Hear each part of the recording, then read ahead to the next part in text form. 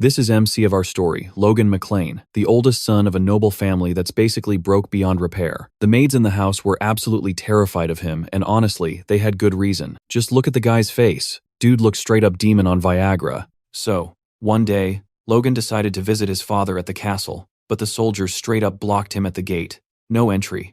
Their excuse was brutal. They said he wasn't worthy. According to them, he was nothing more than the son of the Baron's former wife. Around the castle, people either feared Logan or straight up hated him, because until that point, he really had been arrogant and completely despicable. But things were about to flip, because Logan wasn't the same person they thought they knew anymore.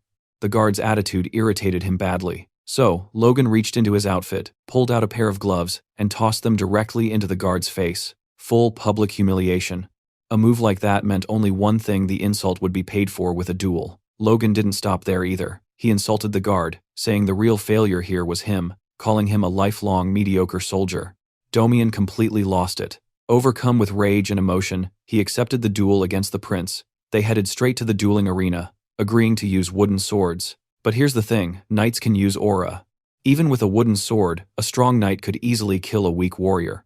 Everyone watching genuinely feared for the prince's life. To them, Logan was obviously a total loser. Domian attacked with everything he had, pouring aura into his strike. But Logan dodged with insanely precise timing, slipping past the attack and countering right over Domian's sword. The impact was so strong that it knocked the weapon straight out of the guard's hand. He literally couldn't keep hold of it. The crowd froze in shock. Whispers. How did Logan, the so-called loser, know how to fight like that? Logan wasn't satisfied. He told Domian he could have a second chance if he wanted. But the soldier was still on the ground, staring at his own hand. He couldn't deny it, the blow had been incredibly heavy. Logan didn't wait for an answer. He stepped in and landed more strikes with the wooden sword. Pure payback for what happened earlier. By the end of it, the entire fight left the castle soldiers shaken to their core. Prince Logan wasn't the weakling he used to be. And the reason behind that changed something none of them could possibly know. The truth is, in the future, when Logan was 40 years old, he was nothing more than a common soldier. His noble family had already been completely destroyed by then. The other soldiers constantly mocked him, especially because, back when Logan was younger, he had lost a duel to his own younger brother.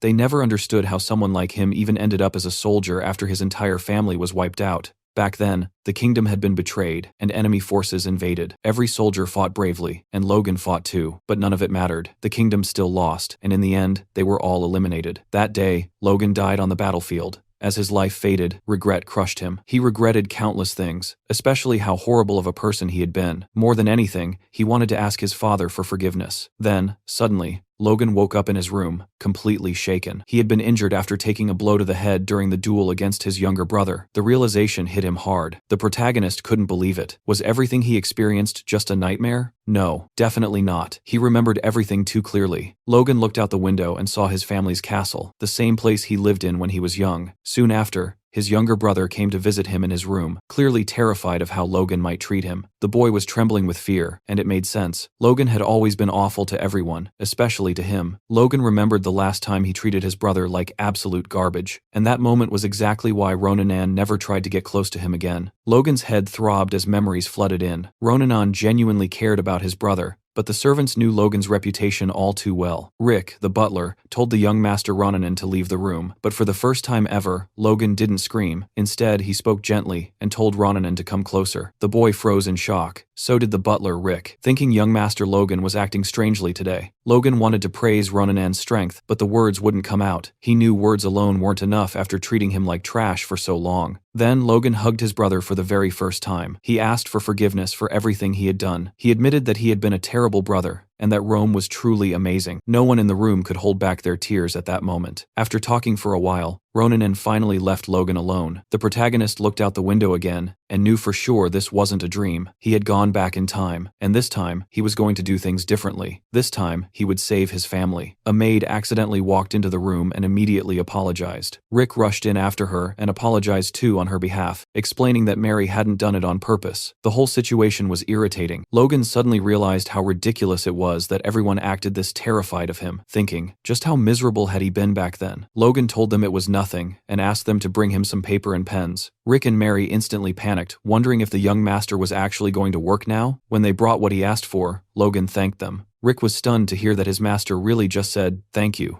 Now the servants felt like they were dreaming. Once again, Logan realized what a piece of trash he used to be. He asked to be left alone so he could work, but before starting, he remembered something important. The war against the Empire would happen in 10 years. That war would be what destroyed his family, because they would be weak and drowning in debt. His goal now was clear. He wasn't just going to change who he used to be, he was going to change his family's fate. On top of that, an internal war in his region, set to happen just 1 year from now, was the very first event that began shattering his territory's reputation. After working for a while and filling pages non-stop, Logan finally decided it was time to go see his father. As he walked through the estate, he noticed the staff turning their faces away from him, avoiding eye contact like it was instinct. They genuinely believed Logan could end their lives on a whim, and that fear was burned into them. Along the way, a maid carrying freshly cleaned clothes didn't notice him approaching and tripped, crashing to the ground. The girl froze completely. In her mind, this was it. Her life was over. But that wasn't what happened. Logan reached out with a gentle hand and helped her back up. For a moment, it felt like some kind of miracle. Then the girl looked at his face. That terrifying face she recognized all too well. Logan wasn't known for kindness. She immediately begged for her life and ran away without daring to look back. Watching her flee, Logan realized something important. Simply acting different wasn't going to fix things overnight. After all, he'd spent years smiling like a damn murderer. When Logan reached his father's office and announced himself, his expression turned cold again. It had been more than 20 years since he'd last seen his father. As expected, the atmosphere inside was icy. The patriarch of House McLean, Patrick McLean, had no reason to show respect to his eldest son. Logan explained why he was there. He asked for permission to undergo isolated training on the family's mountain property. The protagonist still carried the memories of his past life and already knew how night training worked, but his current body was useless, lazy, and completely untrained. On top of that, he needed money to change his family's situation, and becoming stronger would help with that too. He had to be ready, because in 3 months, that girl would arrive. Patrick immediately questioned him, asking if Logan was trying to run away after losing to Ronian. Logan denied it. He admitted that he was weak and that he had wasted his life until now. He wanted to get better. But Patrick had heard these words before. He refused the request, saying Logan's problem wasn't just a lack of effort. Logan had expected that answer. Logan admitted that his behavior had been his biggest flaw, and said he was determined to change it. His father didn't believe him anymore, and ordered him to leave. The request was denied.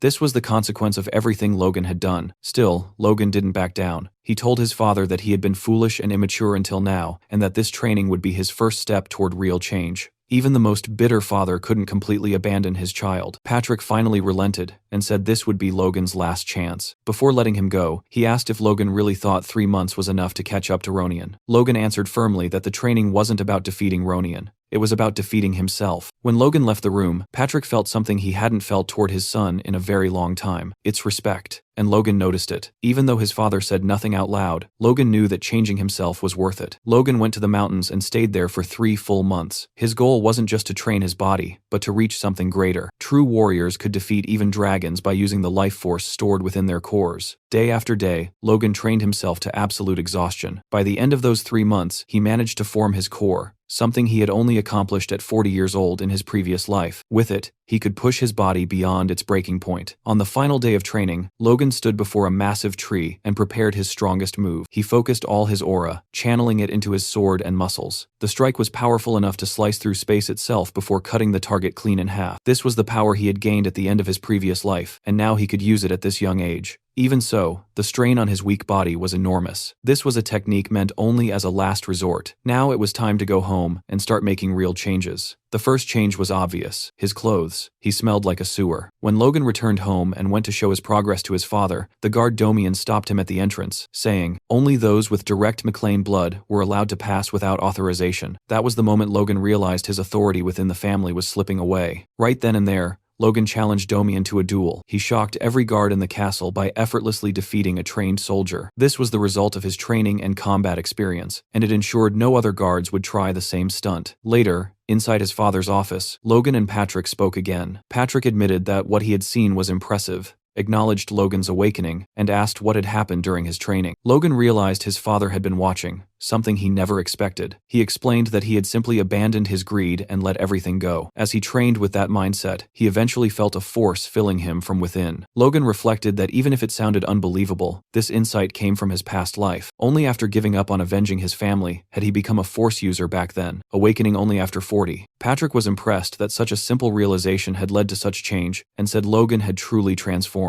However, he was still furious. After achieving such a breakthrough, the first thing Logan did was attack a knight. Logan argued that the man deserved it and asked whether his father had heard the full story from the soldiers. Patrick said he had, but still believed those measures weren't necessary. They were necessary, Logan insisted, surprising his father. The knight had tried to deceive his lord's blood and make a fool of him. Letting that slide would poison the family's discipline. Logan then reflected on hierarchy, the foundation that keeps any organization functioning. Once hierarchy is shaken, the organization weakens over time, something he had learned during 10 years as a mercenary. When dealing with armed men, order must be established in a single decisive move. What happened that day would serve as a warning to the other knights. Patrick admitted Domian was largely at fault for failing his duty and trying to trick Logan. Still, he felt Logan's actions were risky and said it was better to hold back in the future. Logan was shocked by how easily his father forgave him, especially compared to his previous life. Seeing Logan's expression, Patrick even joked and asked if he wanted a punishment. Logan replied that he was good. Patrick ended the conversation by saying he still didn't approve of what Logan had done and warned him never to act like that again without permission, especially since he hadn't officially received his rank yet. Logan respectfully said he would remember that. Soon after that, Logan's father announced that his fiancée, Rena, would be visiting soon. At first glance, Logan looked surprised by the news, but it wasn't surprise at all. It was pure excitement. The day to get the cash was finally approaching. Right on cue, Princess Rena Wolves was formally introduced. Every lady present fell silent, completely stunned by her beauty, and every guard instantly felt jealous of Logan. When Rena stepped forward, she greeted Lord McLean gracefully, saying it had been far too long and politely asking about his well-being. Patrick McLean, momentarily stunned by her appearance, commented on how she had grown into a beautiful woman since the last time he saw her. Rick watched from a distance as well, clearly impressed by how much she had matured, but then he glanced at Master Logan, who didn't look impressed in the slightest. Rena then said she had a letter entrusted to her by her father, the Count, and began reading it aloud. The letter was addressed to Baron Patrick McLean, and it was painfully boring. Over the next 30 minutes, even the guards struggled to stay awake, but the ending snapped everyone back to reality. The final request stated that due to unavoidable circumstances, the arranged marriage between Rena and Logan was to be cancelled. After hearing the letter, Logan quickly understood the message behind it. The Wolves clan had expected Patrick McLean to become a powerful aura user, but instead he had remained a high-ranking knight for over 20 years. And to make matters worse,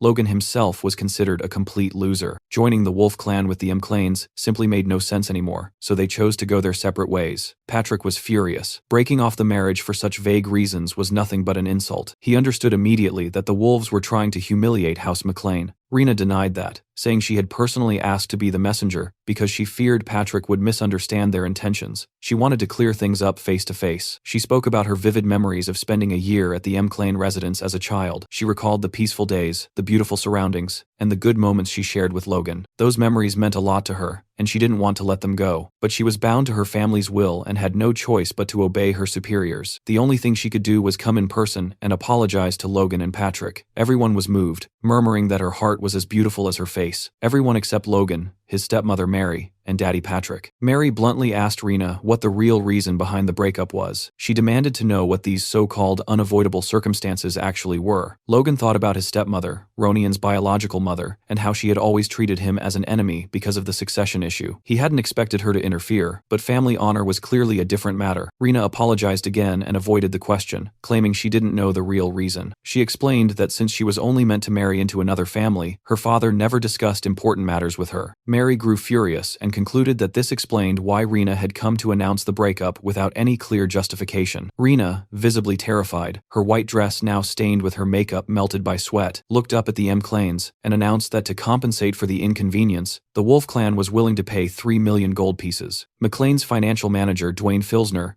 nearly had a heart attack on the spot. Logan, on the other hand, was thrilled. He thought the money was finally his, but no chance. Patrick nearly exploded with rage, demanding to know how she dared to propose something like that. A knight from the Wolf House immediately stepped in front of Rena, protecting her, and begged Patrick to calm down. Patrick asked whether he was a high-ranking knight like himself, admitting that it was impressive for someone so young to reach that level. He continued, saying that perhaps injuring the rising star of the Wolves family would be fair compensation for the dishonor inflicted on the McLeans. The knight replied that his master, Kyron Wolves, regarded Lord McLean as an honorable man and would never target the young princess or anyone younger. Rena then spoke up, saying she also did not wish to buy honor with money. She asked them to accept the gold as a sincere gesture to preserve the friendship between the two families. Patrick clenched his teeth. If he pushed further, he would lose his own honor. He realized this was exactly why Karen had sent these young people. Patrick stated that a visitor was still a visitor, even if they brought bad luck, and that House McLean would never harm its guests. However, he firmly refused the Wolves clan's one-sided offer. House McLean asked for only one thing. Princess Rena Wolf was to personally and sincerely apologize to Logan. Patrick made it clear that he would accept no other compensation. At that moment, Logan stepped in. As the person directly involved, he said he had a request. Internally, Logan knew they needed to accept the money. Letting them off with words alone was insane. 3 million gold was the entire annual budget of House McLean. Half of their current funds came from his stepmother's family, and if that support vanished, they would go bankrupt instantly. And for what? Honor. To Logan, it felt like everyone had lost their minds. Logan told his father he wanted to accept the Wolves' terms. Patrick became furious again, asking if Logan intended to make him go back on his word. Logan thought about the pressure his father carried. Even without aura, Patrick was still a high-ranking knight, but that meant nothing compared to others in the kingdom. If he couldn't handle this, he would never move forward. Patrick insisted House McLean wasn't poor enough to sell its honor for money. Logan sighed deeply and replied that they were exactly that poor. He explained that House McLean already owed the bank 3 million gold pieces. The annual interest alone was 150,000 gold. Without Kiros's money, they would have gone bankrupt long ago. They were the kingdom's biggest family of beggars. On top of that, they owed over 2 million gold to the kingdom they served. Settling this matter with just an apology would only spread rumors that they had bowed to the Wolves. Rena tried to intervene, claiming the Wolves clan wasn't irrational and respected House McLean's honor. Logan immediately asked whether she truly found it rational to unilaterally break off the engagement. A memory from Logan's past life surfaced. Back then, he had believed Rena was genuinely saddened by their separation, but that belief shattered after one incident. He remembered being alone with her in a bedroom. Rena thanked him for coming and said that even if things ended that day, she wanted to create one last memory together. Logan, believing his life as a noble was over, asked her to run away with him that night. That was when she threw a knife at his face, forcing him to draw his sword to defend himself. Rena tore her own clothes and accused him of thinking someone like him deserved her. She mocked him, told him to learn his place, and asked why he even carried a sword after losing to a child.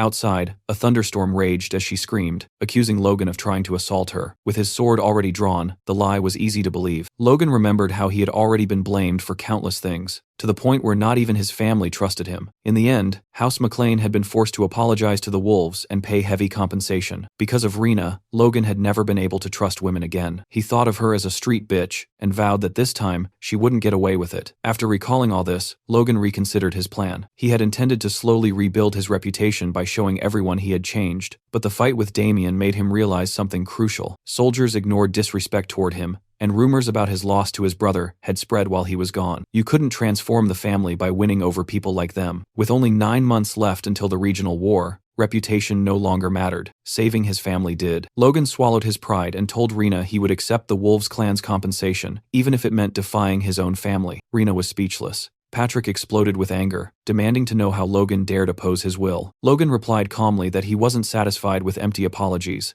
leaving his father stunned. Words carried away by the wind had no value, and honor built on them was just as light. Rena tried to salvage the situation, saying the Wolf clan wished to obey the Baron's decision, and asked Patrick what he chose. Logan saw through her act, realizing she was trying to protect her father's reputation and was likely terrified of paying 3 million gold. Patrick looked down at Rena and declared that as the head of House McLean, he would accept only a sincere apology. However, he would leave it to Logan to decide whether the apology was sincere. Mary was furious. Patrick warned Logan to think carefully, reminding him that accepting money for dishonor would open the door for honor to be traded again in the future. Logan didn't hesitate. As the one directly involved in the broken engagement, he accepted the compensation offered by the Wolves clan. The decision shocked Mary and visibly upset Rena. Patrick, disappointed, said he thought Logan had improved, but instead he had changed for the worse. He blamed himself for failing to teach him the true value of honor. Logan said nothing out loud, but in his mind, he knew everything he was doing was for the sake of his family. Back in his room, after receiving the handsome compensation from Rena Wolves, Logan was interrupted by a knock on the door. Assuming it was Rick, he casually told whoever it was to come in. Instead, Dwayne, the family's financial advisor,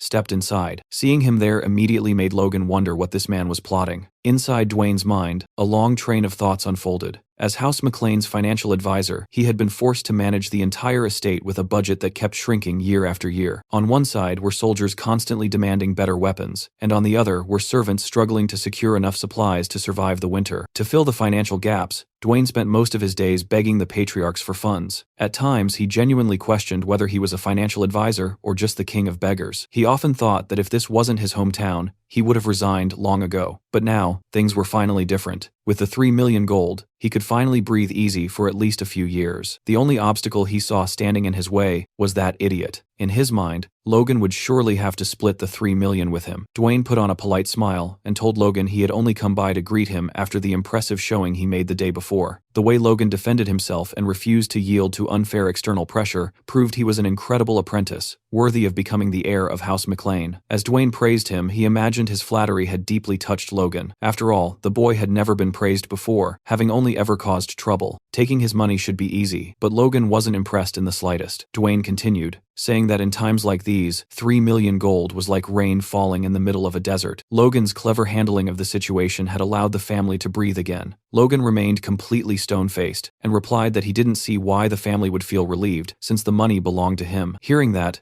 Dwayne felt all hope drain out of him. He believed Logan intended to keep every coin for himself, but he forced himself to stay calm. After 20 years as the McLean family's financial advisor, swallowing his pride had become second nature. This situation was no different. Suddenly, he began to cry. That reaction caught Logan off guard. He asked if the family's situation was really that bad. Dwayne explained that Logan might not know this, but House McLean already owed 3 million gold to Cooper Bank. He tried to continue, saying the interest alone amounted to 150,000 gold per year, but Logan interrupted him and finished the sentence himself. Dwayne stared at him in shock and asked if he already knew. Logan replied that the interest shouldn't be a problem. After all, it was harvest season, and the income from the harvest should cover it. Dwayne desperately tried to explain that simply running the barony cost an enormous amount of money, and that the family was always operating on an extremely tight budget. He suggested that even a little help could change things. But Logan cut him off again, making it clear he didn't want to hear it. Confused, Dwayne asked why Logan wouldn't help, especially since he had opposed the Baron earlier for the sake of the family. Logan agreed with him. He said he would use the money for the family's benefit, but not to cover the Baron's immediate expenses. Instead, he needed to prepare for the future. Dwayne grew furious inside, thinking Logan had no idea what he was talking about and should just hand over the money immediately. Logan then calmly asked whether paying off the family's debts would truly change anything. Dwayne argued that a larger budget would make managing the estate easier for at least a few years. Logan pressed further, asking what would happen after that. Even if things improved temporarily, they would eventually fall back into debt, because House McLean had no special products to sell. It was a vicious cycle, and Logan intended to break it with a plan of his own. For that plan, he needed the money. Dwayne was completely stunned. He wondered if this was really the same young master he knew. He had always thought Logan was a careless kid who had no interest in family affairs. Logan then said he had a favor to ask. If Dwayne helped him,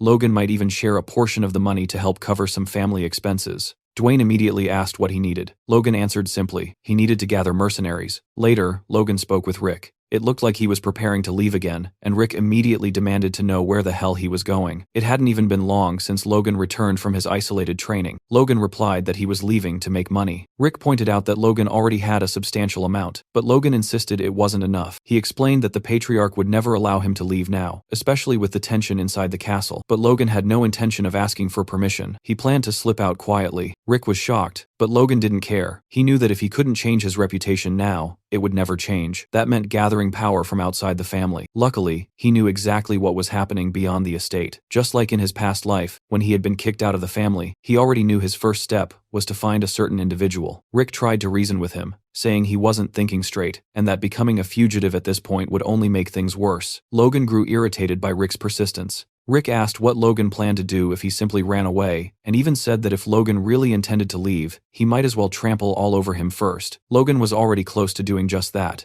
given how little Rick seemed to care. Logan reassured him, saying everything would be fine. He would leave a letter for his father, so that no one would blame Rick. Rick asked what he planned to write, but Logan only smiled in response. Rick finally let out a sigh of relief. After Logan disappeared, Rick delivered the letter to the patriarch, who looked like he was ready to turn D-Day into a child's game. The letter began with a long, formal greeting, and explained that, heartbroken over the broken engagement, I had decided to leave for some fresh air but would return soon. Signed by Logan McLean. After that, Rick could only cry, praying for the young master's safe return. A history of the McLean family is then laid out, revealing that just 200 years ago, the family didn't hold the position it does today. Back then, their territory stretched into neighboring counties, and they were respected as the rulers of the southwest region of the Kingdom of Grandia. However, by the time of the current lord, Patrick McLean, the incompetence of the last 3 generations had dragged the family down. Their title was downgraded, and their territory shrank dramatically. The massive grain depot, once known as the McLean Plains, was handed over to a powerful vassal, and the fertile lands were split apart and distributed elsewhere. The place the McLeans were left with felt like exile, dry, barren land near the southern mountains, as if they had been kicked out entirely. From that moment on, financial hardship became inevitable. There were no notable regional products, and unlike other mountainous territories, there were no copper mines either. Logan reflected that even if they somehow won the upcoming regional war, they would still have to keep begging Kiros for support. To break this endless cycle, he needed a massive amount of money, far more than the 3 million gold he currently had. He knew there was someone who could help him do that. As Logan entered Cairo, the largest commercial city in the Kingdom of Grandia, voices filled the air from every direction. Merchants shouted out offers for rings, shields, fresh fruits, and vegetables. Walking through the city made Logan realize just how remote and miserable the McLean barony truly was. According to his memories, the man he was looking for had spent his youth in Cairo, and rumor said he still lived nearby. That man was known as the Golden Beetle, Philip Claude. He was a key figure in the Ares Empire, the strongest nation on the continent. The empire was a centralized power built on merit, meaning talent alone could elevate someone, regardless of age or gender. Even foreigners could rise to power and wealth there. Philip Claude was the perfect example. Born in Grandia, he became one of the richest merchants in the empire and the largest arms dealer on the continent.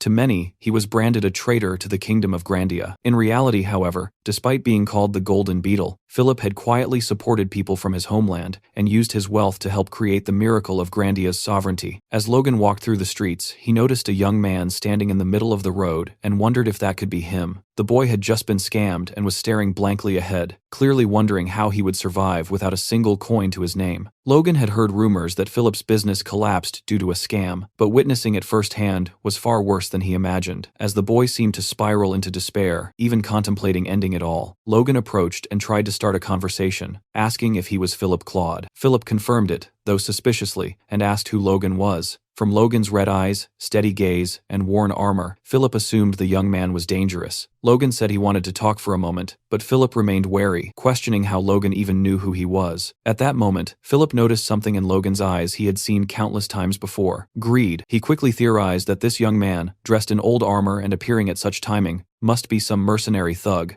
Logan tried to explain himself, but Philip panicked and started yelling that the payment deadline hadn't arrived yet. He shouted that the sale of his commercial property would be finalized in 3 days and told Logan to come back then. Logan assured him he wasn't there to collect any debt. Philip, barking like a rabid dog, kept yelling that none of his sales had gone through yet and ordered Logan to leave. Logan tried again to calm him, saying he wasn't there to collect money, but to invest. That stopped Philip cold. When he asked if Logan was serious, Logan confirmed it. Philip started thinking that if this man wasn't here to collect debts, then he had to be insane for wanting to invest in someone who had completely failed. Still, part of him wondered if Logan might be telling the truth. He asked how much Logan wanted to invest. Logan flipped the question back, asking how much Philip needed and saying he would help him clear his debts and get back on his feet. Philip remained suspicious and carefully studied Logan's expression and the dirt-stained armor. He concluded the young man must have traveled a long distance. When Logan pressed again for an amount, Philip snapped, calling him a disgusting scoundrel. He accused Logan of trying to trick him like everyone else had. He went on to say that he wasn't an investor and that the crest on Logan's armor marked him as a member of the McLean barony in the southwest. To Philip, the McLeans were nothing but beggars, living off their rich relatives. How could a family that couldn't even pay its debts afford to invest? He warned Logan that impersonating a noble could get him executed, and complained that Logan had chosen the wrong target, since he was completely broke. Logan analyzed the situation calmly. Even at rock bottom, Philip still showed sharp judgment, exactly what you'd expect from a future tycoon. Logan wondered how to calm him down as Philip ranted in the street about not having money to eat, let alone to die. Then Logan had an idea. He asked Philip to pay attention and released his aura. Philip was left stunned. Someone who awakened force so early wouldn't throw it away on a petty scam. He apologized, admitting that too much had happened recently, and that he was overly sensitive. He asked what Logan really wanted from him. Logan replied that he wanted to hire him permanently and, as a bonus, pay off all his debts. Philip grew suspicious again and asked whether the McLean family even had that kind of money. Logan asked how much the debt was, estimating around 250,000 gold, and said he would cover it and provide another 300,000 on top of that. He then revealed the cash he'd been carrying. Philip stared at Logan as if he were an angel. He signed the contract immediately. The terms were simple and terrifying. If Philip ever tried to harm his boss intentionally, he would suffer unbearable pain, as if his soul were being ripped apart. The witch who sealed the contract explained that if Philip didn't like the terms, he could awaken his force and become at least a high-ranking knight, hire a four-circle mage, or pay several hundred times the contract's value to break the curse. Philip was left speechless yet again. She dismissed them casually, telling them to come back sometime. Philip wondered if he had just been completely screwed. He realized that a single page of the magic contract was worth 30 slaves,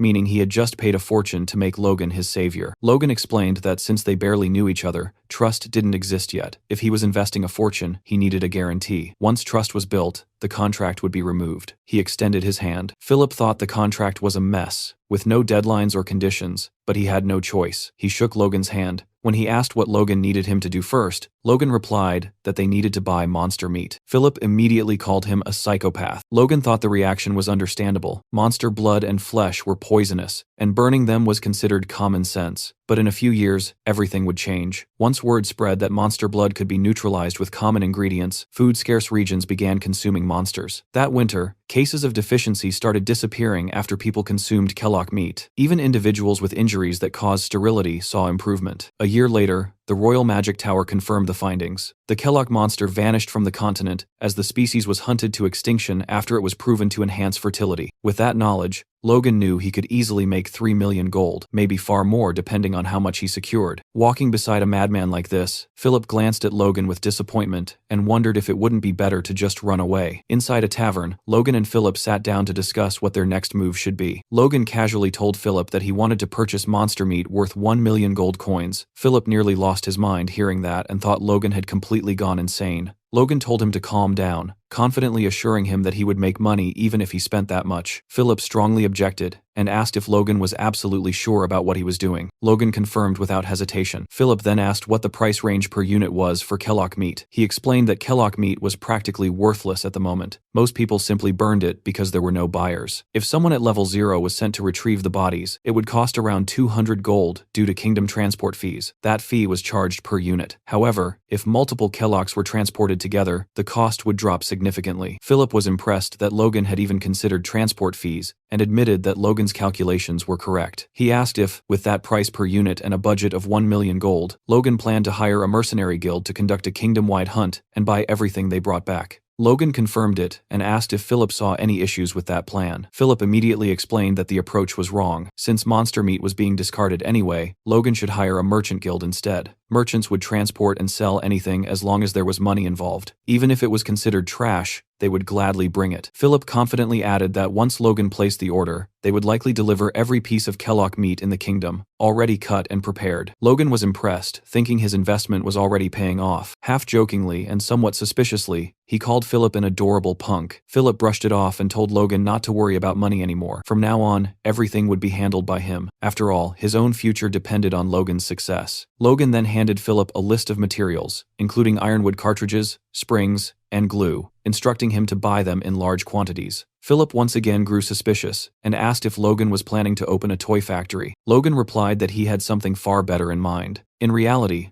Logan was having Philip acquire raw materials for weapons of war. He remembered how weapons made from these exact materials had been used during the invasion of the Kingdom of Grandia in his past life. Depending on the situation, even a single soldier equipped with them could hold back a knight. He also recalled that he had already tasked Dwayne with hiring mercenaries. Simply putting these weapons in their hands would be enough to gain a major advantage in the regional war. However, before that could happen, Logan needed two things: a craftsman capable of producing these weapons, and an instructor skilled enough to train the mercenaries. 2 days later, in Harun, the city of mercenaries, Logan was speaking with Kaisalon, a rank A mercenary, attempting to hire him as an instructor. Kaisalon explained that he had never trained anyone productively before. Logan insisted the job wouldn't be difficult, since he only needed Kaisalon to train rank C mercenaries. Still hesitant, Kaisalon said he didn't know what Logan had heard, but all he had ever done was guide a few young people. He suggested Logan leave the task to professional instructors. Logan internally dismissed the excuse. He knew Kaisalon well from his past life. Kaisalon could wield every existing weapon, had exceptional horsemanship, and more importantly,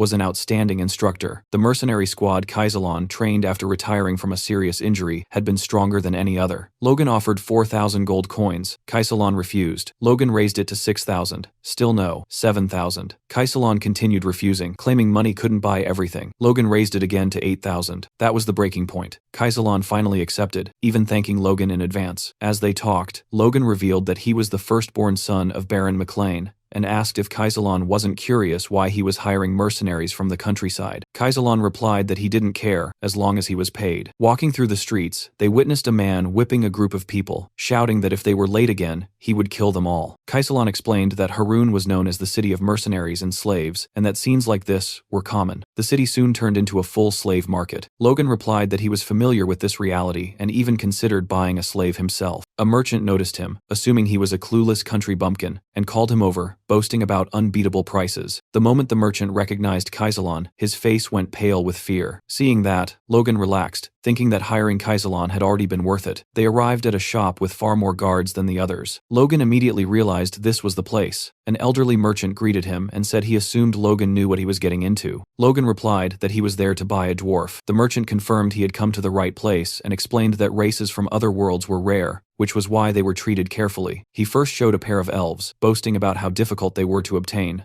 Logan showed no interest and told him to bring out the chained dwarf in the back. The merchant pointed out that it was clearly a dwarf and added that even among dwarves, famous for craftsmanship, this one had reached an expert level. That surprised Logan. He had always believed dwarves were naturally skilled craftsmen, but an expert was beyond what he expected. Logan asked for the price. The merchant said it would start at 200,000 gold. Logan looked him up and down and asked if he looked like a fool. The merchant nearly wet himself and immediately lowered the price by 50,000. Kaisalon was shocked by how easily Logan forced the price down. The dwarf commented that Logan was ruthless. Logan thought it was just common sense. Logan told the dwarf he was taking him to the Mechlin estate in the southwest and that he would do the work assigned to him. The dwarf agreed without resistance. Logan reflected that while dwarves were renowned craftsmen, slave dwarves were different. Without passion, they couldn't create true works. Logan promised that if the dwarf worked sincerely for the next 20 years, he would be sent back to the mountains. 20 years meant nothing to a dwarf. The promise made him happy, and he attempted to thank Logan. At that moment, another slave broke free and tried to escape. He didn't get far before a soldier caught him. Logan immediately recognized the slave. Blue hair, blue eyes, a familiar presence. Logan muttered aloud, catching Kaisalon's attention. He couldn't believe he had found the noble slayer here. Logan remembered his past life. Once a slave, this man escaped after killing his masters and began slaughtering nobles and knights. After disappearing for 10 years, he reappeared as an aura user and devoted his life to killing nobles, earning the title of Noble Slayer. Logan realized the timeline matched. This escape attempt should happen a year after Logan became a mercenary, meaning this man was still a slave. If Logan saved him now, he would gain a future aura user. The problem was that the man was a violent psychopath. Logan decided that if he ever became uncontrollable, he would simply imprison him. As the master raised his whip again, Logan drew his sword and blocked the strike to the man's leg. The slave trader noticed the family crest and immediately grew arrogant, assuming Logan was a customer. He apologized, claiming the slave was misbehaving and needed discipline. Logan said he wanted to buy slaves, pointing to the two children. The merchant warned him that both were rare and expensive, one red-haired, the other blue-eyed. The merchant quoted 10,000 gold each. Logan calculated that a strong slave cost about 300 gold, and scoffed at the absurd markup. He countered with 500 gold per child. The merchant protested, but Logan snapped, asking if he thought Logan didn't know slave prices. The merchant panicked and accepted, blaming Victor for always causing trouble. Kaisalon carried the injured boy on his back, surprised by his fast recovery. Logan casually said it was nothing, though in truth he had been slowly releasing force to heal him. Victor suddenly tried to attack Logan. He didn't even get close. Logan grabbed him by the neck and asked if he was brave or just stupid. He warned Victor to choose his enemies better. Logan promised safety for him and his sister if he obeyed, but threatened to kill them both if it happened again. He released him and said he planned to raise Victor as a knight. Victor asked if he was serious. Logan confirmed it and explained that knights were honorary nobles and could escape slavery. Not just Victor, but his sister as well. Victor swore loyalty instantly. Watching them, Logan realized his assumption was correct. The sister was the key to controlling the Noble Slayer's violence. Logan stated that their training would begin as soon as they returned home. Logan then asked Hamar the dwarf to step closer for a moment. He told him he would begin drafting a contract, a magical one, and clearly explained its terms. If Hamar worked for him for the next 20 years, Logan would personally send him back to the mountains afterward. Hamar was stunned. He couldn't believe Logan was serious about returning him to his own people. Logan continued calmly, saying that it was hard to trust promises made of nothing but words carried away by the wind. He asked if there was any issue with the contract, or if Hamar didn't want to go through with it. Hamar responded immediately and gratefully. He said he wanted it with all his heart, and would do anything Logan asked of him. He kept thanking him, unable to believe that someone would truly do this for him. Watching his reaction, Logan thought to himself that if all it took to motivate Hamar was a contract, then he was the one gaining the most here. He reflected that this entire venture had already given him everything he wanted and more. Not only had he secured proper preparations for the upcoming clan war, but he had also managed to get his hands on the Noble Slayer. Everything was progressing smoothly. What he didn't know at that moment was that rumors about his strange behavior had already spread throughout the McLean estate while he was away. His reputation had completely tanked. Rick, meanwhile, was drowning in confusion, trying desperately to contain the situation, while wondering what the hell the young master was even doing anymore. Soon after, Logan returned home, and no one in the world was happier to see him than Rick. Logan greeted him casually and asked how he had been. Rick nearly lost it, asking whether Logan was serious for even saying that. Barely holding himself together, he demanded to know what Logan had been doing, and whether he had heard the rumors flying around. According to those rumors, Logan had become a perverted monster who spent 150,000 gold on monster meat. Rick explained what had happened. A few days earlier, someone named Philip had gathered every merchant he could find and announced that he wanted to buy monster meat in the name of Logan McLean. Even before that, people had already been gossiping about Logan, about his broken engagement, and how he had practically robbed his fiancée. Philip, unaware of Logan's past, assumed his master was just some eccentric lunatic. Still, he saw opportunity in the chaos. He deliberately spread even more bizarre rumors about monster meat to attract sellers. Then he dropped the purchase price as low as possible while still keeping merchants interested, offering 1 gold piece per kilogram. He knew no merchant would refuse selling trash if someone was willing to pay for it. He even told them to bring every bit of monster meat they could get their hands on. Philip's aggressive sales tactics worked. Merchants began gathering monster meat in large quantities, and rumors about Logan spread across nearly the entire Thieves' Quarter. Hearing all of this, Logan simply commented that Philip had done his job perfectly. Rick was stunned. He couldn't understand how Logan could laugh at a time like this. Logan told him to look at the expressions of the people who had come back with him, and think about how many rumors they must have heard to be wearing faces like that. To Logan, there was nothing to worry about. He calmly said that everything would be over soon. Rick warned him not to be so relaxed. The next thing waiting for him was a meeting with the patriarch, and he was furious. Inside his father's office, Patrick asked Logan whether he had enjoyed running away from home. Logan answered honestly that the trip had been worth it. Patrick said he had heard plenty of rumors about the strange and reckless things Logan had been doing, but at least it seemed like something had come out of it. Logan defended himself, saying rumors were nothing more than baseless nonsense, and that he didn't regret any of his actions. His stepmother immediately cut in, telling Patrick that she had warned him already. Logan had no awareness of his own standing, and didn't understand how his behavior could disgrace the family. Logan didn't even let her finish. He interrupted her, saying she was exaggerating. All he had done was use the money from the broken engagement in a way he saw fit. Mary pushed again, asking Patrick if he had heard that, and whether he was still going to take Logan's side after everything. That was when Patrick finally snapped. He shouted for her to stop, then calmly but firmly told her to leave the room. He wanted to speak with Logan alone. Once they were alone, Patrick warned Logan that this was the final chance he would give him. Standing in front of his furious father, Logan felt a rare sense of fear. Patrick asked what was really going on in his son's head, and said they needed to talk honestly about everything that had happened.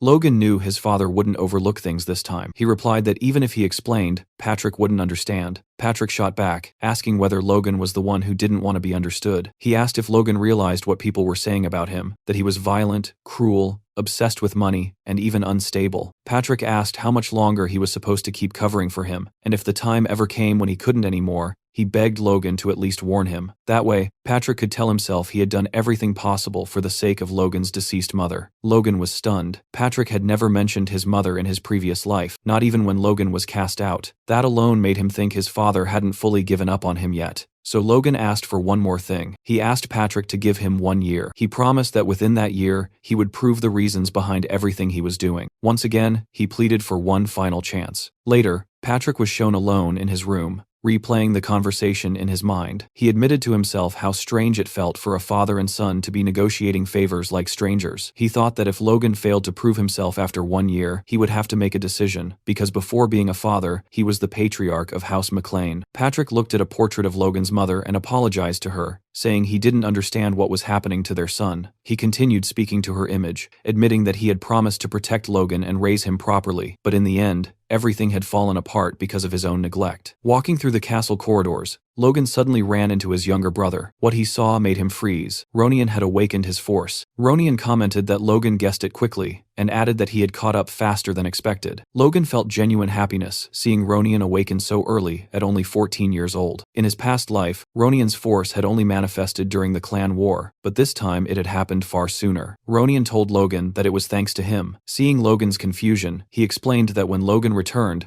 the knights tried to stop him from reaching him. In that moment of desperation, his force awakened, and he ended up defeating the knights just to meet Logan. Logan burst out laughing and praised him, telling him he had done well. He thought that once Ronian's force stabilized, teaching him the secrets of the divine sword would make him far stronger than he ever was in the past. Later, in a cabin south of the McLean estate, Logan met with Dwayne. Dwayne informed him that all 35 rank C mercenaries he requested had arrived. The mercenaries were furious. It had been 10 days since they were summoned, and none of them had seen Logan even once. Some muttered that a petty baron's family wouldn't dare provoke a mercenary guild unless they were insane. Others said they might never find out, since the rumors surrounding Logan had already reached them and weren't light at all. They mocked his appearance, saying he wore armor and carried a sword like he was pretending to be a soldier. Hearing all this, Logan realized that if he didn't put these professional scoundrels in their place, he'd never be able to control them. He addressed one of the mercenaries directly and asked if he thought it was funny to wear armor and carry a sword. The man replied that he didn't understand, and asked how Logan had even heard his comment from that distance. Logan mocked him openly, saying that way of thinking only worked if you had the talent to back it up. He called him nothing more than an insignificant C-rank mercenary, and asked what imaginary skills gave him the confidence to look down on others. He sarcastically asked if he had offended him, acknowledging that even low-level men had pride, and told him to step forward if he wanted to settle it. Logan then made a clear offer. If the mercenary could land even a single hit on him, he would be allowed to leave immediately, and would be paid a full year's salary. Logan swore it on his noble honor, and made sure everyone present served as witnesses. The mercenary stepped forward, pleased,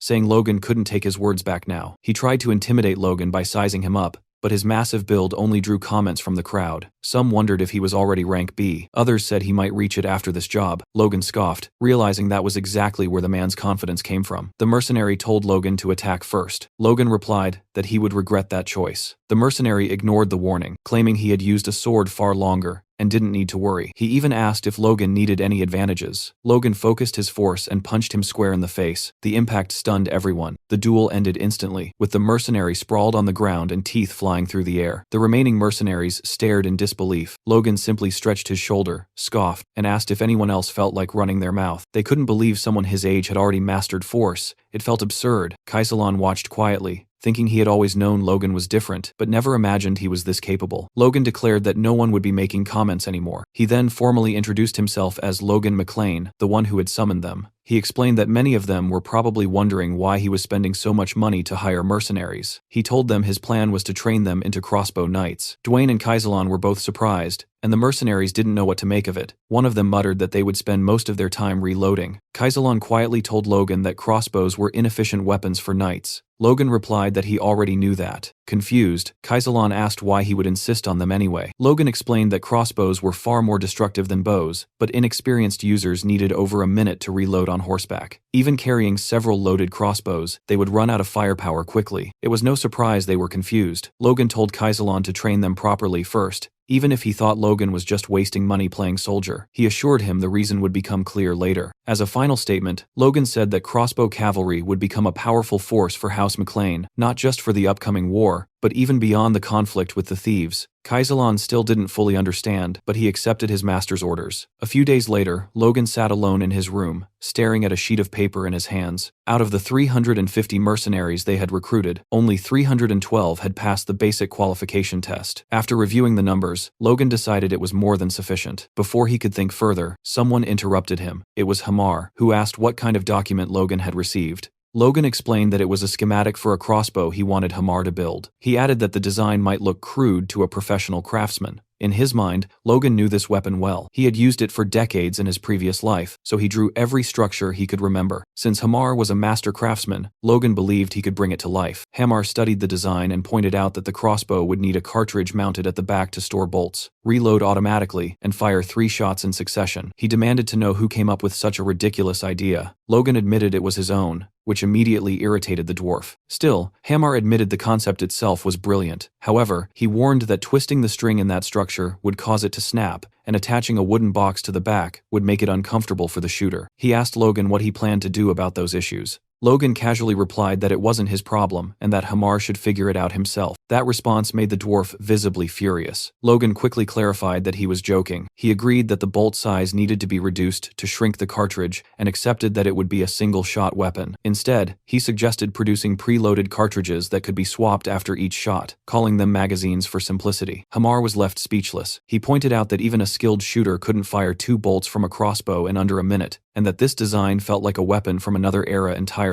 Logan thought to himself that it was exactly that, a weapon born in the future. Hamar then commented that most people believed building such a weapon only required a spring, some wood, glue, and a bowstring. To him, this was a challenge worth taking on. He said he would attempt it. Logan immediately asked when it would be ready. Hamar shot back, asking whether Logan was seriously placing a deadline on something he had never seen before. Logan responded that it was still a weapon created by humans. Hamar was confused and asked who had made it and where. Logan ignored the question and challenged him instead, saying that if he thought he couldn't do it, he might as well give up. That was enough to trigger Hamar's pride. He declared that he only needed a month and that he would produce something far superior. Watching this unfold, Logan felt satisfied. Messing with a dwarf's ego really did work wonders. Later, on the castle's training grounds, Victor was seen running laps. Logan warned him that he was slowing down again, and that he could push harder. Victor forced himself to accelerate. Logan reflected that for several days after bringing him in, all he had done was feed him properly and let him sleep. The transformation from just that alone was shocking. Eventually, Logan ordered him to rest, and Victor's little sister immediately ran over to him. Once again, Logan thought about what an incredible investment Victor had been. At only 14 years old and smaller than boys his age, Victor had managed to run 20 kilometers without stopping. The talent was obvious. But what impressed Logan even more was his perseverance. The boy seemed unbothered by pain or exhaustion. It became clear to Logan that Victor wasn't born a noble slayer. That path likely emerged because of his sister. Logan cut off his thoughts and told Victor that rest time was over. He tossed him a sword and announced that from that moment on, Victor would begin learning the sword technique of the Kingdom of Grandia, the standard style every aspiring knight was taught. Soon,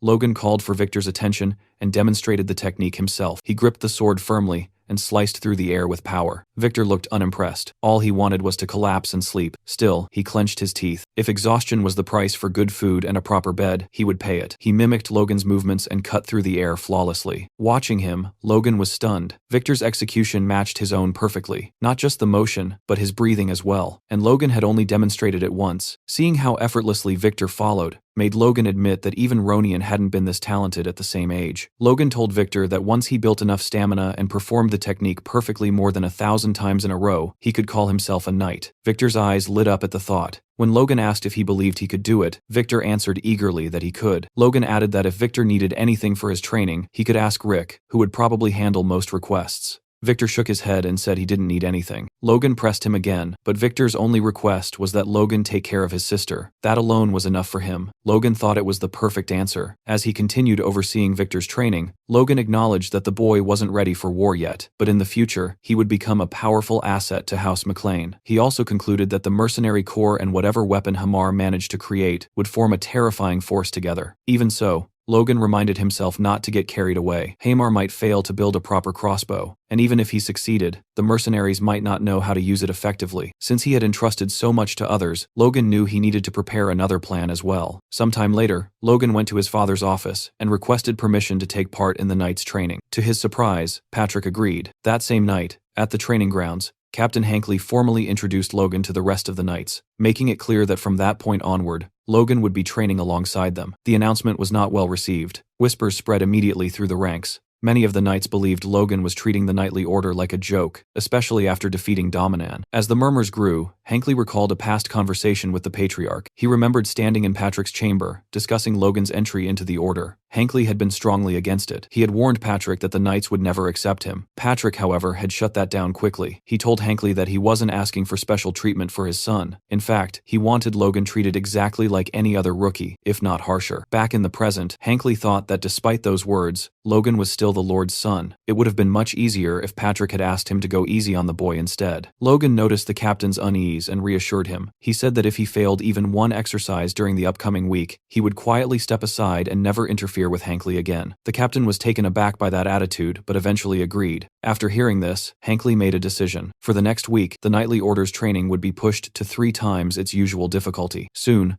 one of the knights was seen running while carrying another on his back, wondering what kind of insane training this was. Hankly shouted at them not to die, and reminded them that, as cavalry knights, they needed to understand what it felt like to be the horse itself. He told them to feel the burden of carrying armored riders across the battlefield. That was when the knights realized why they had been training in full armor the entire time. Some of them cursed under their breath, blaming everything on that troublesome newcomer. They started betting on how long Logan would last. 1 day, 2 days, maybe 3. They were wrong. Logan was sprinting at full speed, charging through the field, weaving past everyone else. The sight left the knights speechless. Even Captain Hankly was stunned. To make it worse, Logan was smiling the entire time. Hankly grew furious. At this rate, it wasn't Logan who would fall behind, it was the knights themselves. He immediately ordered everyone to stop and announced a 10-minute break. Then he walked over to Logan, asking how he was feeling after that run. What Hankly really expected was an honest admission of exhaustion, an excuse to pull Logan out of the madness. But Logan cut him off before he could finish. He said it was easy. Hankly was dumbfounded and asked what he meant. Logan replied that it was excellent training. If the knights went through this every day, there was no way they wouldn't become strong. He even added that he was looking forward to the next session. Nearby, 2 knights lay on the ground, barely holding on. Hankly realized this was not how he intended things to go. Logan, on the other hand, clearly didn't care. Later that night, Logan looked around the training grounds and realized he was completely alone. Everyone else had already gone home. Standing there, he reflected on why he was doing this. Training with the knights was his insurance plan. If all his other preparations failed, he would still be able to join the knights and fight on the front lines. Building bonds now would only help later. There was another reason as well. Through meditation, he could develop his force. But physical training was just as important, and the knightly order provided exactly that. As he imagined his force core growing stronger and his body feeling no fatigue, Logan drew his sword and unleashed a quick force, slash, clean, and sharp. He marveled at the fact that all this power came from just a 1-star core. When he reached 2 stars, he believed he would be able to rival a high-ranking knight, like his father. The next morning, Logan tested the crossbows Hamar had made and dismissed them all as failures. He bluntly asked Hamar if this was the best he could do. He pointed out that the weapon only fired once and that there was no magazine system in sight. He reminded him that the mechanism needed to be integrated. Hamar exploded in anger. Logan immediately apologized, admitting he had been too harsh. Hamar responded that Logan was right about one thing: no matter their relationship, a craftsman's pride should never be insulted. But what Logan truly meant was that if this was Hamar's limit, then their plans were doomed. That realization nearly made the dwarf lose control. Logan continued pressing, saying that maybe he had overestimated Hamar. Weeks had passed, and nothing satisfactory had been produced. That was when Logan crossed the line. He openly provoked Hamar, saying he had misjudged him, wasted money on him, and been completely wrong to trust him. That was the final trigger. Hamar demanded 1 more month and guaranteed that he would return with something worthy of the investment. In his fury, he smashed the crossbow in his hand before storming off. Logan watched him leave, thinking about how anger would consume him and force him to start over from nothing. A cruel smile crept onto Logan's face as he wondered how far Hamar could go if he was pushed even harder. 1 month later, on one of the training fields, Hamar returned to demonstrate his new creation. The improved crossbow fired 2 bolts at the same time.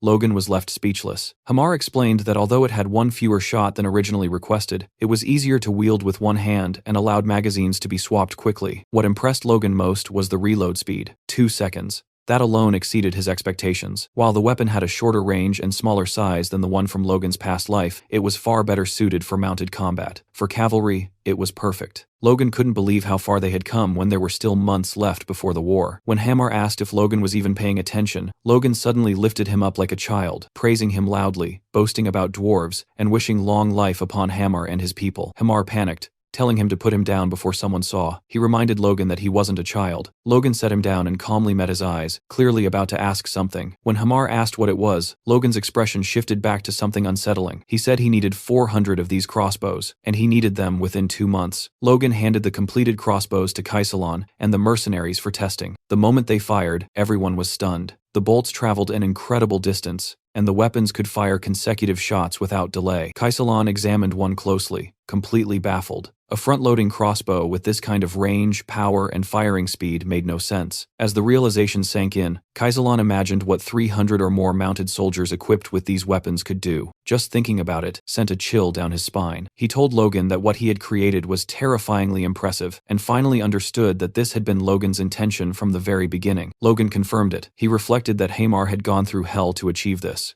Even with additional craftsmen helping him, Logan never expected Hamar to finish the order 2 months ahead of schedule, let alone produce an extra 100 crossbows. That was the mark of a true expert dwarf. There was no denying it. Logan briefly considered sharing the technology with the knights and regular soldiers, but the cost alone made it unrealistic. Worse, there was the risk of the design leaking. For now, it was better to keep it contained. He instructed Kaisalan to equip the mercenaries with the crossbows and clear out the monsters roaming outside the territory. Kaisalan initially thought the plan was impossible, but Logan remained confident. After some thought, Kaisalan admitted that it might actually work. Logan wasn't satisfied with might. He told Kaisalan to make it work, because if he couldn't, nothing else mattered. Kaisalan finally understood. Logan hadn't built this weapon just to deal with monsters. He was preparing for war. During one of the night training sessions, a knight commented on Logan's insane physical stamina. Another joked about whether that ridiculous endurance was something he inherited. A third added that if Logan was anything like the patriarch, he was probably skilled with a sword. The conversation shifted to Logan's duel with Dominan, until one knight warned the others not to compare him to Patrick. Even before awakening his force, Logan had lost to his younger brother. Still, it was impressive that he had endured this training for over a month. What had originally been designed to make him quit had instead become the new standard for the Knight Order. The training was exhausting, but far more meaningful than pointless drills. It felt like the proper level for real knights. Unexpectedly, it motivated the lower-ranking knights who had previously been slacking off. They also began to truly understand their horses, forming stronger bonds with them. Captain Hankley realized that he had only pushed this training because the young master refused to give up. He never imagined it would produce results like this. It felt as if his good luck had walked straight up to him. That night, alone in his room, Logan reflected on his progress. After exhausting his body through training, he used meditation to stimulate his inner consciousness. The combination was working in perfect sync, and he could feel real improvement. He had already started noticing subtle changes in his force. If this continued, he believed he could surpass even the monsters he had faced in his previous life. Then something unexpected happened. Logan's core expanded. He began muttering nonsense as the transformation completed, and just like that, his core advanced to 2 stars. He realized this meant he now had the foundation required to learn the next secret sword technique, Iron Cut. Murderous Iron Cut. Just remembering the power granted by the first technique made his heart race. The second would be far stronger than he could imagine. If he mastered it before the war, even a high-ranking knight wouldn't intimidate him anymore. The next day, Kaisalan and the mercenaries encountered a group of goblins. The soldiers opened fire, killing them almost instantly. One mercenary noted the lack of recoil, while another observed that his bolt pierced one goblin's head and still embedded itself into another behind it. Logan watched as a swarm of over 100 monsters was wiped out in under 10 seconds. The mercenaries' old habits with basic crossbows had vanished. They were far faster at swapping magazines now. Logan thought the effort of traveling so deep into the territory had been worth it. Kaisalan asked if Logan was satisfied. Logan answered that he was, more or less. He remembered how disastrous their first hunt had been and acknowledged how much they had improved since then. Kaisalan then questioned why Logan had gone to such lengths, saying he had never heard of a mercenary force equipped with this level of firepower. He even asked whether Logan planned to hunt monsters across the entire continent. Before Logan could answer, a mounted knight arrived at full speed, delivering a message from Rick. The day before, Viscount Tesron had officially declared war on House McLean. Inside the McLean war room, Patrick and the other family heads watched through a crystal ball as Viscount Tesron announced his declaration. He claimed that because one of his ancestors had been unjustly killed long ago, he blamed House McLean. Patrick was left speechless. Several nobles exchanged looks, questioning whether such words justified a war at all. Hankley and Marion turned to Patrick, asking what his next move would be. Hankley explained that Tesron's Knight Order alone outnumbered theirs.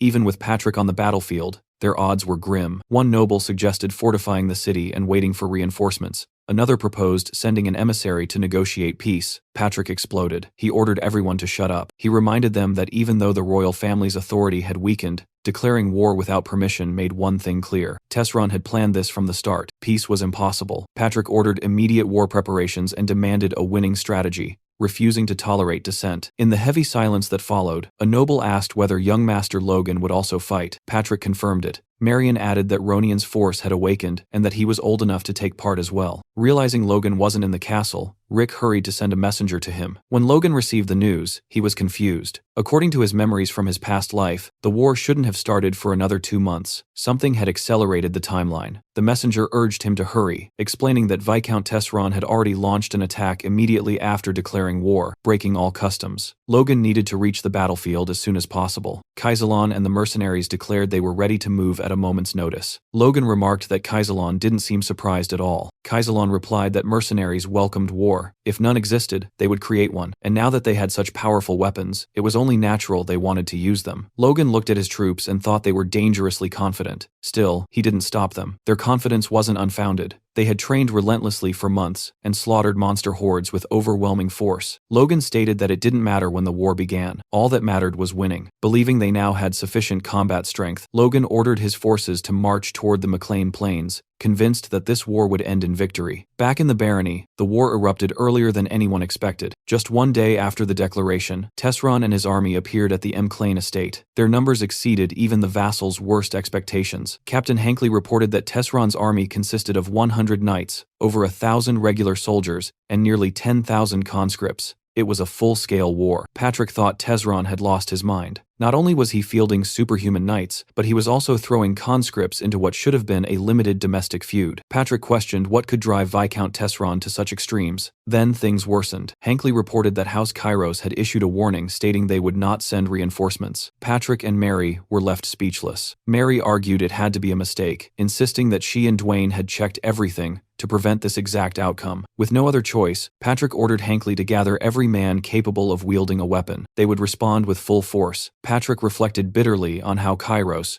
whom they trusted completely, had abandoned them at their most desperate moment. House McLean assembled everything they had: 53 knights, 552 regular soldiers, 4,418 conscripts, a total of 5,023 combatants. Still, it wasn't even half of Tesseron's army. On the battlefield, 2 soldiers whispered to each other. One asked where young Master Logan was. The other answered that Logan had been gone for a long time and still hadn't returned. A few nearby soldiers muttered that he probably wouldn't come back at all, guessing that he must have fled as soon as he heard about the war. Hearing this, Ronian turned sharply and demanded to know what they were talking about. He said there was no way Logan would ever do something like that. Ronian believed Logan had already foreseen this war, and that was exactly why he had taught him that secret technique. There was no chance Logan would run away now. Some of the soldiers nearby overheard Ronian's words, but instead of reassuring them, it only reinforced the rumors spreading through the ranks that the Lord's eldest son had deserted. Soon after, Patrick appeared beside Ronian. He told his youngest son that he would have to take Logan's place on the battlefield and ordered him not to hesitate or waver. Patrick himself didn't want to believe the rumors either, but belief no longer mattered. What mattered now was victory. With that resolve, he commanded all troops to advance and crush the scum daring to attack his home. At that moment, Tesseron appeared with a confident smile, pleased to see Patrick finally draw his sword. He shouted that his knights were his blade and challenged Patrick to face them head-on. Patrick gathered his aura and charged forward, attempting to smash through the enemy vanguard, but his attack was stopped cold when a knight bearing a shield blocked him completely, leaving Patrick momentarily stunned. Rick was also present on the battlefield, and his expression was grim. He watched soldiers being slaughtered and torn apart right in front of him. He realized how badly they were losing. They had been forced to send even non-combatants like him into battle because of the overwhelming numerical disadvantage. If they were fully surrounded, they were finished. In the middle of his thoughts, Rick was suddenly struck on the head by a Tesseron soldier who was about to kill him. He barely managed to dodge as an ally intervened, killing the attacker and shouting at Rick to get up and ready his spear. Rick reached out to thank him, but before he could say a word, an enemy knight cut his savior down, spraying blood across Rick's face. At that moment, Rick understood something clearly. His only chance to survive was to escape as far away from the enemy lines as possible. Mounted soldiers soon charged forward, and Rick stumbled through piles of corpses, both allies and enemies. He realized with horror that they were surrounded from behind as well. This might be where all of them would die. Meanwhile, Patrick continued fighting his opponents. After repelling one attack, the knight he was facing acknowledged Patrick's strength, saying he truly lived up to his reputation. Patrick, however, was uneasy. They had clearly prepared for him, and even so, he wasn't confident in his current condition. He noticed that this knight had endured blows infused with explosive force and was still standing. What shocked Patrick further was realizing that Tesseron possessed a high-ranking knight. Judging by their coordination, the other knights surrounding him were likely at least intermediate level as well. Was that why they showed no fear? Patrick demanded to know if they were the ones assigned to deal with him. The knight answered with a question of his own, asking Patrick what he thought of their preparations. Surrounded by 4 knights, Patrick realized that if he remained trapped there, the situation would spiral out of control as more knights joined in. He raised his sword and charged again, swearing that this would never happen. He clashed blades with the high-ranking knight, only to be attacked from behind by another enemy wielding a spear. He narrowly avoided the fatal strike. Seeing that they were attacking from all sides, Patrick shouted in fury, asking whether they had any honor as knights, and cursing them for fighting like cowards. The enemies clearly didn't care. One of them even remarked that this would be his last battle before death, so Patrick should stop complaining. Patrick attacked again with everything he had,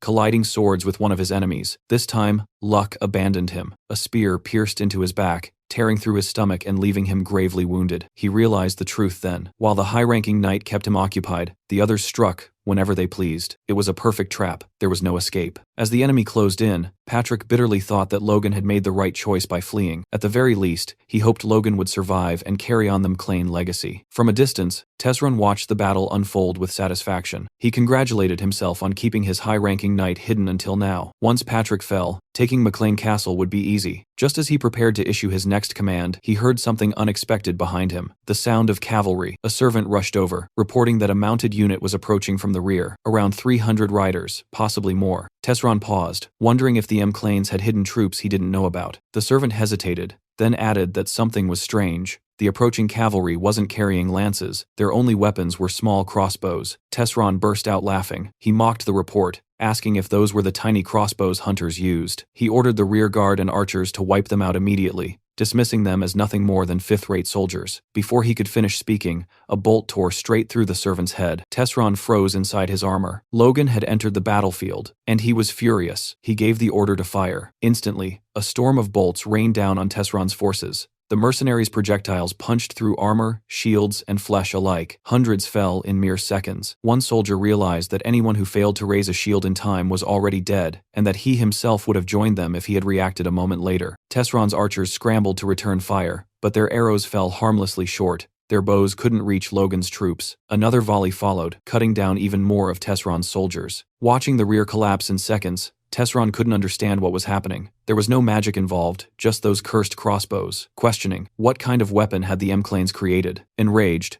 Tesron screamed at his knights to turn back and destroy those bastards. The cavalry charged at full speed toward Logan's forces. Logan watched them coming with a smile. At the same time, another fight was unfolding nearby. Ronian was locked in combat with an enemy knight. He narrowly dodged an incoming strike, and his opponent mockingly praised him for reacting well. As weapons clashed around them, one soldier shouted to his comrade to stop playing around with the kid, reminding him that the battle had already turned deadly. The other replied that he wasn't holding back at all, adding that even though Ronian was young, he couldn't be underestimated. Hearing their exchange, something finally clicked for Ronian. This wasn't training anymore. This was real war. Compared to this chaos, he realized he wasn't some prodigy, just a boy who had awakened his force early. Even so, losing wasn't an option. Too much depended on him. He thought of his father, who had entrusted him with doing Logan's part in this war as well. He couldn't afford to hesitate here. As his thoughts raced, an opening suddenly appeared. Ronian noticed one of the enemy soldiers had turned his back, completely exposed. He had no idea why the man was doing something so careless, but Ronian knew this chance wouldn't come twice. Without hesitation, he swung his sword in a decisive arc, slicing straight through the soldier's body. It was over so easily that even Ronian was shocked. Then he noticed something embedded in the fallen enemy's chest, a bolt. Looking up, his face lit up with joy as he saw Logan in the distance, shouting his name at the top of his lungs.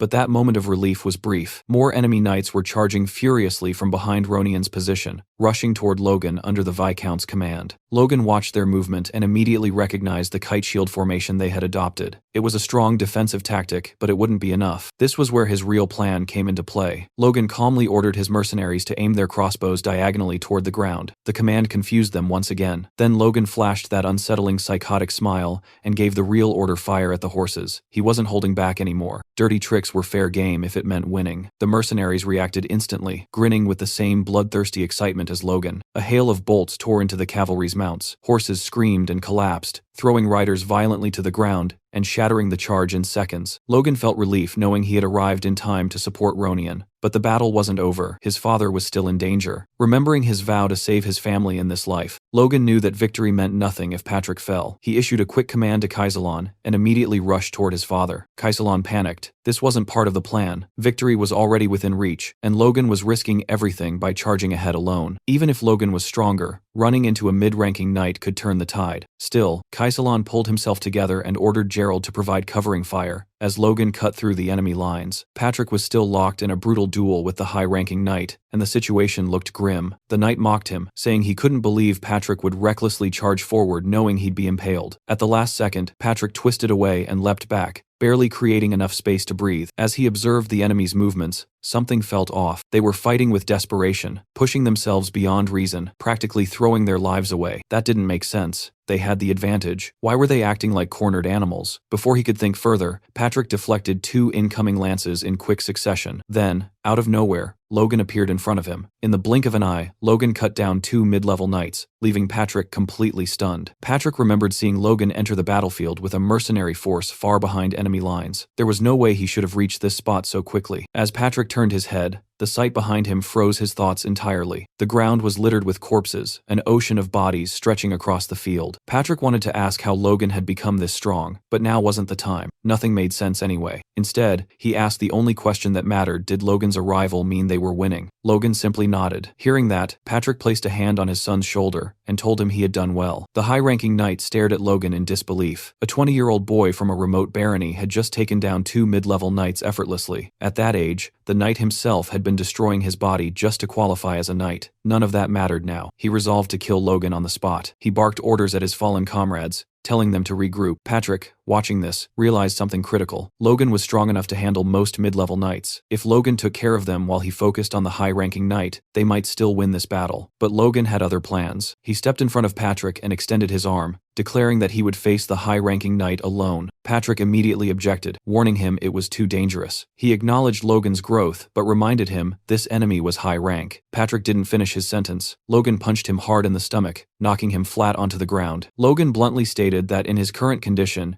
even he could defeat his father. He told Patrick to trust him and leave this fight to him. Reluctantly, Patrick agreed. He warned Logan to be careful. Logan replied that they didn't have time, they needed to finish this quickly. The high-ranking knight was furious. How dare a brat like this advance on him? He surged forward, pouring his strength into his strike. Their swords collided, and with a single blow, Logan sent the knight skidding back several meters, leaving him stunned. The knight couldn't understand it. Despite Logan's injuries, he sensed no overwhelming aura or superior level, and yet, he was being overpowered. There was only one explanation. Logan was pushing himself beyond his limits. The knight attacked again, with killing intent. They exchanged blows at blinding speed, leaping back and forth, blades clashing. As their swords locked once more, the knight thought that if he weren't injured, he would already have won. That was when Logan saw it, a fleeting opening. He struck instantly, slicing his opponent and inflicting a deep wound. Logan leapt back just in time to avoid the counterattack. As the knight analyzed the exchange, he realized there were no obvious gaps. Logan needed to force one. Then he noticed something, and Logan noticed it too. The knight was absorbing the force behind Logan's strikes. Thinking he had sprung his trap,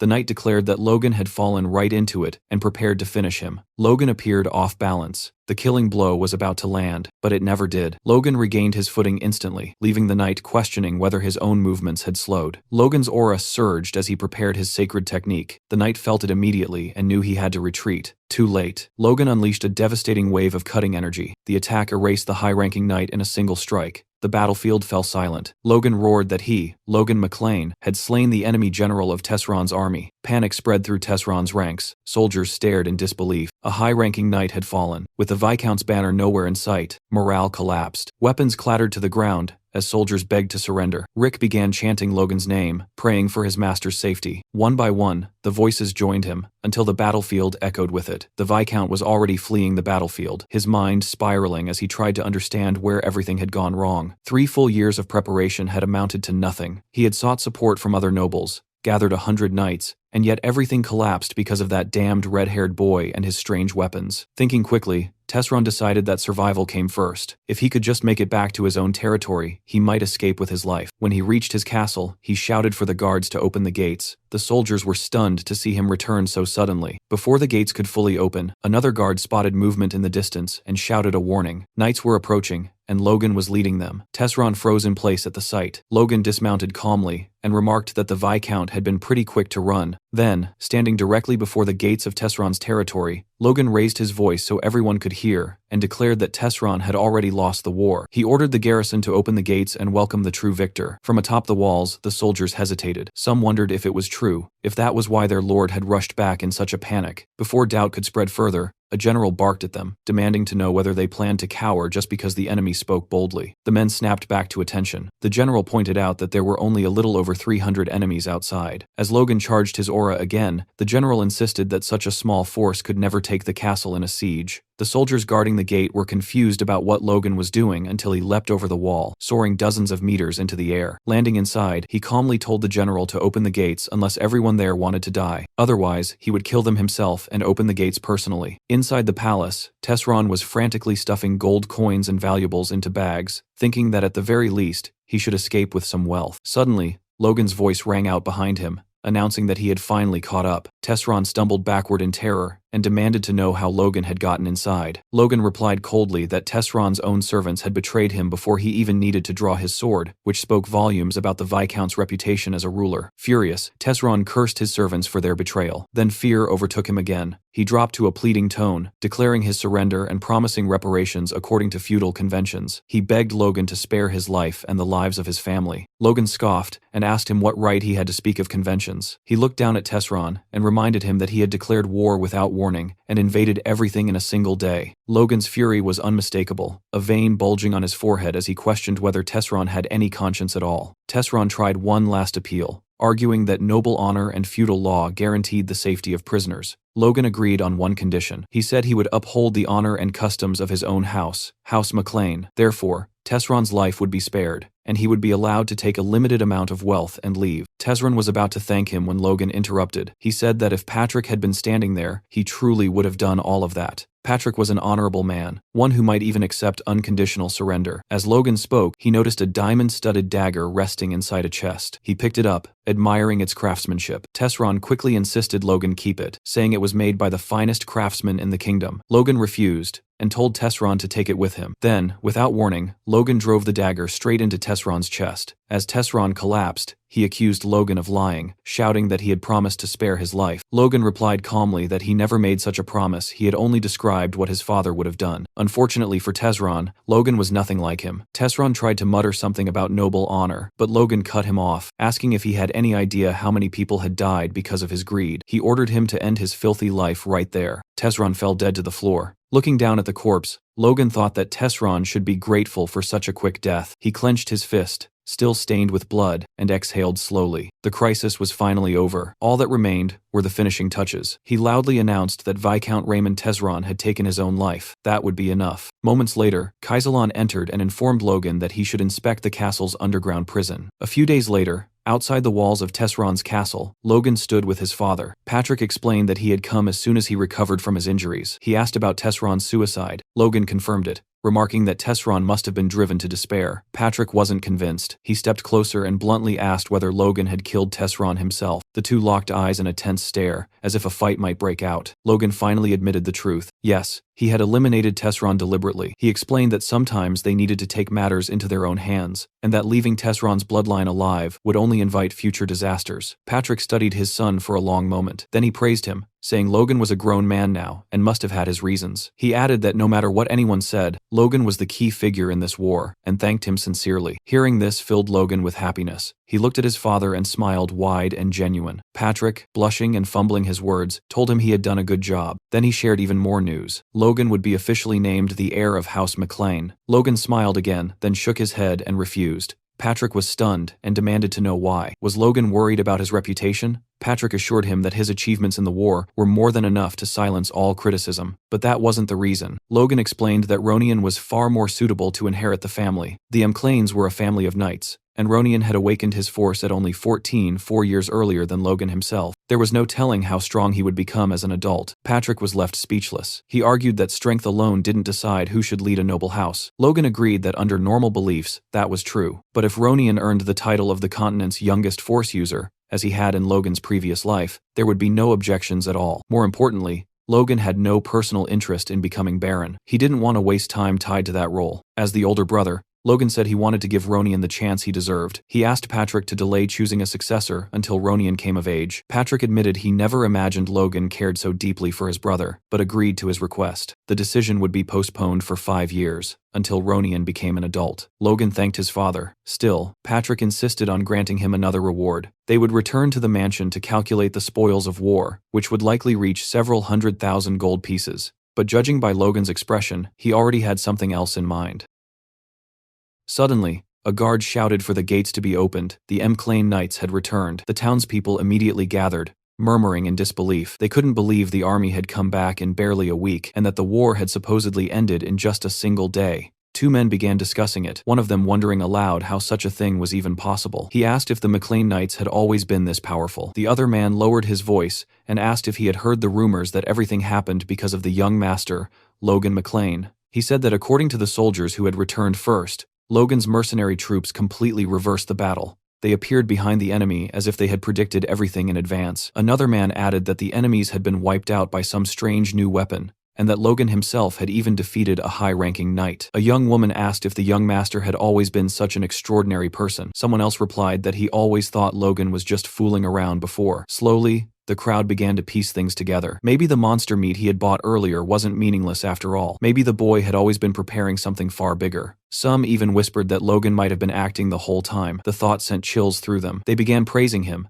saying geniuses truly lived on a different level, especially now that he had awakened as a Force user. Logan heard every word and felt painfully embarrassed listening to people talk about him like that. Ronian asked how it felt to receive so much admiration. Logan replied awkwardly that it only made him blush, and told his brother not to exaggerate. But Ronian insisted it wasn't exaggeration at all. Everything they said was true, and told him he should at least smile for the people who were so happy to see him alive. After thinking for a moment, Logan decided to try. He forced out what he thought was a heroic smile. In reality, it looked more like someone desperately holding in a bowel movement while sprinting toward the castle. Honestly, he resembled either a rich lunatic, like Rich McGee, or Medusa herself. The moment the crowd saw Logan smile, everyone froze. They were convinced he was about to crush their skulls with his bare hands. Logan, completely unaware of what he had done wrong, stood there confused. Ronian could only feel pity for his poor brother. Patrick turned his head to look at Logan, genuine pride written across his face. Then he raised his voice and announced that the next round of cheers would be dedicated to the true champion of the war, and declared that the grand reception had officially begun. Soon after, the scene shifted to the castle gardens. Logan wandered through the courtyard, amazed that a welcome ceremony could continue all the way until dawn, especially for people who had just returned from a battlefield. Unfortunately, the peaceful moment didn't last long. From behind him, Marion suddenly shouted his name and demanded to know what he thought he was doing. Ronian quickly grabbed her arm, trying to calm her down, but Marion ignored him. She said she had heard everything. She demanded to know whether it was true that Logan had refused the position of successor and asked what he was really planning. She accused him of fooling everyone else, but warned that she was not stupid. Ronian tried to defuse the situation, explaining that Kyros's betrayal had deeply shaken Marion. Logan told him it was fine. Turning toward Marion, he reflected that despite the resentment she still carried, she had lost all real influence after Kyros abandoned her. She was no longer a serious threat. Logan thought that if he handled this carefully now, there might still be a chance to make things right. He admitted sincerely that his behavior over the past months had been unreliable and shameful. He confessed that even he regretted what he had done, driven by jealousy and feelings of inferiority. Hearing this, Marion shouted at Ronian that she had been right all along, that Logan himself was admitting everything had been his scheme. Ronian cut her off again, begging her to stop. He apologized to Logan once more and explained that she wasn't thinking clearly. Logan barely reacted to Marion at all. Instead, he turned to Ronian and told him to listen carefully. The person who truly deserved an apology wasn't Marion,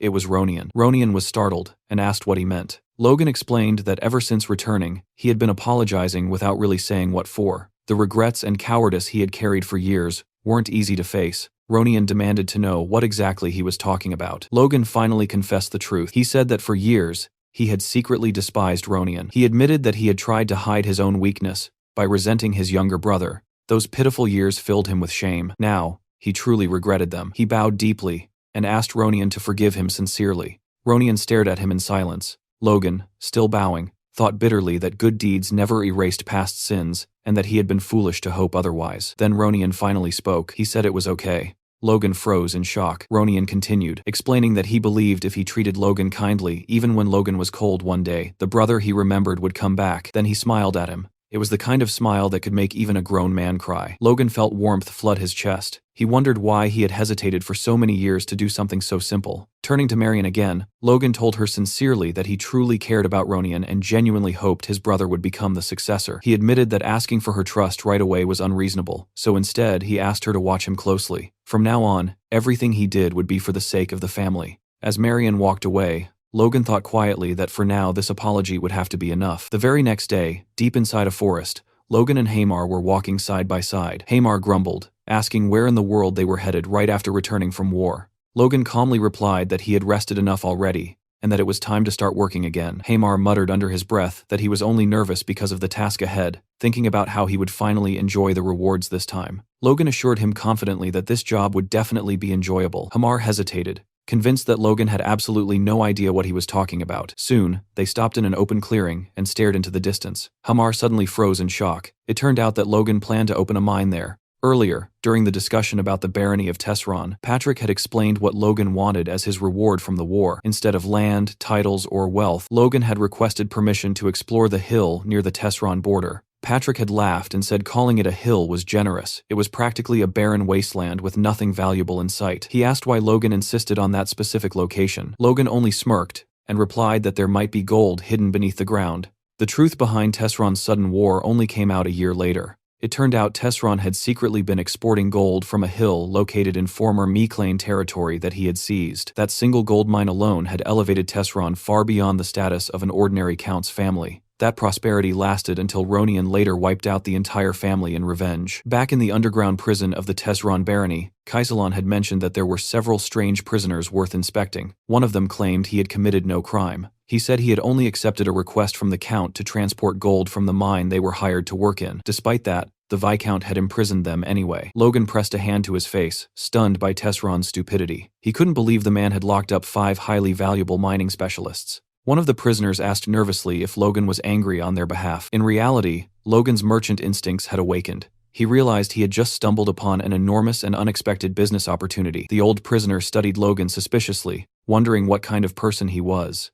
In Logan's thoughts, however, the recent war with Tesron felt like nothing more than surviving a small wave. The true disaster was still ahead. In 1 year, King Samuel Grandia would suddenly die. That single event would spark a brutal struggle between the 3 princes, plunging the kingdom into a 3-year civil war. During that time, the kingdom's military strength would be severely weakened, and before it could recover, the Empire's invasion would begin in full force. That chain of events would ultimately destroy the kingdom. Since the Mclean family belonged to no political faction, remaining neutral would only turn them into powerless bystanders. But Logan saw a chance hidden in that chaos, and he refused to let it slip away. He planned to use the instability to reclaim the kingdom's old territories and restore his family as rulers of the Southwest. And if possible, he even intended to end the Civil War itself, and something even greater. Just as he was about to continue that thought, Hamar interrupted him, asking what he was spacing out about after calling him over. Logan snapped back to reality, realizing he had drifted too far into the future. They had only just survived one crisis.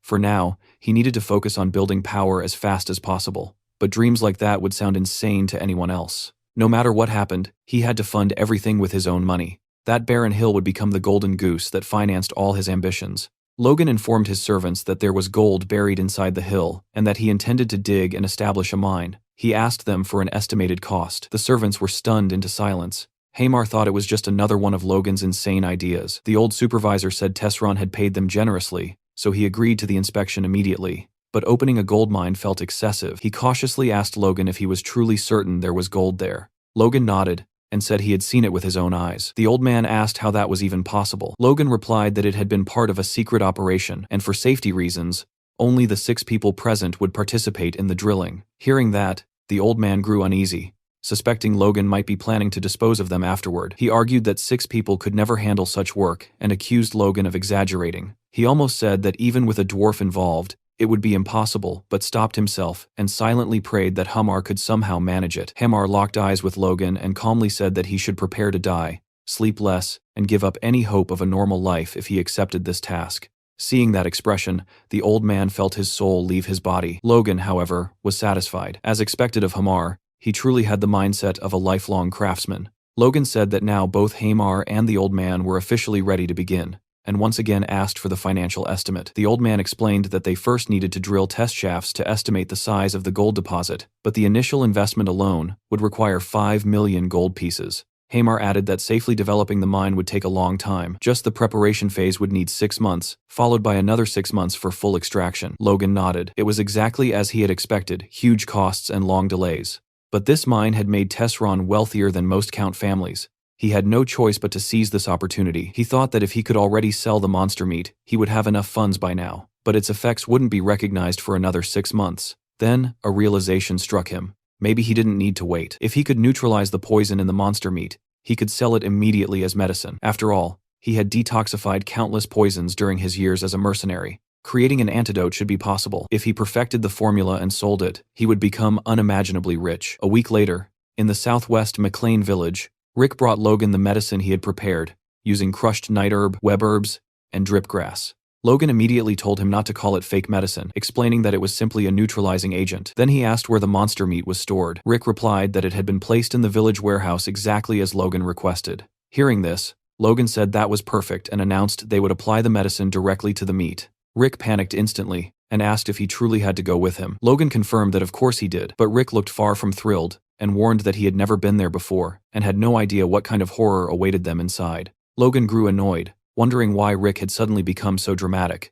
Then it hit him, the stench. The moment they approached the warehouse, the smell assaulted them so violently that even a sewer would have seemed fragrant by comparison. Logan admitted he expected it to smell terrible, but this was bad enough to make him vomit. Rick had already started throwing up on the spot. Luckily, Logan quickly found a solution. He used his aura to block his sense of smell completely. After sealing it off, he calmly prepared to enter and told Rick it was time to begin. Rick stared in disbelief, watching Logan walk in perfectly fine while he himself was still on the verge of collapsing. When he asked how Logan could endure it, Logan replied that he had temporarily paralyzed his sense of smell using force. Rick muttered that it was unfair, and Logan shot back that if it bothered him so much, he should awaken force himself and solve the problem properly. Logan handed Rick a pouch of white powder, the neutralizer, and instructed him to sprinkle it evenly over the meat. He explained that he should apply enough for the outer layer to turn white, while the remaining black portions were still poisonous and needed to be handled carefully. After that, Rick had to chop everything finely and roll the mixture into small pellets. When a sample was finished, Logan asked if it looked like proper medicine. Rick confirmed that it did. Logan then explained that they would sell it as medication, and since Rick would be responsible for preparing everything, he needed to pay close attention and remember every step. Rick protested immediately, saying there was no way he would do something like that. Logan casually replied that he would pay 100 gold coins for every pill produced. Rick changed his mind instantly. Logan, however, felt irritated, thinking he could have forced him to do it for free. Next, Logan said they needed to test the effectiveness of the product. Rick asked what kind of medicine it was supposed to be. Logan replied that it was good for men, but Rick still didn't understand. Logan sighed and told him he would only explain once, so he had better listen carefully. He described 2 rabbits, a male and a female. The male rabbit was weak and depressed because he couldn't properly move his little foot inside the pot. The female rabbit then gave him a special tea to cheer him up. After drinking it, the male rabbit turned into a super rabbit, his little foot becoming 4 times bigger than before, allowing him to stir the pot far more effectively. After finishing the story, Logan asked Rick if he understood. Rick nodded immediately, saying he got it and that he already had the perfect test subject in mind. Logan became curious and asked who it would be. Rick replied without hesitation that it was Mr. Dwayne. Soon after, Dwayne knocked on Logan's office door and heard a calm, "Come in." He apologized for disturbing him and said he had heard Logan wanted to see him, but after stepping inside, Dwayne couldn't find Logan anywhere. Suddenly, Logan appeared behind him like a vampire emerging from the shadows and scared him half to death. Dwayne leaped back like a professional basketball player, clutching his chest and nearly collapsing from shock. He scolded Logan for sneaking up on people like that. Logan casually approached him and said he simply wanted to massage his shoulders, since he had been working so hard managing things after the war. Dwayne insisted he was fine, and said Lord McLean was the one truly suffering. Logan mentioned that his father had even fainted from exhaustion, but Dwayne snapped back that it only happened because Logan scared him earlier. Logan told him he understood how hard things had been. They had spent every last coin on the war. The servants and knights didn't even know it, yet they kept pestering him for money, driving the administration insane.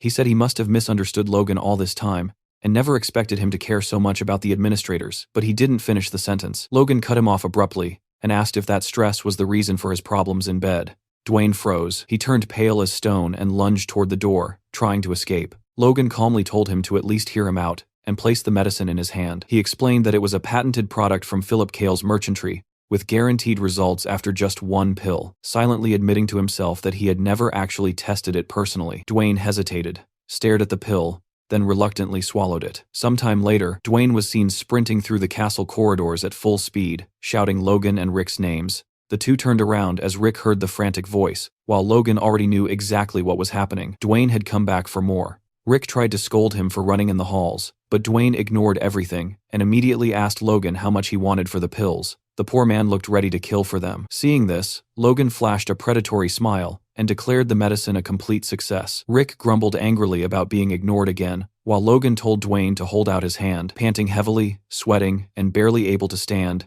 Dwayne dropped to his knees in front of Logan. It looked less like a transaction and more like a marriage proposal. Logan stood there as if about to accept, while Rick stared in total disbelief. Logan handed Dwayne a wooden box filled with pills. Dwayne received it as though it were a sacred treasure. It turned out that after the first successful test, men began bowing before him, and the experiments continued several more times afterward. Sometime later in an office, Logan was talking to Hankley, casually mentioning that he had heard rumors about Hankley and his wife fighting every single night. Hankley immediately denied it, demanding to know who would dare spread such nonsense. But before he could say anything else, Logan told him to shut up and shoved a pill straight into his mouth. Hankley had just become Logan's second test subject. He swallowed it, and the effects kicked in almost instantly. He turned toward the door as if to say something, but Logan cut him off again, telling him to go see his wife right now and that he would deal with everything with his father. Hearing that, Hankley broke into a grateful smile, thanked him, and bolted out of the room like a force of nature, clearly heading toward what could only be described as a legendary night. Later, Patrick was shown sitting in his office. He had become the third experimental subject, and judging by his expression, he was also more than satisfied with the results.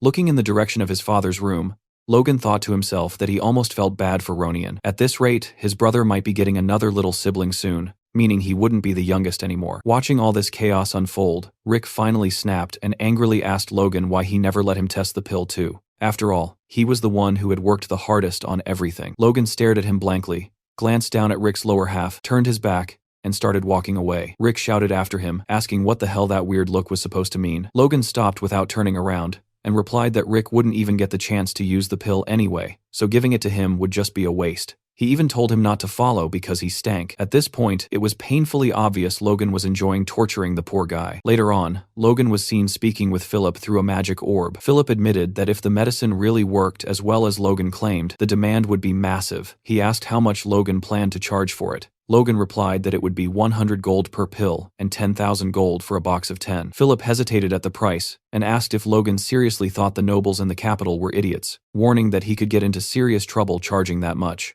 Logan confidently replied that they weren't fools at all. In his past life, the medicine had been such a huge success that its price had skyrocketed. He insisted that if Philip only released a limited quantity at first, the product would sell for even higher prices. Philip listened carefully, admitted it made sense, and paid for another 10 minutes of communication time. Logan continued, saying that the medicine would explode in popularity if a famous person tried it and gave a testimonial, someone well-known who actually needed that kind of medicine. Philip was speechless and argued that no noble would ever publicly admit that his impotence had been cured by a pill. Logan replied that they didn't need anyone to officially announce anything. So many people were constantly watching the nobles that even a quiet rumor would spread like wildfire, and everyone would come running like bees to honey. Hearing that, Philip suddenly got an idea and suggested that Logan should go to the capital's party. Logan exploded and asked if Philip had lost his mind. Only parties he had ever attended were drunken mercenary celebrations after wars, and his family didn't even have money for proper noble parties. Philip insisted that parties were perfect for making connections, even for business.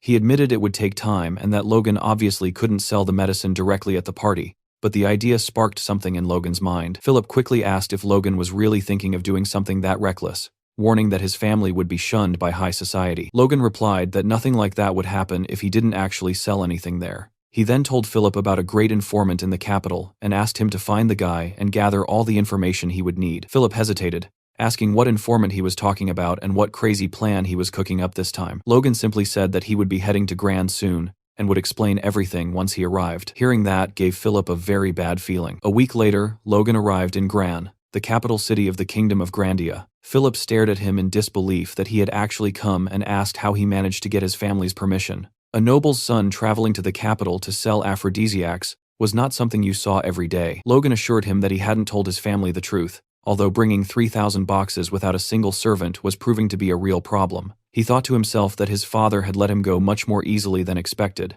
probably because of everything he had accomplished during the war. Philip remarked that, now that he thought about it, Logan hadn't had a servant the first time they met either. He asked if it was really okay for a noble to walk around like that. Logan replied that servants only slowed you down, not to mention they already had their own jobs to handle. He thought about Rick and the massive task he had entrusted to him. He continued thinking that even though he treated Rick harshly, sometimes in both his past and current life, Rick had always done everything for him, and he was genuinely grateful. A mental image of Rick appeared in his thoughts, specifically the moment Rick stole a bunch of pills from him. Annoyed, Logan had warned him that if he shook him and any pills fell out, Rick would get punched once for each pill. That was what he called tough love. Then, Logan suddenly announced that he had made up his mind after getting a brilliant idea. To celebrate all his hard work, he declared that he would name the medicine Emporic. The best way to honor a man's legacy, after all, was to name an impotence pill after him. Philip didn't even question it. At this point, he had no doubts left. Logan was absolutely a lunatic. Inside the dorm room, Philip told Logan that he must be exhausted from the long journey and suggested that it would be great if he could recover at a bar. Logan immediately replied that Philip should watch his mouth when talking about someone who couldn't get it up in a place with so many people listening. Philip agreed, saying the environment here was much better for discussing sensitive matters like that. He then mentioned that he had already met with the informant and asked if Logan was really sure about paying 900 gold per document. Logan admitted the guy was ridiculously expensive, but also extremely competent. He explained that as long as the request was precise, they would get flawless information. Philip reassured him that he had followed the instructions exactly. The first document listed nobles who had been married in the last 10 years, but still had no children. The second contained names of nobles with no lovers or secondary wives. And the third listed nobles who frequently sought out food, meant to boost energy. Hearing this, Logan said everything Philip mentioned was perfect, and that they were good to go. He praised him for doing an excellent job, not only on this task, but on everything he had asked Philip to handle in the capital. Philip replied that it wasn't that hard, and added that the real crisis had been the day he heard about the war. He told Logan he couldn't even imagine how worried he had been. When he heard that the war had ended that same night, Logan, who had been staring at a piece of paper, felt glad knowing Philip actually cared about his clients. That feeling didn't last long though, because Philip soon complained that just thinking about the mountain of monster meat he would have to deal with made him lose his appetite. After all, who in their right mind would buy that garbage? Logan immediately threw a piece of paper straight at Philip's face, telling him to shut up and read it. As the paper smacked into him, Philip wondered why it hurt so much. He started reading, while Logan asked him which name on the list he thought would make a good first client. A tear rolled down Philip's right eye as he suddenly noticed something. Seeing that reaction, Logan watched him closely, waiting for him to speak. Philip pointed at a name on the sheet and asked Logan what he thought about that particular person. Logan glanced at the name, and his expression instantly changed to pure shock. He recognized it. Later on, inside a grand ballroom lit by a massive chandelier, people were sipping champagne. A very large man stood out among the crowd, wearing a red jacket and black dress pants, while chatting with a group of beautiful women. That man was Count Davis, and his name was suddenly shouted by Logan to get his attention. The Count turned around in disbelief, his face twisting into an expression of disgust mixed with fear. Logan walked up and introduced himself, stating his name, Logan McLean, and his title as the eldest son of House McLean. Count Davis forced himself to stay composed and barely held back a laugh as he greeted his new guest and welcomed him to the party. He looked Logan up and down, found his clothes tacky, and wondered what kind of farm he had crawled out of, assuming that must be the fashion in the Southwest. Logan thought about how he was wearing the clothes Philip had recommended and, just as expected, nobody liked them. He concluded that meant they were actually a perfect choice. He wasn't here to make useless friends at a meaningless party. His only target was Count Davis, the fallen one. Despite being an important figure in the Grandia Kingdom's treasury, and having married at 20, he still had no children to this day. Logan had been shocked when Philip pointed him out on the list, because in his past life, Davis had become quite famous, not for a good reason, but for being the Count who killed himself because of his wife. A memory flashed of an old argument where Count Davis's wife screamed at him during a party, calling him an impotent bastard in front of everyone. That single humiliation had driven him to take his own life. Logan thought about how reputation and public perception were everything, and that Davis fit all three conditions he had given the informant. He was the perfect first client for Emporic. Logan addressed the Count, saying he had come to the capital on a business trip and had heard about his prestige, so he wanted to greet him personally. The Count asked what kind of business Logan could possibly be running in a city that already had everything. He added that since Logan was from the outskirts, he must be carrying some fascinating rural product that didn't exist in the capital. Logan replied that he was certain the product he was selling wasn't available there, which was exactly why he had come. He said it was a specialized medicine for men. Leaning close to Davis's ear, he quietly revealed the word stimulant. Hearing that, the Count froze, bit his lip for a moment, and then suddenly shouted for everyone to hear how a nobleman's son could dare to sell stimulants. Two nearby girls watched the scene, cringing from embarrassment. The Count thought that some country bumpkin like Logan had a lot of nerve acting important in the capital, and he assumed he had put him in his place based on the look on his face. Logan let out a deep sigh and prepared to say something else. He told Davis that, as a sign of courtesy, he had brought a gift for the influential people of the capital and kindly asked him to accept it. He handed a small box to the man and said it was emporic, explaining that each pill would normally sell for 100 gold coins. He added that he had brought these 3, especially for the Count as a gift, and guaranteed it was a great medicine with no side effects, putting his honor as a noble on the line. Davis listened to everything and started sweating. A few days later, Logan's doorbell rang. It was a servant of Count Davis, sent to buy more emporic. The servant greeted him, confirmed he was indeed the Count's attendant, and later left with a leather briefcase, with Philip right behind him, thanking him for the purchase and inviting him to come again. Philip returned to the room and counted the money for Logan. They had made 10,000 gold from 10 boxes, and Philip commented that it wasn't bad for their first sale. Logan, however, didn't look pleased at all. He said they needed to do much more than that, because the rent for that tiny shop alone cost 10,000 gold. Philip replied that this was to be expected since they were in the center of the capital, and Logan had no idea how much trouble he went through just to rent the place. He added that strategically, having a store was necessary because seeing people gather with their own eyes had a much greater psychological impact. Logan agreed and announced that he was heading out to another party. Philip groaned, complaining that he had been dragged to parties almost every single day since arriving in Gran, and sometimes he even had to attend 2 in one day.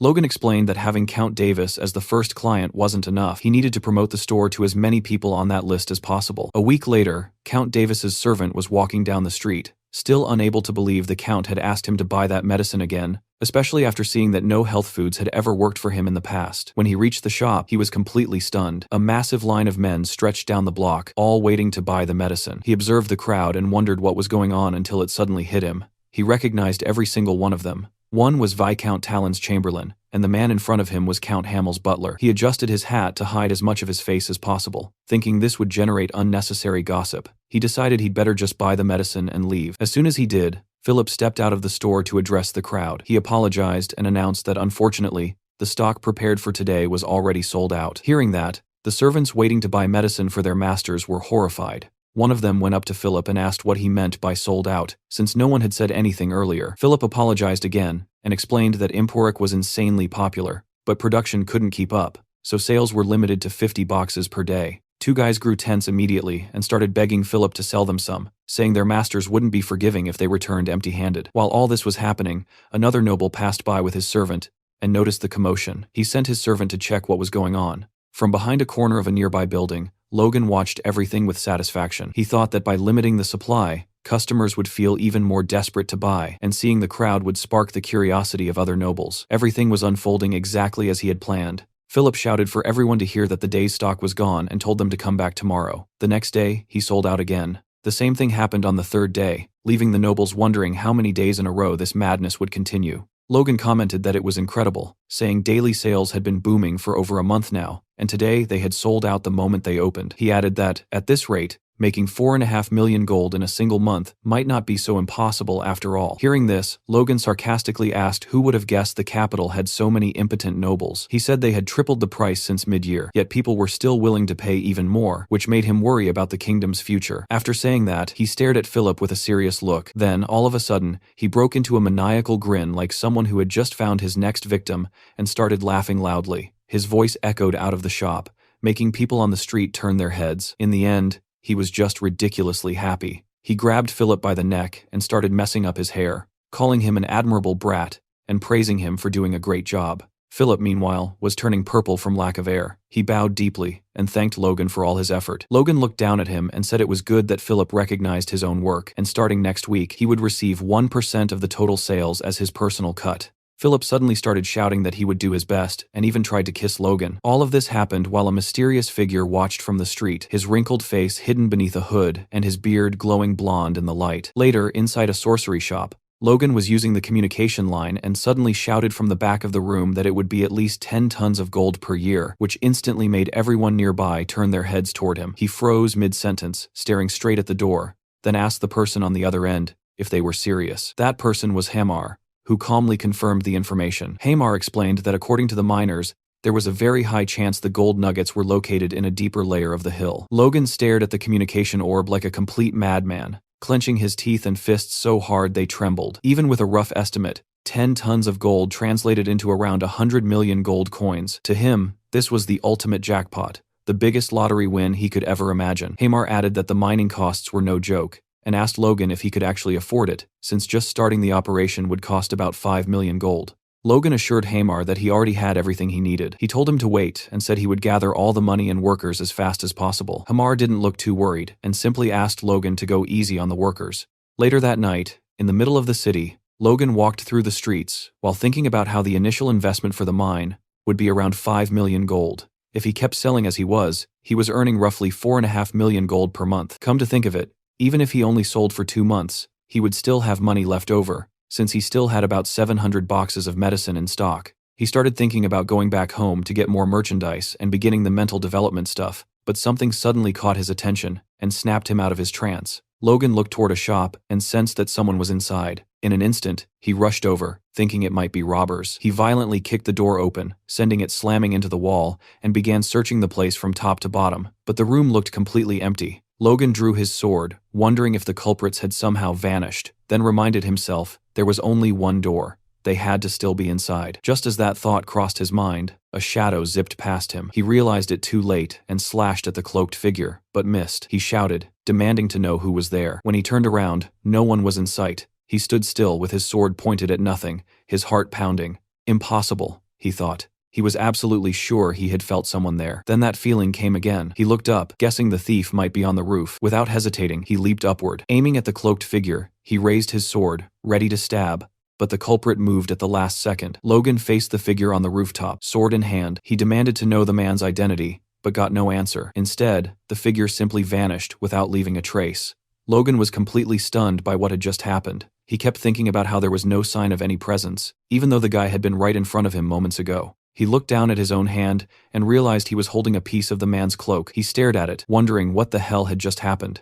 The next morning, Logan told Philip about the incident, and together they concluded that an aura-using thief had infiltrated their shop. Logan said he was only speculating, but that the intruder was at least an advanced force user. That was a term used for people even more powerful than high-rank knights. He added that it wasn't just a feeling. That guy wasn't merely high rank, he was on a whole different level. Philip was shocked that someone who could use aura was committing petty theft. Aura was enough to turn even a slave into a noble, so he couldn't understand why someone like that would be running around stealing. He asked what the man had taken. Logan replied that it was exactly what Philip was thinking. He had stolen only 2 pills of the medicine, Emporic, just that. Hearing this, Logan concluded that if he only stole 2 pills, it wasn't for money. He had taken them to use himself. Philip then asked if there were also impotent people among aura users. That's when it clicked for Logan, and he agreed. Logan asked if there were any names of aura users on the informant's list, but Philip said there weren't. The informant had asked for an extra fee for that information since it was top secret, and Philip had refused.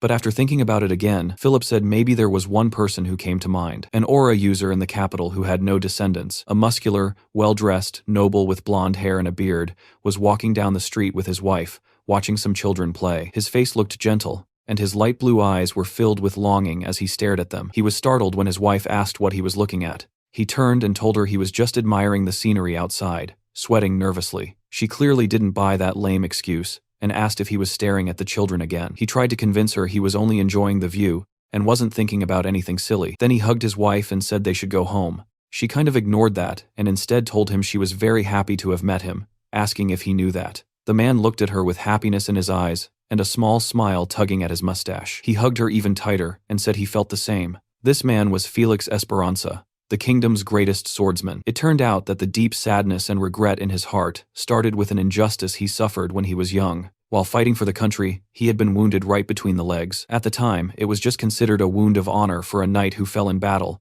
and since he was young, he didn't think much of it. But later in life, Felix kept wondering what the point was of holding the title of duke and being known as the strongest in the nation if he had no son to succeed him. To him, it all felt meaningless. A memory from the past appeared, showing Felix explaining his situation to his wife. She was far more understanding than he expected, so much so that he was shocked. She acknowledged that he must have suffered a lot and asked with tears in her eyes if he was okay with it. saying she wanted to stay by his side and serve him. Seeing that, Felix wondered if there was any way he could ever repay the immense love he had received. Later, Felix was seen strolling through a path in the castle gardens with one of his servants. The servant warned him that the family meeting was about to begin and asked if he was sure he didn't need to hurry. Felix replied that arriving early was pointless anyway, since the only thing that would happen was everyone pressuring him to produce an heir. The servant hesitated, then carefully mentioned that a very effective medicine had recently started circulating in the capital. Hearing that, Felix asked sarcastically if that was really true. The servant went on, saying that apparently the medicine even cured physical injuries, but Felix still didn't seem interested.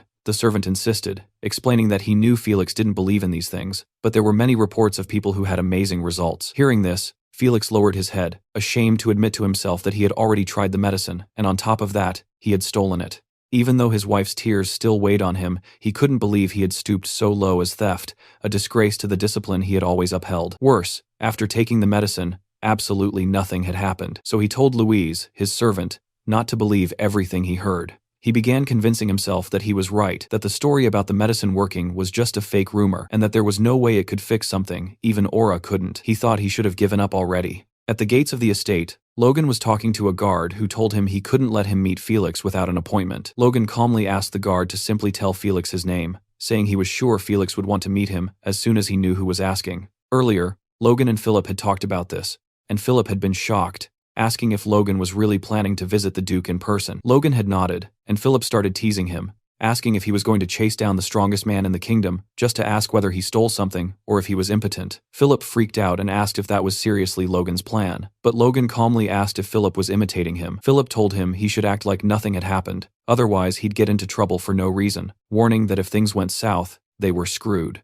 Sitting in a chair in a hallway, Logan thought Philip wasn't wrong, but if the guy from yesterday really was the Sword Duke, he couldn't let this opportunity slip away. A butler came out of a room, opened a beautifully carved wooden door, and told Logan to enter. Inside, Felix was waiting by the window. As Logan approached the Sword Duke, he thought this was his chance to build a positive connection with one of the strongest people in the kingdom. He greeted Felix politely, stating his name and that he was the eldest son of House McLean. Looking closely at Felix, Logan noticed something strange. Even though the man was around 70 years old, he looked much younger. Logan figured he must be suppressing his aging, using his powerful aura. Felix confirmed that House McLean was in the southwest, and asked why Logan had come all that way. Logan thought he didn't need to reveal the real reason immediately, and said he had recently opened a business in the capital, so he brought some products as a gift. He slid a small box across the table toward Felix, and explained that it was an excellent medicine for men, with proven effectiveness among countless nobles. Felix studied the box and asked if that was really true, without giving any hint that he already knew something. Logan kept his head slightly bowed, feeling confused and unsure whether Felix was actually the thief from yesterday. He decided to push things further. He said that someone superhuman like Felix wouldn't need something so ordinary, so he had brought something more special instead. That finally made Felix show a small reaction. Logan was secretly happy, realizing that Felix's initial disinterest came from the fact that he hadn't felt any effect after using Emporic. It turned out that in the current version of Emporic, the poison in the monster meat was neutralized just enough for use as an aphrodisiac.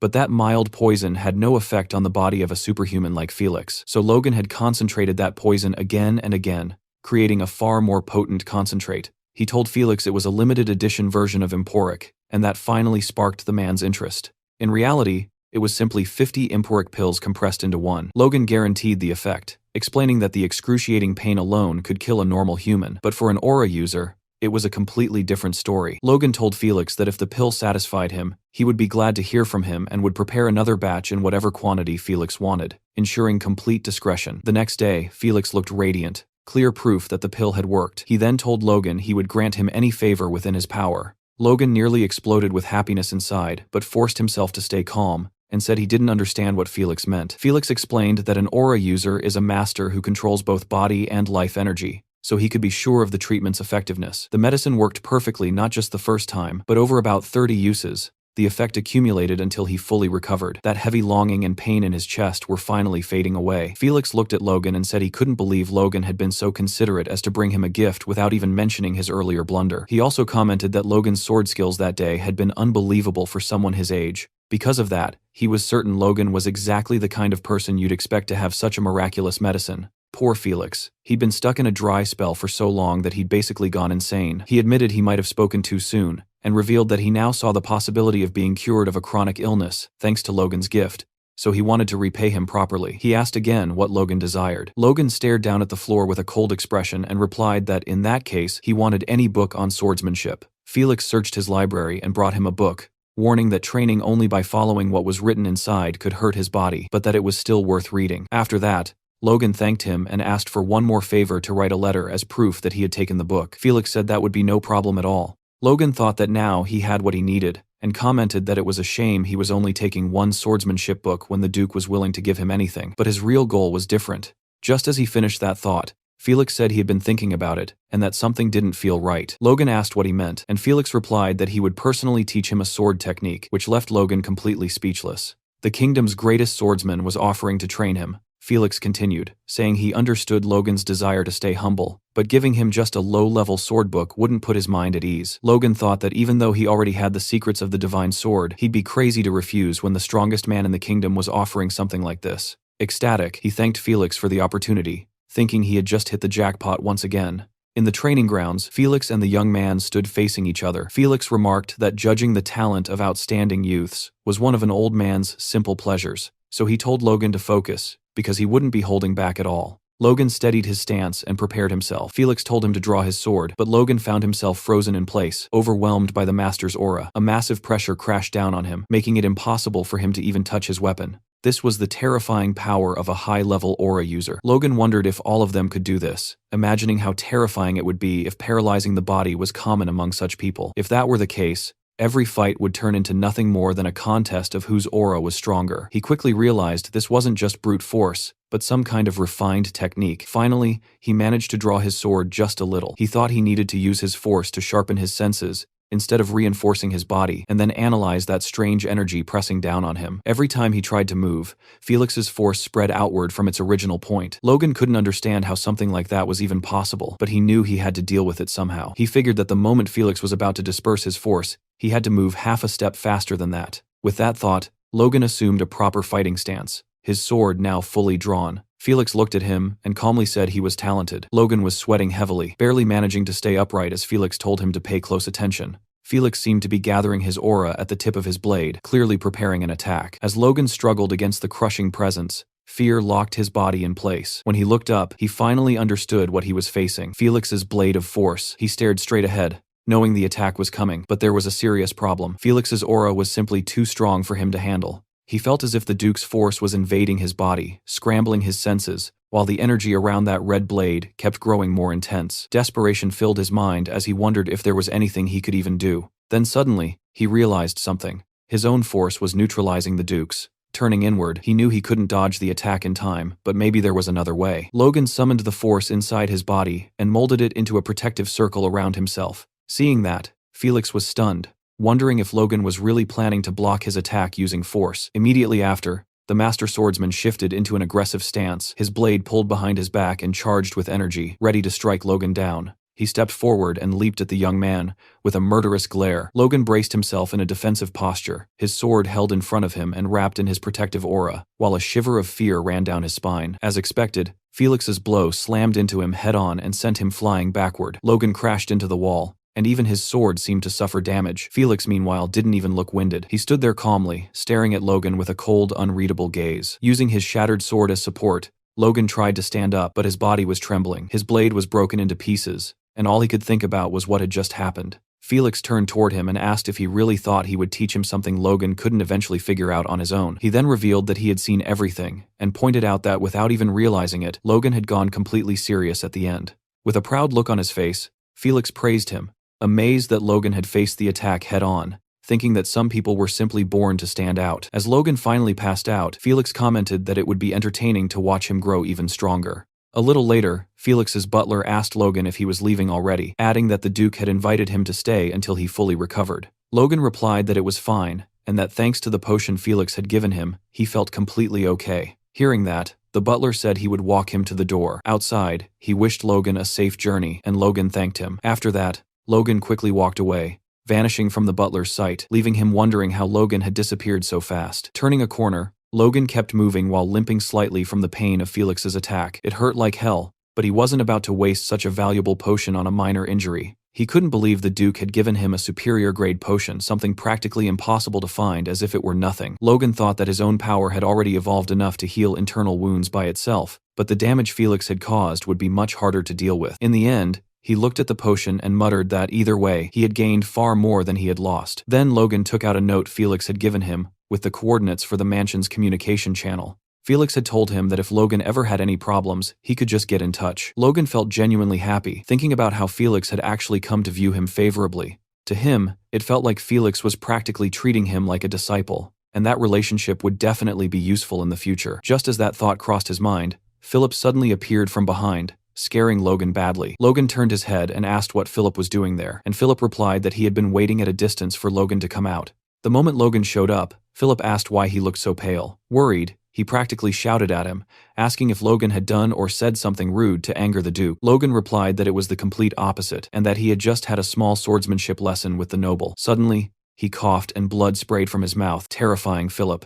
Seeing that, Philip panicked and said he was going to prepare everything for them to flee, and would get the fastest horses available. Logan tried to explain that Philip was completely misunderstanding the situation, but Philip kept muttering and didn't listen at all. A week later, at Logan and Philip's shop, a notice on the door announced that Emporic was out of stock and asked customers to come back later. Inside, Logan appeared with a victorious expression and declared that their total profit from Emporic sales had reached an impressive 4.1 million gold coins. Impressed, Philip replied that if sales kept going at this pace, surpassing 4.5 million gold in a month wouldn't be difficult either. They exchanged confident looks and let out a cheer of joy that echoed outside the shop. But the celebration didn't last long. Logan, suddenly serious again, asked Philip if he was so happy that he didn't need a bonus this month. Philip instantly snapped back to reality and begged him not to ruin his daydreams. Then Logan commented that he had made sure the monster meat they bought at the market would be processed without any issues, and he praised Philip for doing a great job. Next, Philip suggested that Logan consider buying a house in the capital to reduce accommodation costs, but Logan dismissed the idea, explaining that they would only be in the capital for another year and a half, so it didn't make sense to invest that much. He told Philip to stay focused on Emporic for now, adding that they would eventually have to move anyway. When Philip asked what he meant by that, Logan simply said it was something he didn't need to worry about. Finally, Philip asked Logan to take better care of his health, saying he was shocked to see him coughing up blood earlier. Logan replied that that was exactly why he had locked himself in his room for an entire week. Hearing that, Philip asked if Logan had really been resting, since every time he went into the room, he saw Logan sitting at his desk doing something. Once again, Logan cut him off, telling him it was none of his business. Philip complained that Logan kept way too many secrets, but Logan was secretly glad that even while grumbling, Philip didn't push the issue. If Rick had been there instead, he would have dug until he found out everything. Philip then asked if Logan was going home already, and Logan confirmed it, asking him to find a way to calm the customers until he could send more Emporic. On top of that,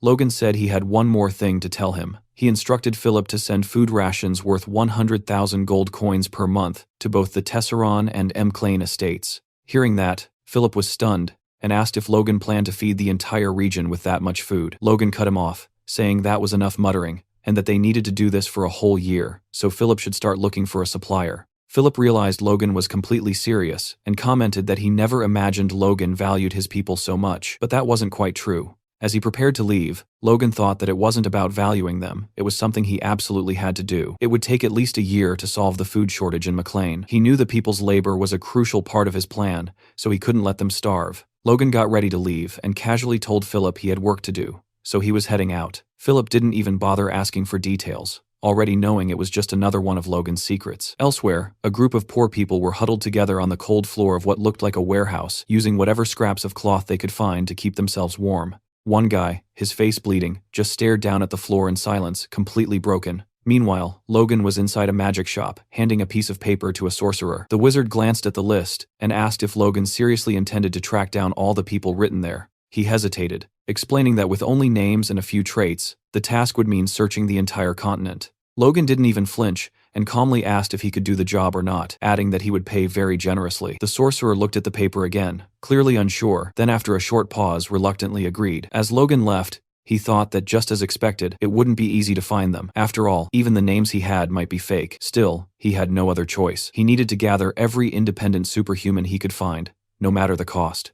These were the people who had reached that stage in his past life but never joined any organization. Every single one of them would become a critical ally in the upcoming war against the Empire. especially one specific mercenary who had once fought on the Empire's side. While walking, Logan suddenly stopped. He let out a sharp breath and realized he'd been rushing things way too much. With everything going smoothly in the capital, he was moving too fast. He looked up at the sky and reminded himself that he actually had plenty of time. He could afford to slow down, but that belief that he had plenty of time might not be true at all. In a dark room that looked like a dungeon, a man tried to calm down a furious elder chief. The old man was completely possessed by rage, shouting that someone was mistreating his disciples, and demanding to know if the man had other henchmen, even mentioning some tower master. The man explained that he was only there to deliver information, but the elder didn't care at all. His fury stayed uncontrollable. Then the elder demanded to know why his disciple had been summoned this time. The man replied that the young man had been sent to the far southwest countryside, to the Mlan region, for a 6-month business trip. Hearing that, the elder slammed a heavy hand on the man's shoulder and declared that he wouldn't let the magic tower master get away with this.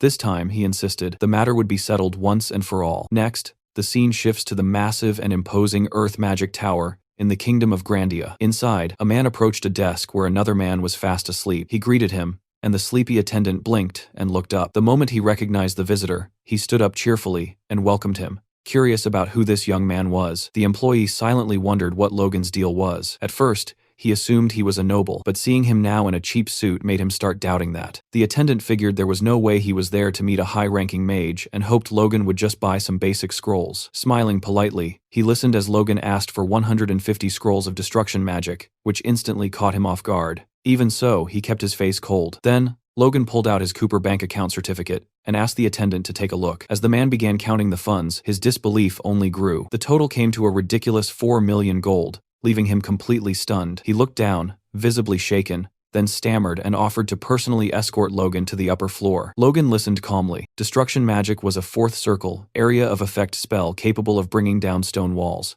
However, because of drawbacks like slow activation time and very obvious casting signs, it was rarely used in combat. Even so, Logan saw massive potential in it for construction, believing it could speed up development by a crazy amount. Logan soon found himself speaking with an older man who asked if he really wanted to buy 150 scrolls. Logan replied that he absolutely did. The man, Radius Great, the master of the Earth Magic Tower, didn't hide his nervousness, since it had been ages since they'd had such a wealthy client. Logan remembered how just minutes earlier, the master had come running the moment he heard Logan wanted 155 scrolls, which was a pretty strange reaction for someone of his status. It turned out Radius had been Tower Master for 5 generations, yet he only had 1.5 million gold to his name, showing just how bad the tower's finances were. Logan immediately realized that this weakness worked in his favor, so he told Radius that his own house, McLean, was nothing more than a bunch of petty thieves from the southwest, and he understood if the master had never even heard of them. Hearing that, Radius apologized to Logan, admitting that his young apprentice had made a mistake and promising he would scold him severely. Logan waved it off, saying it wasn't necessary. The master replied that Logan was extremely generous.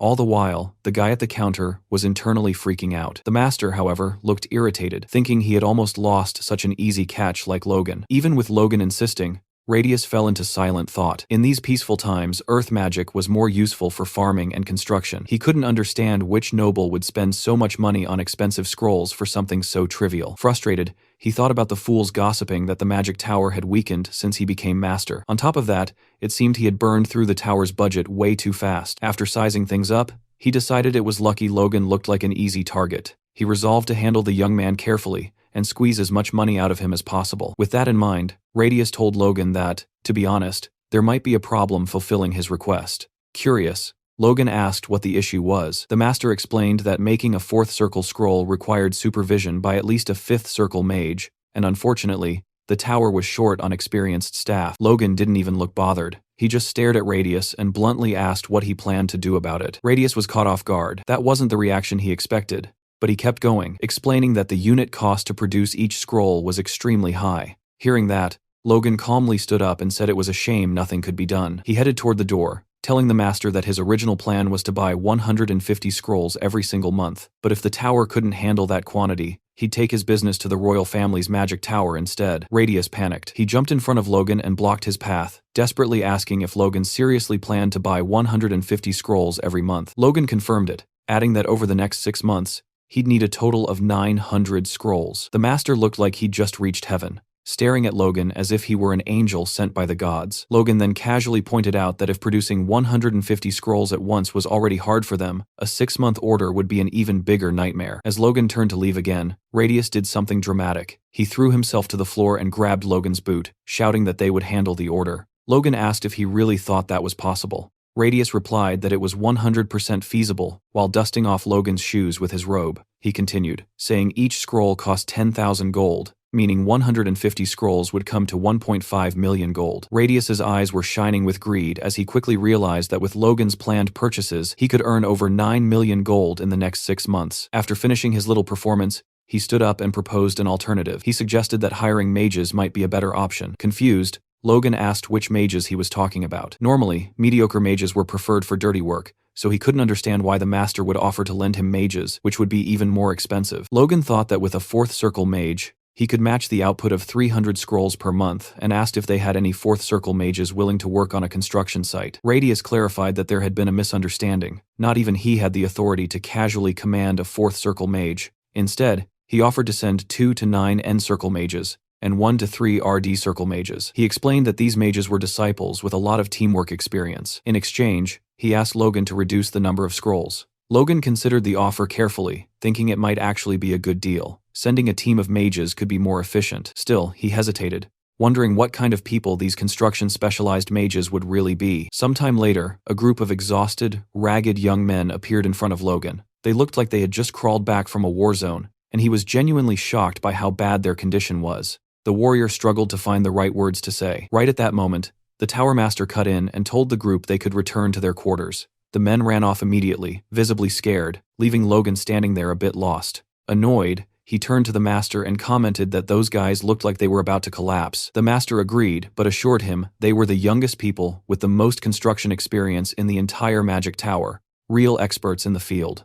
Logan reflected on that and thought that despite their rough appearance, the mages did seem pretty capable. With one master at the 3rd circle and several experts among them, all in their 20s, they were clearly promising talents. Even with all that, Logan stayed suspicious. He didn't trust that the Tower Master would actually send his disciples out to the countryside, so he confronted him, saying that exchanging 2nd circle mages for the scrolls didn't sound like a fair deal at all. The master replied, calmly assuring him that a team of 10 mages would be more than sufficient. Hearing that, Logan once again flashed that familiar murderous smile. Still smiling, he started negotiating with the master. He proposed that 120 magic scrolls, plus the dispatch of 10 mages, would be done for a price of 1.2 million gold per month. The master tried to keep his composure, but he was visibly shaken by what he'd just heard. Logan thought it was almost a steal, considering how talented those mages were, and that even he wouldn't send ordinary mages out for that price. He was still amazed when he saw the master actually agreeing to the deal. The master then pulled out a contract and insisted that Logan sign it immediately.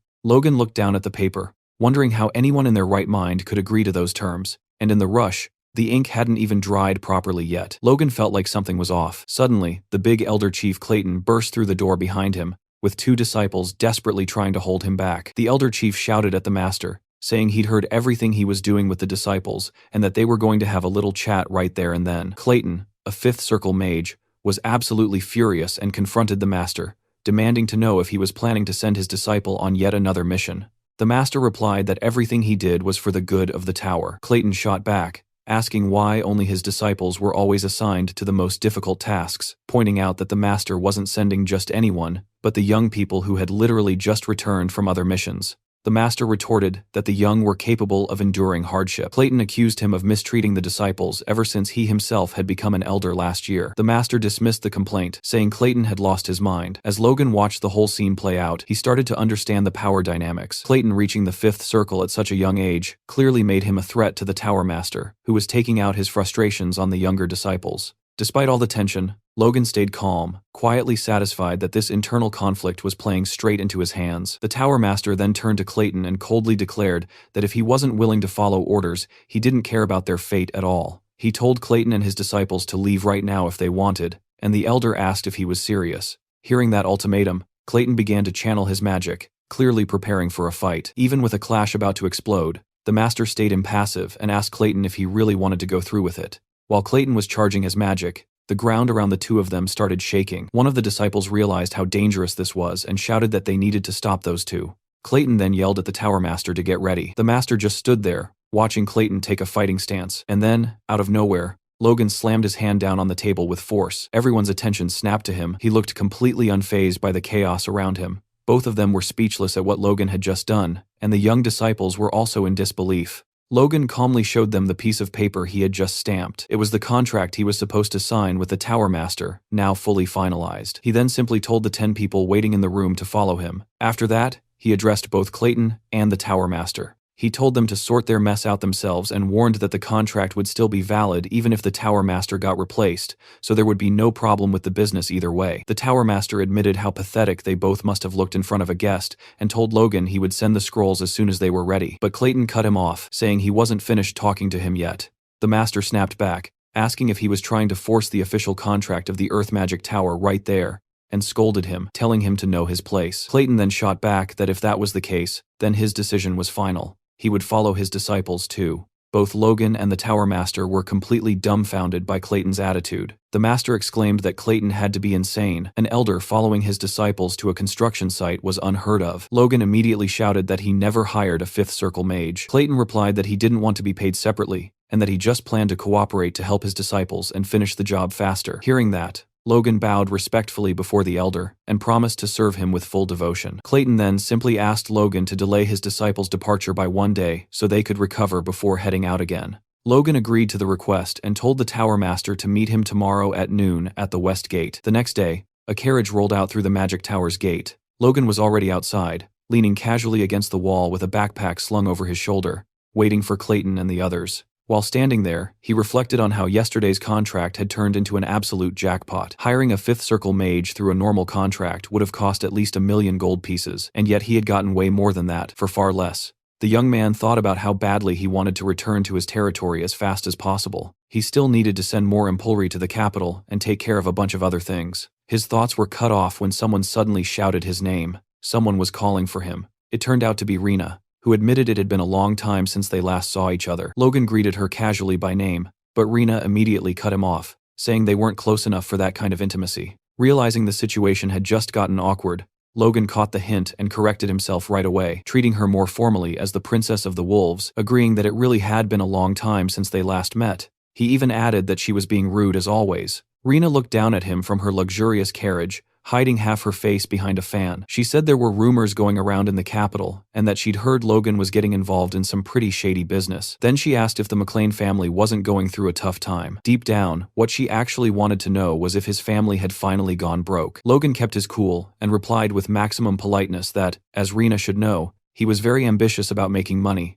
and that his family's situation was none of her business. Once again, Rena got on his nerves, and said she knew the amount she gave him. When they broke off, the engagement wasn't small, but that it was probably normal for a thief like him. Logan honestly felt like slapping her just for fun. Anxious to get rid of Rena as fast as possible, he agreed with the comment and tried to walk off in the opposite direction, tossing out a dismissive remark about her being so filthy he'd rather avoid her. But just as he was about to leave, Rena stopped him again, mentioning she had heard about his deeds in the feudal war, about how he had used some special weapon. She then asked what he would think about selling it to her. Trying to stay polite, while desperately wanting to escape this conversation, Logan downplayed the weapon's importance, saying it was no big deal, and that while he was embarrassed, he'd have to decline the offer. After that, he basically fled from Rena's carriage, which honestly felt like the smartest move. She watched him with pure disgust from the window as he walked away. Logan thought about how even after becoming famous in the capital for selling impotent medicine, not a single noble had shown any interest in the feudal war in the countryside, not even Rena.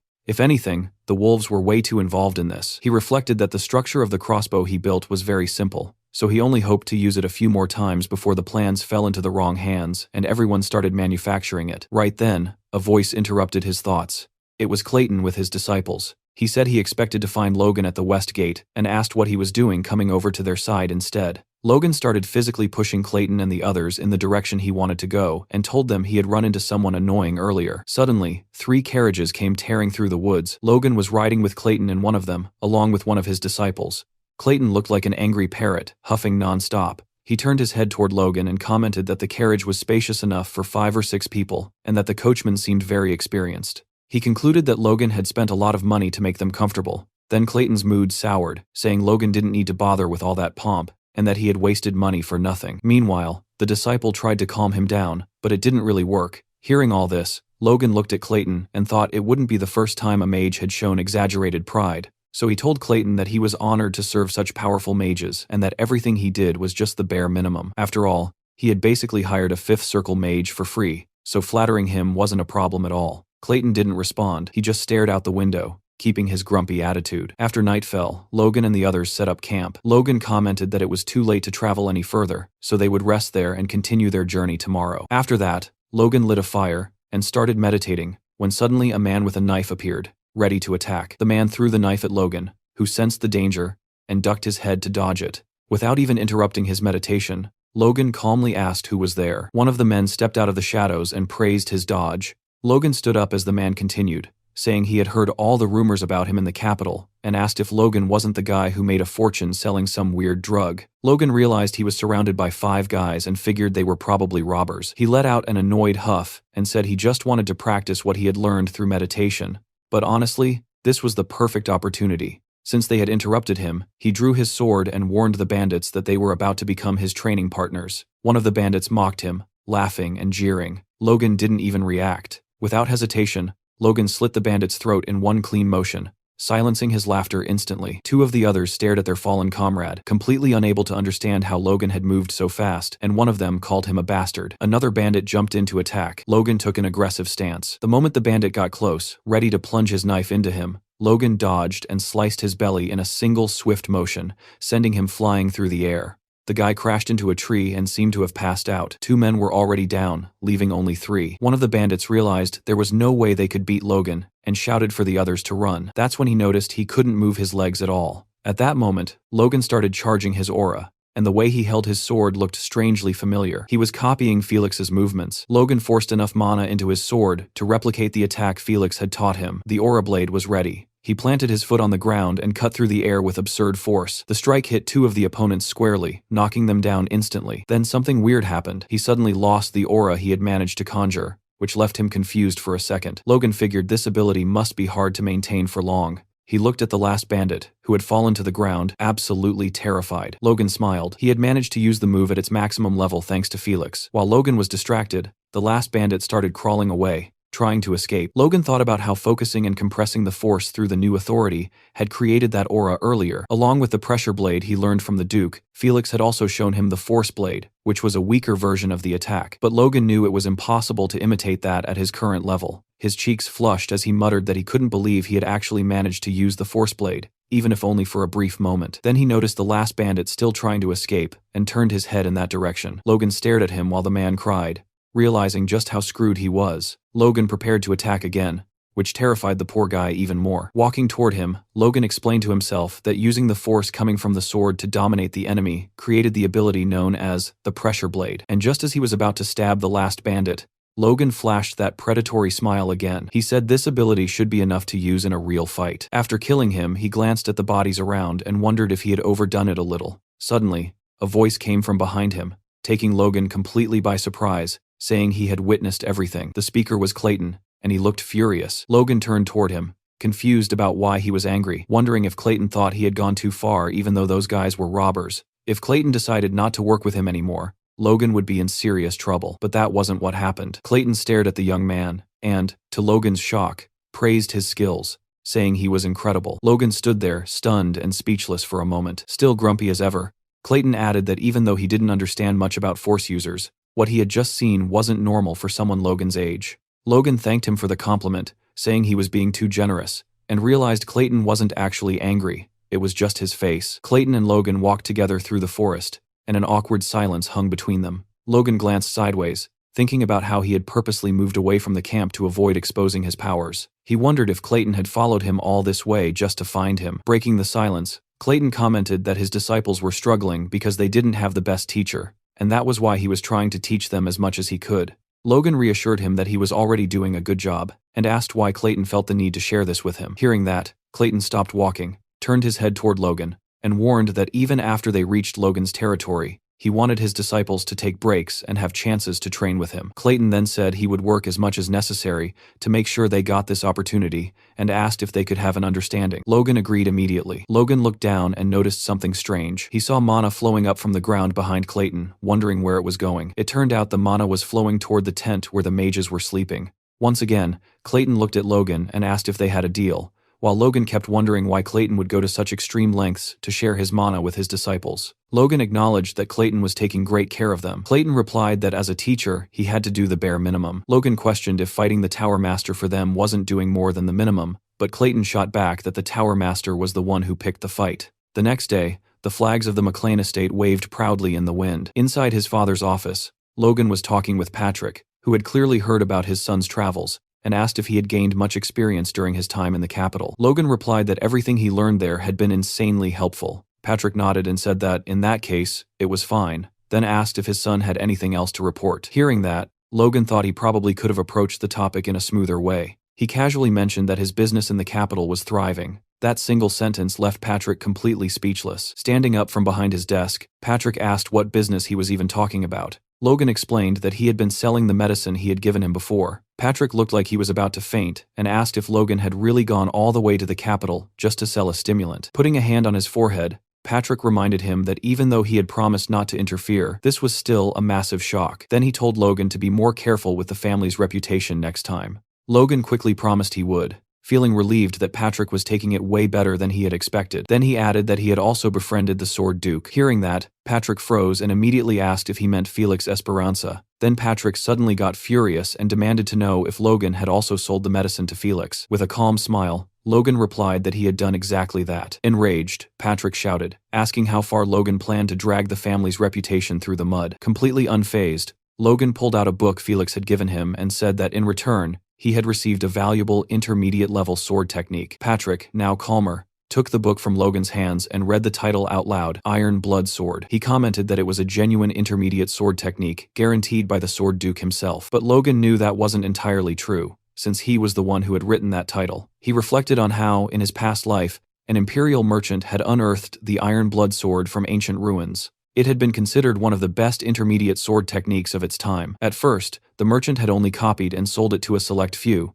but eventually it leaked, and copies of the full technique spread all over the market. Over time, it became so common that even ordinary people managed to learn it. Logan figured that wouldn't happen for another 10 years in this life, so having the family's knights learn it now would be a huge advantage. He also thought that if they added the sword's chi and the divine secrets of the sword on top of it, his father and Ronian could use it as a real trump card. That said, the Iron Blood Sword technique pushed raw strength to the extreme, and to prevent it from causing internal damage, Patrick would normally never allow something like that. But slapping the Sword Duke's name on the book would almost guarantee Patrick accepted it. Patrick flipped through the contents and commented that this was on a completely different level from the records their family had passed down. His hands trembled slightly as he held the book, realizing that in reality, acquiring intermediate sword skills was insanely difficult. He thought that was the reason he had been stuck at the same level for 10 years. Patrick then told Logan that properly mastering this technique would boost the total strength of the Knight Order by at least 30%, and he wondered out loud how they could ever repay the Duke's kindness. Hearing that,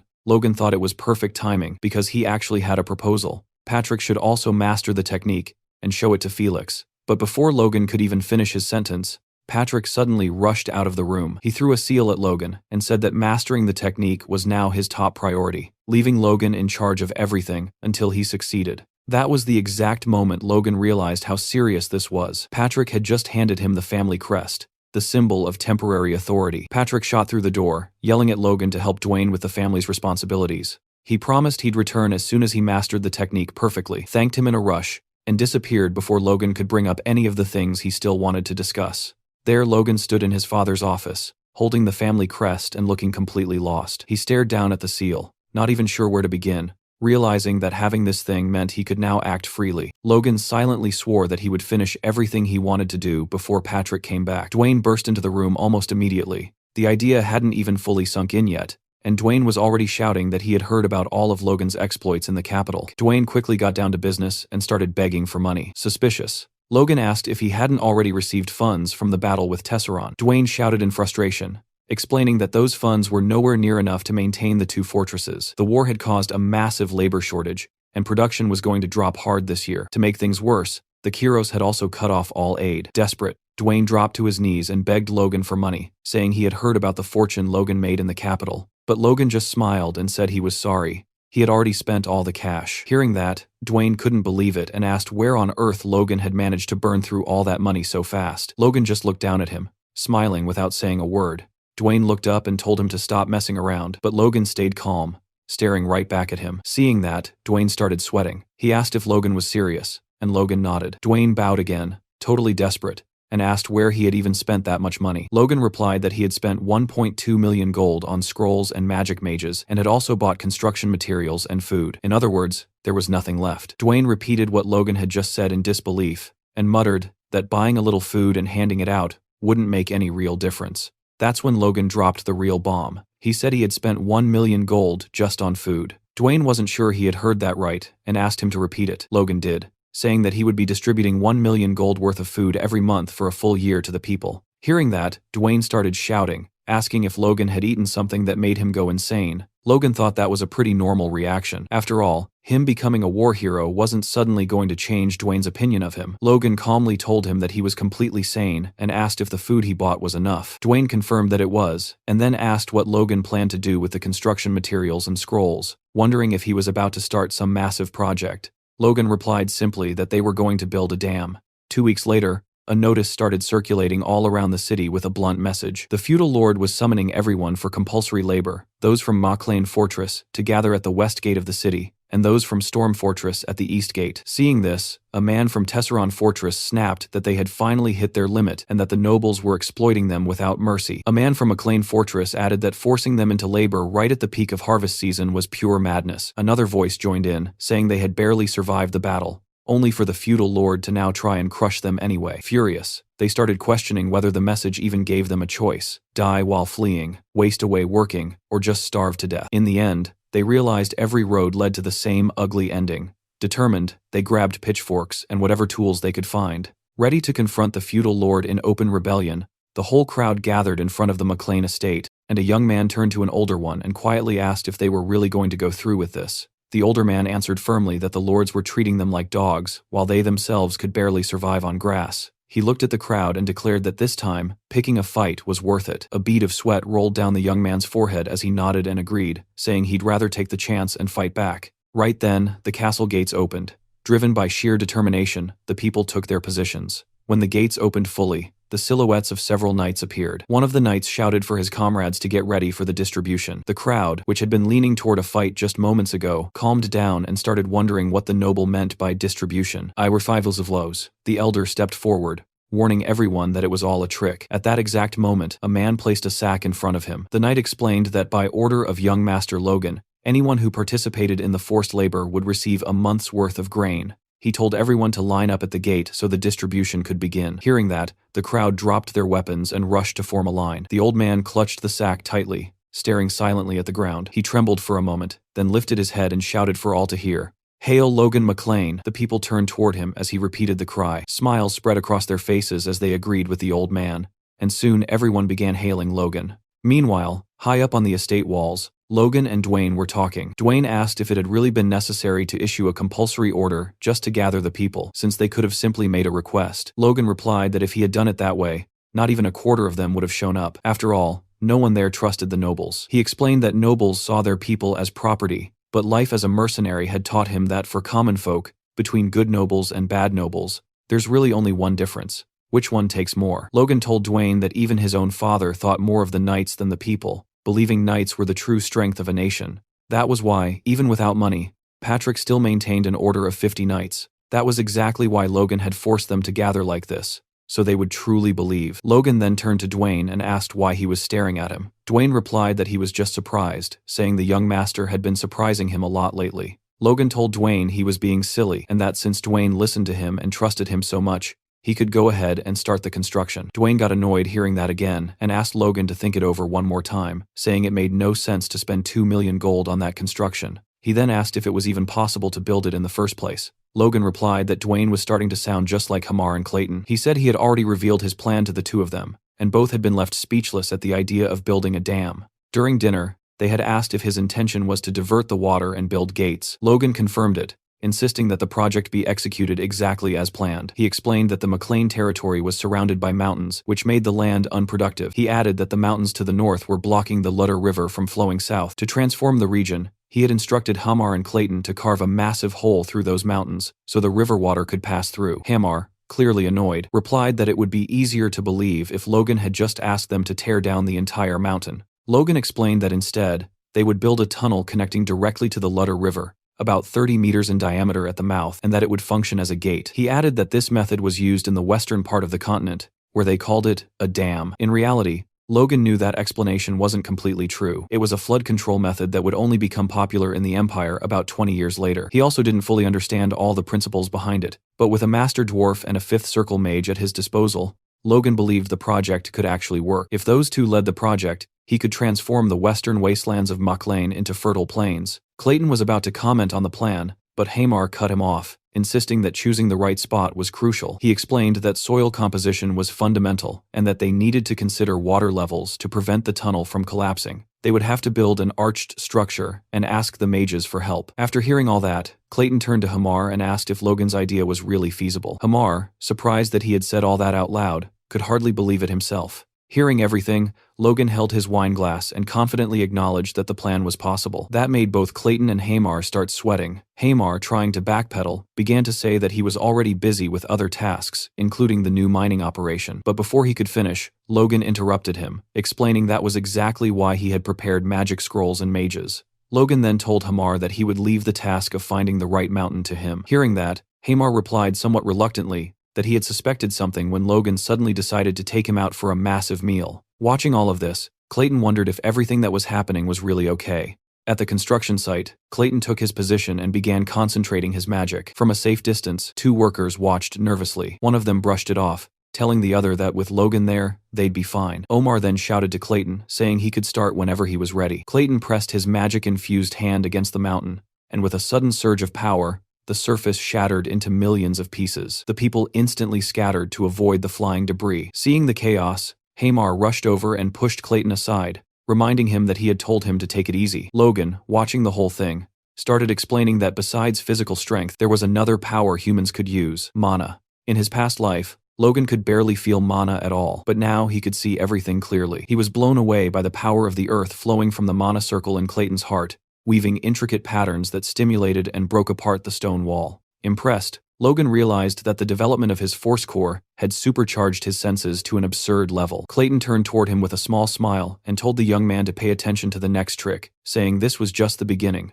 At first, Logan wasn't that impressed, but he watched closely as Clayton raised his hand and then suddenly clenched his fist. In the blink of an eye, all the stones from the previous explosion came together and began floating in front of him. Instantly, Logan understood what was happening. The debris was merging to form a gigantic structure. The sheer size of the thing was insane, and the young warrior could only stare upward with his jaw dropped, while a completely terrified Hamar hid behind Logan's leg. Clayton transformed the scattered stones into a massive rock golem. Logan, stunned that Clayton could create something so colossal without any tools, started pondering the possibilities. He muttered to himself that if they could make a few more of these golems, the construction would be finished way faster, and they could even use them in war. Overwhelmed by Clayton's power, Logan grabbed his hands excitedly and asked how many golems he could create. Clayton, also hyped, asked if his students were capable of creating golems too. He then confirmed that since they were from the golem school of the Earth Magic Tower, they definitely could. Logan was glowing with excitement, but Clayton quickly cooled his enthusiasm by pointing out a major limitation. He explained that the magic formula needed to create a golem's core could only be executed by Fifth Circle mages. His students, even though they were skilled, weren't strong enough and would need mana stones. Even then, the golems his students created would be much smaller and weaker than the one Clayton had just summoned. Hearing that, Logan's expression shifted hard. He explained that mana stones were a mineral as rare as calcium or mithril, making them a rare ore that couldn't be produced artificially, and since they were used for magical assistance, they were insanely expensive. That made Logan think mana stones really weren't worth it for this job. But then another thought hit him. Was he really thinking about cost-effectiveness when it came to war? After all, what if he could win by investing just a little money? He asked Clayton if his golem would also get stronger with mana stones. Clayton confirmed, explaining that its strength and speed would increase, and it would last much longer. However, since he was a Fifth Circle mage, he would need the highest quality mana stone. Even so, for a Second Circle mage, a low-quality mana stone would be enough, would last about 24 hours,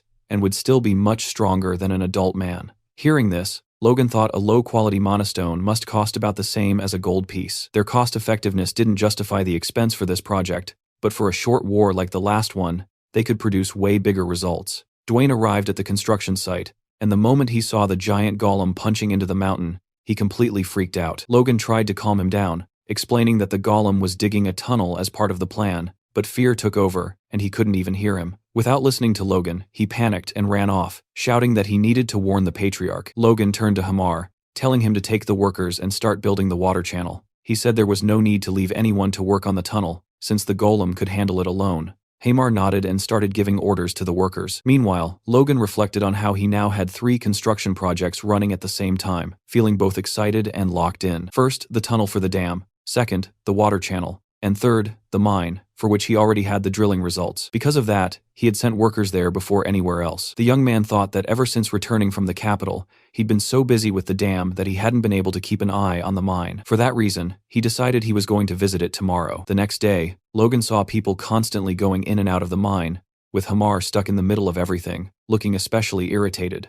Logan walked up to him and casually commented that they hadn't seen each other in a while. Hamar snapped back, asking what the hell he was talking about, accusing him of making him run from one end to the other non-stop. In a burst of rage, he yelled that he couldn't keep up this pace anymore, and said it would be better if Logan just killed him already. He complained that he couldn't even take a proper break, and demanded to know why he had to shoulder all this burden alone. Throughout the entire outburst, Logan stayed completely silent. Meanwhile, one of the other workers noticed how frustrated Hamar was, and told the others they needed to step in. Logan gently put a hand on his shoulder, trying to comfort him. He acknowledged how hard Hamar had been working, and told him that from now on, he would let him manage and administer everything by himself. Hamar's expression shifted to pure disbelief, as he asked if Logan was serious, wondering if he really planned to dump all the tasks on him. Logan felt a small sting of sadness when he realized Hamar had seen right through his intention. With a half-playful gesture, Logan stuck out his pinky finger, and promised that, as soon as all the construction was finished, Hamar could rest as much as he wanted. Overwhelmed,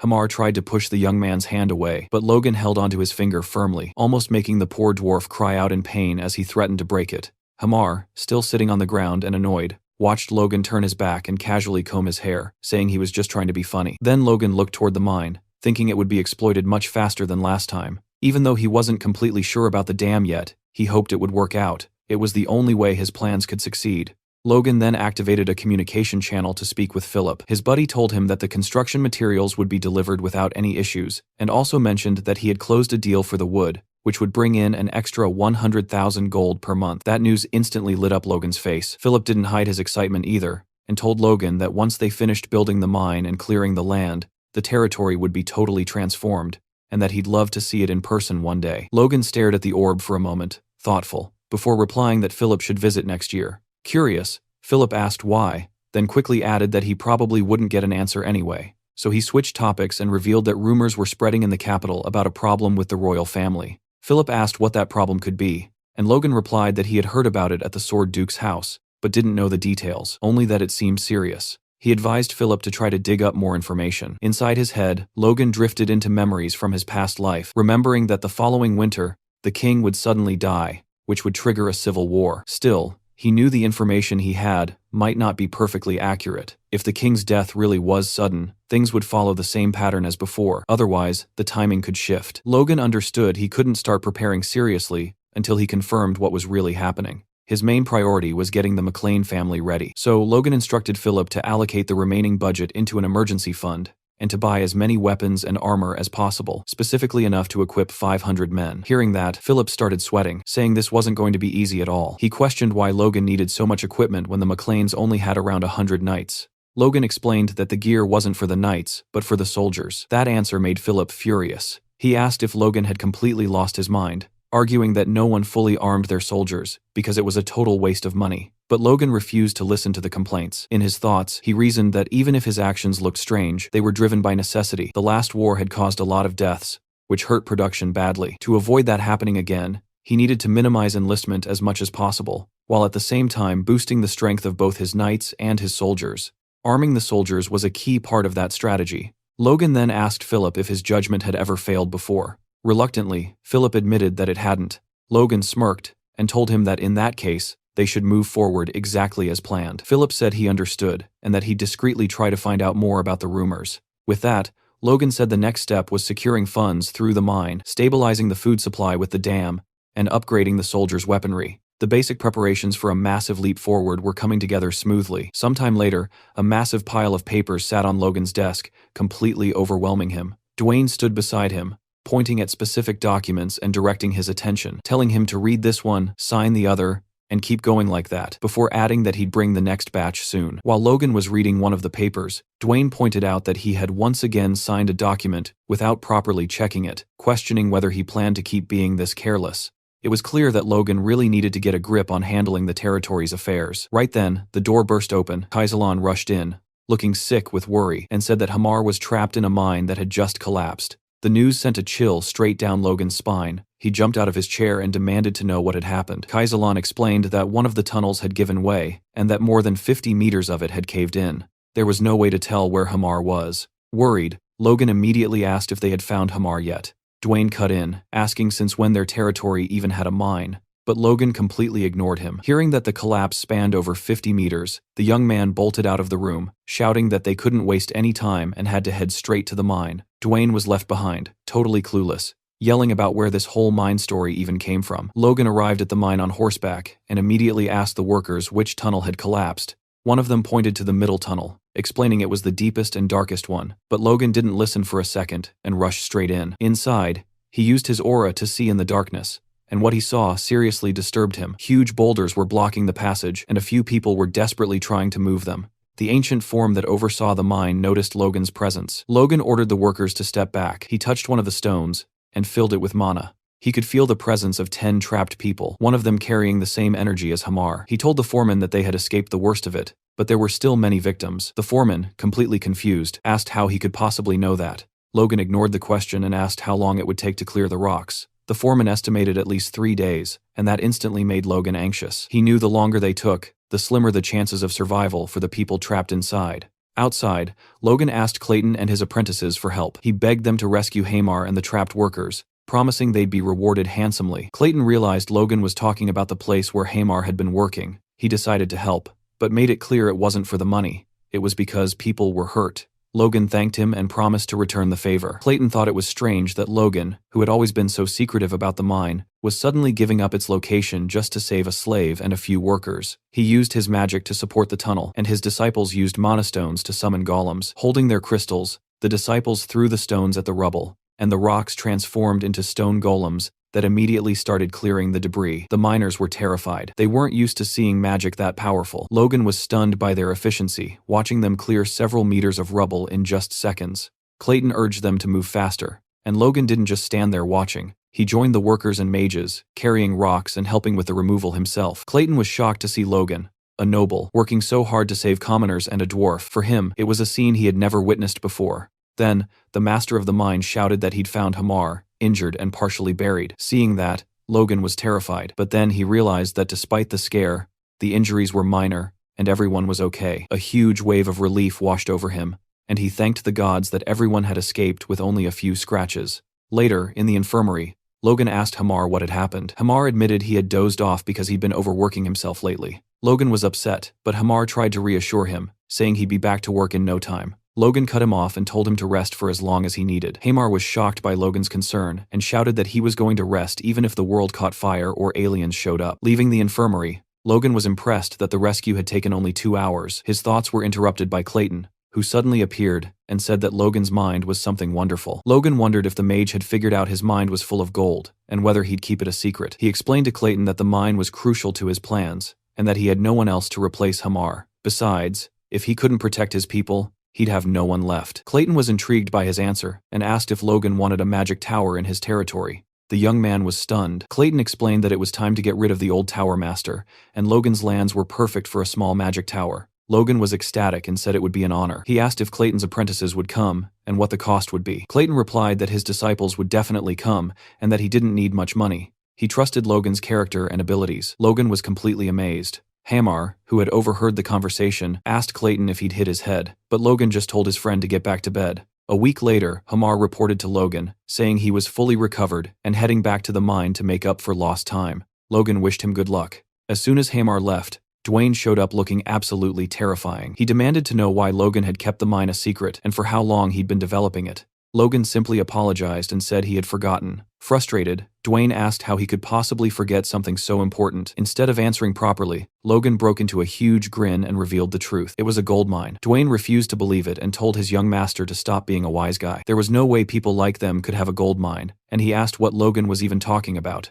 Logan asked what was so unbelievable about it, and called him a rascal. Then, getting serious again, he informed him that the mine was expected to generate about 100 million gold per year, and asked if he really thought he'd joke about something like that. Hearing this, Dwayne went completely speechless. He asked if Logan was serious, and just froze on the spot. Logan touched Dwayne, worried, and he nearly fell backward. It looked like the information was making him faint because he just couldn't process the amount of cash that mine would bring in. Elsewhere, a group of people were walking together through the forest, confused about why they'd been called back again. The dam construction was finished in just 3 months, instead of the 6 they expected. They were the administrators Dwayne had gathered for a final inspection. Logan greeted them warmly, saying how glad he was to have them there, and acknowledging how tight their schedules were. He asked them to stay and witness the opening of the dam. One of the administrators looked on skeptically, thinking it was a waste of time because bringing water from the Ludder River to sprinkle over the desert wouldn't make a lick of difference. He thought Logan should have invested the money more wisely, maybe by fixing the south wall. The other administrators also questioned why Logan had put in so much effort. They turned to Dwayne, who was once again standing there with his mouth wide open. Dwayne stared at the dam,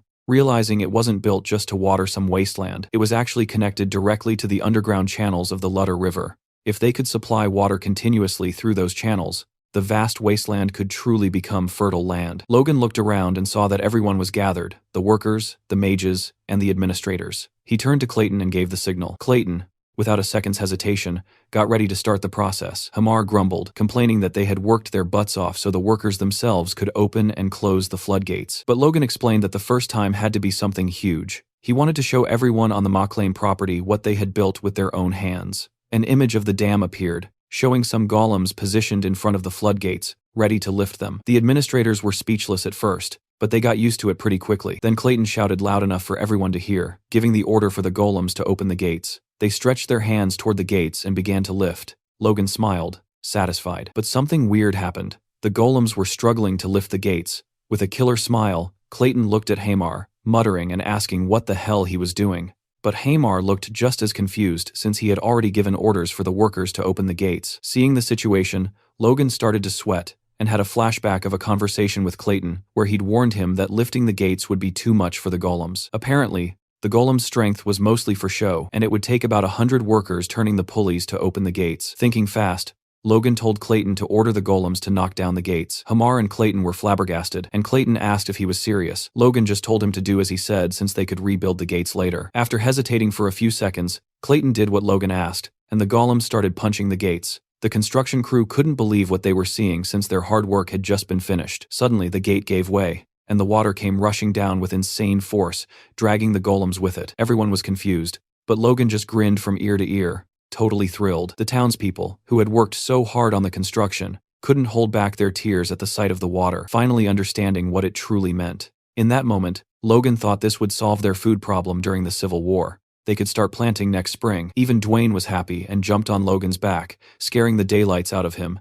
saying how wrong he was about the dam and begging for forgiveness. Logan told him it was all good and started teasing him, asking why a big guy like him was crying so much. But not everyone was happy. Hamar was over in the corner crying and asking how long it would take to rebuild the gates. Clayton came over and said he'd help rebuild them one more time. Logan then said they didn't need the gate urgently and that they could take a week off and finish the mine construction first. After that, he told Hamar that once this project was done too, they'd have a long vacation again. That lit up Hamar's eyes, and he asked if Logan was serious. Logan reassured him, but what Hamar didn't know was that they'd be busy again soon. Lots of farmers would want the fertile land, and they'd need to build a new village for people to live in. Logan turned to Hamar, about to praise him, but realized that wasn't the right way to do things. He called him over. Hamar turned, curious. Logan commented that construction must be tough, even for someone like him, since he'd never heard of dwarves being good at building. That drove Hamar crazy. He asked what Logan was trying to say, and explained that after making weapons, construction was the dwarves' specialty. Logan realized Hamar was right where he wanted him, and commented that it was great to hear that. Hamar replied that it sounded suspicious, that Logan could praise him all he wanted, but it wouldn't get him anything, and asked why he was suddenly so interested in construction. Logan played it off, saying it was just curiosity. But as soon as Hamar turned his back, Logan thought to himself that after his week of rest,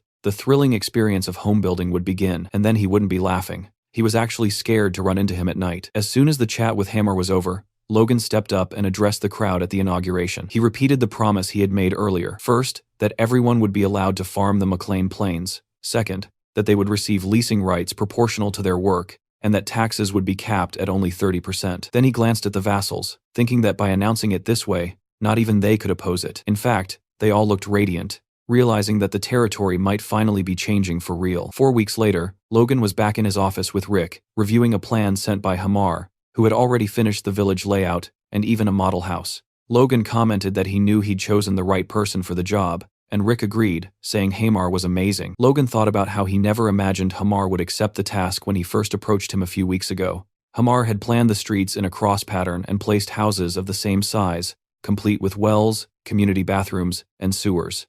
Logan thought he had basically tried to replicate the city plan he'd seen in his past life. Suddenly, a strong smell hit Logan in the face. He turned to Rick and asked why he stank so bad. Rick said it was all Logan's fault, and asked why that drug was selling so insanely well, saying that if it weren't for that, he wouldn't be suffering like this. Just then, Dwayne burst into the room screaming Logan's name. Logan asked if he was ever going to knock again, but Dwayne didn't care, and immediately started saying something about Hamar. Then his expression flipped into pure joy. He told Logan that Hamar had sent word they could start mining the gold now Hamar and showed him some nuggets, explaining they had found the treasure just like that. Logan told Hamar he did a great job, and Dwayne hugged him, asking how they got so lucky to have him around. But Hamar just wanted to rest, and his eyes showed he had been awake for a very, very long time. Logan then asked him how much they could start extracting. Hamar replied that everything was on schedule, and that they could pull out a ton of gold per month, which should last at least 10 years. He once again insisted that he really needed to go rest. Logan hesitated and argued that there was still so much to do, like building the city, handling more beasts, and creating new weapons. He asked Hamar if that would be possible. Logan's request hit like an axe blow, making Hamar sweat and grab his head. Then he just lay down flat on the floor to rest. Dwayne bent over him and called him the treasure of the territory. Logan thought he'd be the only one moving forward now since there was still so much work left to do. He told Hamar he'd keep his promise and that he could take his time off. Hamar suddenly started screaming with happiness and bolted out like a flash of lightning. Logan wondered if he'd awakened some kind of power because the dwarf was way too fast. Behind him, Dwayne started crying with joy. Logan asked what happened, and Dwayne explained that the mine would bring in about 100 million gold a year. Dwayne told Logan to hell with the Kairos, and that their territory was saved because they wouldn't have to worry about anything anymore. Logan teased him, saying he was crying more than when the dam was finished. Then the young man looked calmly at Dwayne and dropped a crucial fact. He told him that the only one he should fear was him, and warned him to stay sharp because that mine was also his. Dwayne was instantly terrified. Logan explained that of course he'd pay 30% in taxes to the family, but that was it. Dwayne got up, completely bewildered, and knelt before Logan, saying he trusted his judgment. Logan then warned Dwayne that they had to keep the mine a secret, because if word got out, the Bifrost, Kalia, and the Margrave would cause trouble. Dwayne said he'd take care of it, which made Logan feel a bit uneasy. He thought his father was going to be a real handful since he had made a lot of changes before Patrick's return. A week later, Logan and his father were walking by the river, admiring how beautiful the place had become. Logan noticed right away that his father had become an advanced knight. Patrick acknowledged that while Logan had been away, he had managed to accomplish a ridiculous amount. Logan tried to defend himself and explain his plans, but Patrick cut him off mid-sentence. Patrick said that having water flowing through that wasteland was insane in the best way possible, and that Logan was way better at managing the territory than he ever was. Logan tried to stay humble, but Patrick kept going, saying Logan had managed to do more in just 3 months than he himself had done in the last 10 years, and then straight up thanked him for it. Logan wanted to say he was grateful too, but Patrick interrupted him again and dropped another bomb. He announced that from now on, Logan would handle all the duties of a lord, because he wanted to focus entirely on training the Order of Knights. Hearing that, Logan was completely stunned. Patrick cut him off again before he could react and asked if he knew what he had realized during his training. Then he said it bluntly, "I got old." Patrick explained that he couldn't master the secret techniques anymore, and that now it was up to young people like Logan and Ronian to try. He said Logan had helped him break through a barrier that had blocked him for years, and that he now wanted to step back and become a guide instead of staying in the front. Logan nodded and accepted the proposal. Patrick then turned and called for Marion, asking her to help Logan fulfill his role. Marion agreed without hesitation. Patrick gave Logan a small nudge, clearly encouraging him to talk to his mother. The young man walked up to Marion, who was standing there in a beautiful dress, holding a parasol. She started by saying that Logan's achievements were more than enough to prove his ability to be the successor. She called him young master, and said that now she only wished for Ronian's success. Logan tried to apologize, but she interrupted him, saying she was the one who should be sorry. She admitted her vision had been limited and said she hoped Logan would be generous. Marion continued, saying that Logan had been teaching Ronian how to fight and that he had never been happier. She asked him to continue looking after his brother. Logan didn't like where this conversation was heading at all, and suddenly shouted that parents shouldn't use respectful titles with their children. He told her to call him Mom instead. That made her stop, completely emotional. She turned and said goodbye, then walked toward Patrick. Patrick signaled to Logan, clearly approving of what his son had just done. Logan stood there and watched his parents walk away.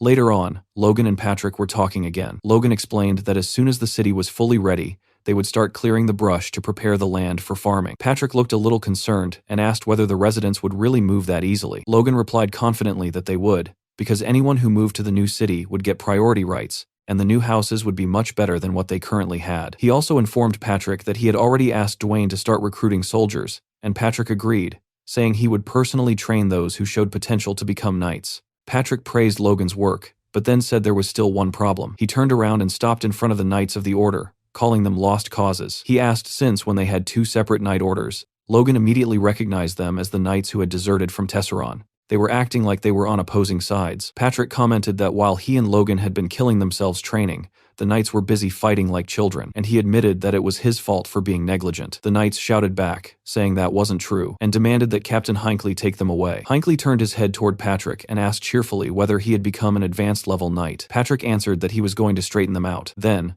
releasing an overwhelming amount of aura, he shattered a wooden sword and shouted for them to feel it and learn the art of the sword firsthand. Meanwhile, in the office, Dwayne was signing documents, happier than he had been in a long time now that he didn't have to constantly worry about the budget. Two vassals were talking about how Logan was monopolizing the funds, but Dwayne cut them off, asking if the extra money had blinded them and where they thought it even came from, telling them to just obey orders. As he read another document, he suddenly started sweating. A few minutes later, he rushed into Logan's office and asked what he planned to do with 10 million gold. Logan calmly replied that he was going to buy 100 kilograms of mithril. Dwayne's jaw dropped, and Logan shoved him against the wall and told him to sign the papers. Dwayne protested, saying he couldn't, because mithril was 1,000 times more expensive than gold. The scene shifts to a conversation between Logan and Philip. Logan explained that he wanted to buy mithril for the knight's war gear, but Philip immediately said it was impossible. Logan was stunned. Philip explained that mithril wasn't something you could buy just because you had money, but something you needed power and influence to obtain. That explanation gave Logan an idea. Inside a castle, a messenger was disturbed by a message coming from McLean. Duke Felix, who was busy, arrived 30 minutes later to check it. Felix greeted Logan warmly and said he had missed hearing from him. Logan replied that he would never dare to send a personal message. Felix smiled and revealed that his wife was pregnant, and that it was all thanks to Logan. Logan congratulated him, and Felix thanked him in return. Felix added that when the baby was born, he wanted Logan to come back to the capital because his wife wanted to thank him personally, and he also promised to teach Logan his next technique. Logan thanked him sincerely. Felix then asked for the real reason behind the contact. Logan didn't beat around the bush and asked whether he could obtain the 100 kilograms of mithril he needed. Felix's jaw dropped, and he asked if Logan had really said 100 kilograms and not 100 grams. Felix commented that he didn't even spend that much on his own parties, and said he had underestimated Logan's generosity. Felix then said he would take care of everything, but on one condition. Logan had to attend the baby's celebration and call him master. Logan stared at the now empty communication sphere, then suddenly shivered before letting out a cry of pure happiness. Becoming a disciple of the Sword Duke was the most incredible thing that had ever happened to him. He had only planned to ask for a bit of help, but Felix had handed him a golden rope instead. Logan then thought that Hamar would probably be more productive after a short break, and bragged to himself about how benevolent he was as an employer. In reality, Hamar had nightmares about Logan for weeks after getting that vacation. On the outskirts of McLean Castle, a group of young men, all under the age of 20, gathered for recruitment. Watching them, Dwayne asked Logan whether he really needed to recruit this many people. Logan replied that he would handle everything himself. In his mind, expanding their forces was absolutely necessary, and he intended to personally select the recruits, even if that approach came with certain disadvantages. He reflected on the Empire's new military theory, which claimed that what truly mattered wasn't physical strength, but the senses. According to that doctrine, the Empire had once used 50,000 knights to crush neighboring countries. Thinking 9 years ahead, Logan believed that once they gathered all existing soldiers and reselected them, they could form a proper knight unit. The upcoming Grandia civil war would be difficult, but with proper preparation, they would still have a formidable force when the Empire eventually invaded. He admitted to himself that he would have preferred to recruit people over 20 as well, but if he did that, there wouldn't be enough manpower left for constructing the city. One of the vassals shouted at the boys to quiet down. Logan then asked how soldiers had traditionally been selected in the past. The vassal explained that everyone was made to run, and they simply chose candidates based on the order in which they finished. Logan immediately realized how crude that method was. He issued new instructions, ordering them to select only those with good eyesight, sharp hearing, and quick reflexes. The first test he devised required the candidates to walk toward an image until they could see it clearly. Some of them stopped quite early, and one boy confidently announced that the picture was of a chicken. Logan told the knights to take note of the kid who had just called him handsome. From the back, another boy raised his hand and said that, judging by the comb, it had to be a rooster. Logan was impressed by that observation. For the second test, Dwayne repeatedly shouted the same word over and over, while the participants were instructed to move forward only once they understood the word clearly. One boy suddenly shouted back at Dwayne, saying the answer was, the world's sparrow, then added that Dwayne had also called him a son of a bad, and asked whether that was part of the test too. Dwayne panicked, convinced he had been muttering to himself. Logan calmly told Dwayne to select that boy immediately, and added that he also needed a beating. Later, while reviewing the documents, Logan could hardly believe his eyes. 250 people had passed with flying colors. He started thinking bigger, deciding that he would select around 500 people without holding back, with the ultimate goal of forming a force of 1,000. At the training grounds, Victor was practicing with his sword. He swung the blade with raw force, drawing the attention of nearby knights. All Victor could think about were Logan's words. If he could perform the sword technique 1,000 times without making a single mistake, he could become a knight and awaken his inner strength. Gripping the hilt tightly, he told himself that he needed to become a knight as soon as possible. Nearby, his sister Victoria watched him with concern. At that moment, Victoria noticed Logan approaching. He gestured for her to stay quiet, explaining that he wanted to check on Victor. Watching closely, Logan thought Victor had a great deal of talent. Even though his swings were wild, his basic stance remained solid. Logan called out to Victor and told him that the next day he would be leaving the McLean Castle territory to train soldiers in the Tesseron region, a mission that would last until winter. He invited Victor to come along. Victor immediately asked whether he could bring his sister with him. Logan questioned whether it was really a good idea to bring his sister to a training camp full of men, but Victor insisted loudly that it was fine. Logan let out a sigh and agreed, telling Victor that Victoria could come, but warning him by pointing a finger that if any trouble occurred, it would be entirely his responsibility. Victor replied firmly that he would take very good care of his sister. Logan then asked whether Victoria was really that precious to him. Victor hesitated, then finally let everything spill out. He explained that his parents had died because of him, and that Rhea was left without parents because of him as well. Because of that, he felt it was his duty to protect her no matter what. Logan looked at him silently for a moment, then placed a hand on Victor's shoulder and told him that it was okay and that he should keep up the good work. A few days later at Tesseron Castle, Kaisalon was putting the kids Logan had selected through brutal training. He ordered them to run 5 laps around the wall, announcing that the last 100 would have to run 2 extra laps as punishment. Terror spread across the recruits' faces, but Kaisalon shouted at them to stop messing around and start running. Watching this, Logan complimented Kaisalon, saying he had a natural talent for being a sergeant. Kaisalon replied that since he was being treated like a knight, he had agreed to renew his contract. Lowering his voice, he whispered into Logan's ear, asking whether he was planning to start some kind of war within the next 2 years.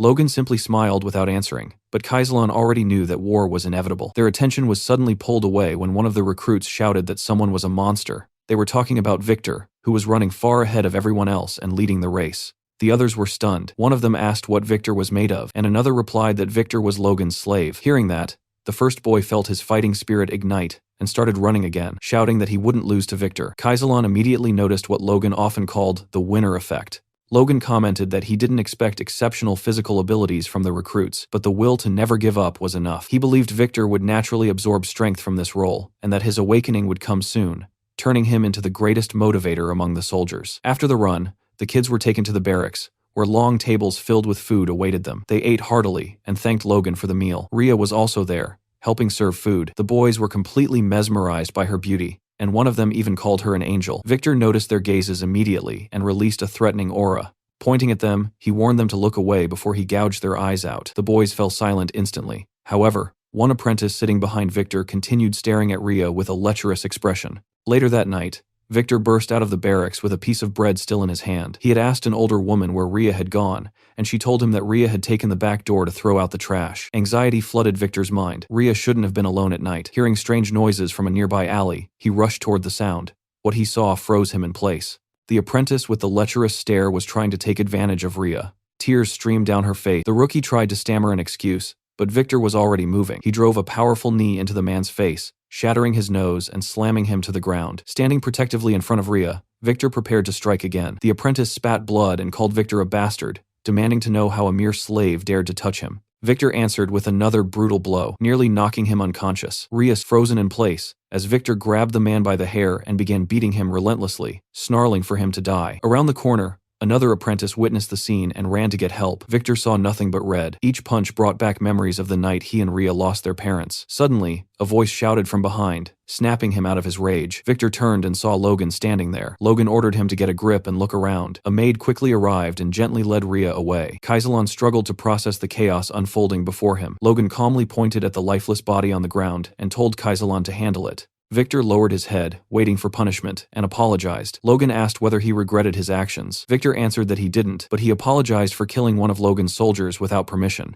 Logan acknowledged that Victor wasn't entirely wrong, but pointed out that what he truly should regret was bringing his sister to the camp. He explained that Victor's stubbornness had nearly gotten Rhea hurt. Logan told him that it was better to leave loved ones in safe places rather than dragging them into danger. He admitted that he had allowed Victor to bring Rhea so that Victor could learn the consequences of his choices. Logan asked whether he understood the lesson, and Victor nodded silently. Logan then told Victor that while killing was a crime, Rhea had been a victim, and Victor had done well to protect her. However, he warned him that next time he must ask for permission before taking such drastic action. Logan didn't want future nights delayed because of some filthy pervert. Inside the castle, Logan and Kaisalon spoke at length. Kaisalon questioned whether Logan should really be deciding such matters on his own. Logan replied that Victor was his property, and that he had simply used him to rid the world of a disgusting criminal. He rephrased it by saying he had used his property to eliminate a criminal, and asked Kaisalon what he thought of that version of the story. Kaisalon asked whether Victor had killed the recruit under Logan's orders. Logan nodded and laid out his plan. The apprentice's crimes would be exposed, and his corpse would be hung from the castle gates as a warning. Logan instructed Kaisalon to inform the soldiers. Changing the subject, Kaisalon noticed Logan marking something on a map and asked what he was doing. Logan replied that it was a surprise. The markings highlighted areas where monsters had recently been spotted. News of Victor's actions spread quickly. When people learned what the dead recruit had intended to do to Rhea, shock turned into rage. Many wanted to dig up the body and kill him again. Logan listened to the conversations and thought that the situation had resolved itself quite nicely. 3 months later, snow covered the trees, signaling the arrival of winter. Logan and Kaisalon stood together, observing the frozen landscape. Logan remarked that the new year was approaching, and Kaisalon reflected on how quickly time had passed. Out of the original 1,000 apprentices, only 987 remained after 90 days of training, with 1 death and 12 dropouts. Kaisalon was satisfied, noting that no one else had quit. Logan concluded that basic training was finally complete. He mentioned that he had already ordered Hamar to produce 400 more crossbows. Logan then asked whether the apprentices were ready for combat training. Patrick confirmed they were and suggested the forest at the base of the mountain range as the perfect location. He said it was time to advance their training, as the knights needed real combat experience. Logan asked whether they had mastered the iron bloodsword technique. Patrick replied that true mastery could only be achieved through battle. Logan's smile widened, carrying a distinctly psychotic edge, and he agreed. Seeing the terrifying expressions shared by father and son, Kaisalon turned pale as a bead of sweat slid down his face. In that moment, he finally understood where Logan had inherited his intense, slightly unhinged nature from. A few days later, deep within the Southern Man mountain range, Patrick stood fully armored, his presence commanding absolute focus. He ordered the knights to draw their swords and regulate their breathing. As they steadied themselves, they focused their aura, and at Patrick's signal, they struck the massive trees before them. The impact was overwhelming. Even the knights themselves were stunned by the sheer power they had unleashed. Standing beside his father, Logan watched with quiet satisfaction, while Patrick remained calm and composed, as if this result was expected. The apprentices, however, were completely fired up. They whispered excitedly among themselves, wondering if they would ever reach such a level. Logan quickly shouted at them to stay alert,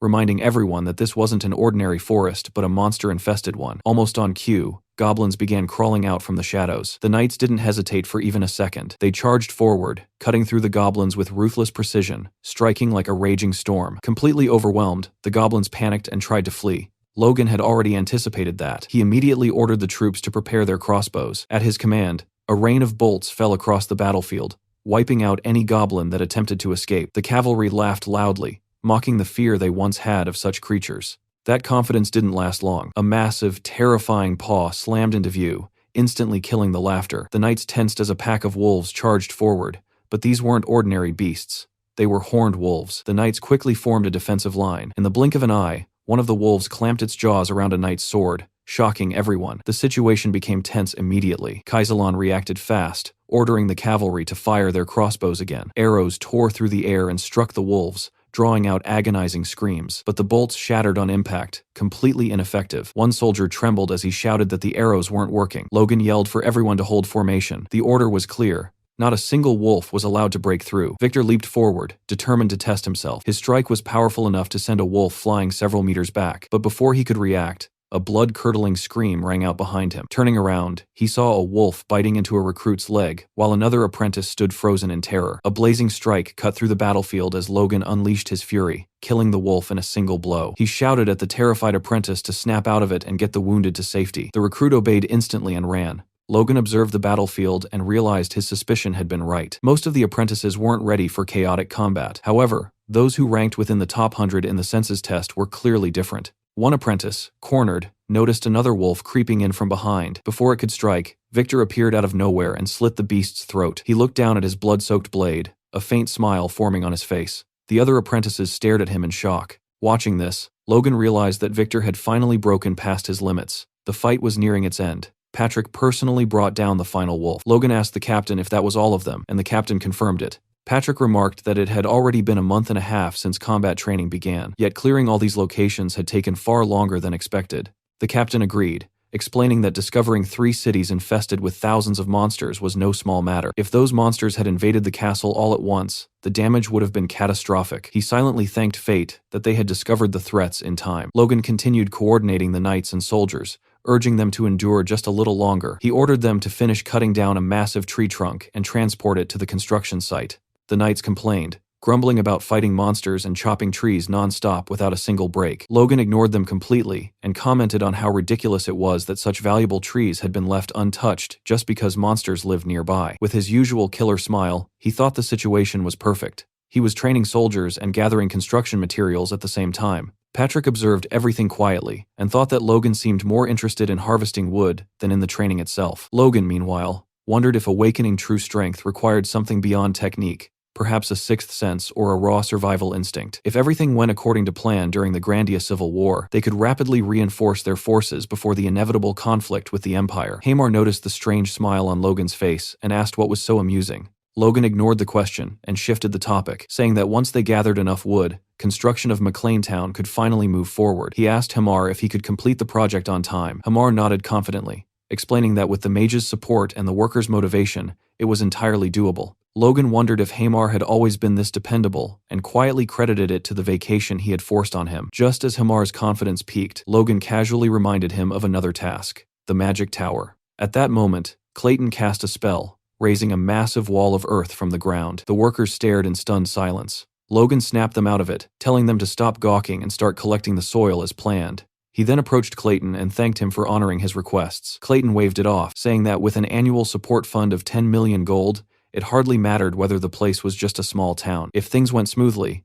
the city would eventually become the center of the entire region. Logan cut him off, stating that his only goal was to create a peaceful place where people could live comfortably. Clayton was taken aback and loudly declared that McLean was truly a territory for the people, dramatically announcing that Logan had his vote. Later, in the silence of the forest night, Logan stood alone, holding his sword in an unfamiliar stance. Suddenly, energy exploded outward as he lunged forward. A radiant beam of light burst from the blade, slicing through the darkness. The beam detonated violently, and when the light faded, it was clear that the massive rock ahead had been shattered completely. Logan examined the result and noticed the beam had pierced the rock and continued through the trees behind it. He realized that what he had just used was the second form of the divine sword secrets, and it wasn't enough. He needed to grow stronger. 2 months later, the construction of the village was finally complete. Families began moving in, and with the arrival of early summer, the new settlement felt alive and vibrant. Inside the office, Logan and Dwayne discussed the city's progress. Dwayne reported that the recovery of the area was going well, though there was still a noticeable labor shortage. Logan reassured him calmly, explaining that refugees were arriving constantly and instructing Dwayne to accept every newcomer without exception. Dwayne then asked about Hamar and was told that he was still on vacation. Logan briefly wondered if he might have given him too much time off. Dwayne then brought up a rumor that Hamar had received a large quantity of mithril before leaving. Logan confirmed it and explained that he had given the mithril to Hamar so he could forge new weapons for the knights. Dwayne raised an eyebrow, commenting that it didn't sound much like a vacation. Logan replied that working with rare metals was a dwarf's dream, and that Hamar was probably enjoying himself more than ever. Far away, Viscount Max Pareda was seething with rage, slamming his fist against a table. The McLeans had reclaimed the wasteland, and he scoffed, declaring that such land could never be cultivated. One of his vassals explained that rumors were spreading about the source of Maclean's wealth. Some claimed Logan had made a fortune through business, while others insisted he had discovered a gold mine. The Viscount ignored the gossip and asked about the harvest from the reclaimed land. The vassal estimated that production would be at least double their own. Hearing this only fueled the Viscount's fury. He realized they couldn't afford to stand by and asked if there was any excuse they could use to invade. The vassal suggested exploiting the people who had fled to Maclean, using them as a pretext to infiltrate the territory and claim the reclaimed land as compensation. The Viscount immediately identified the flaw in the plan.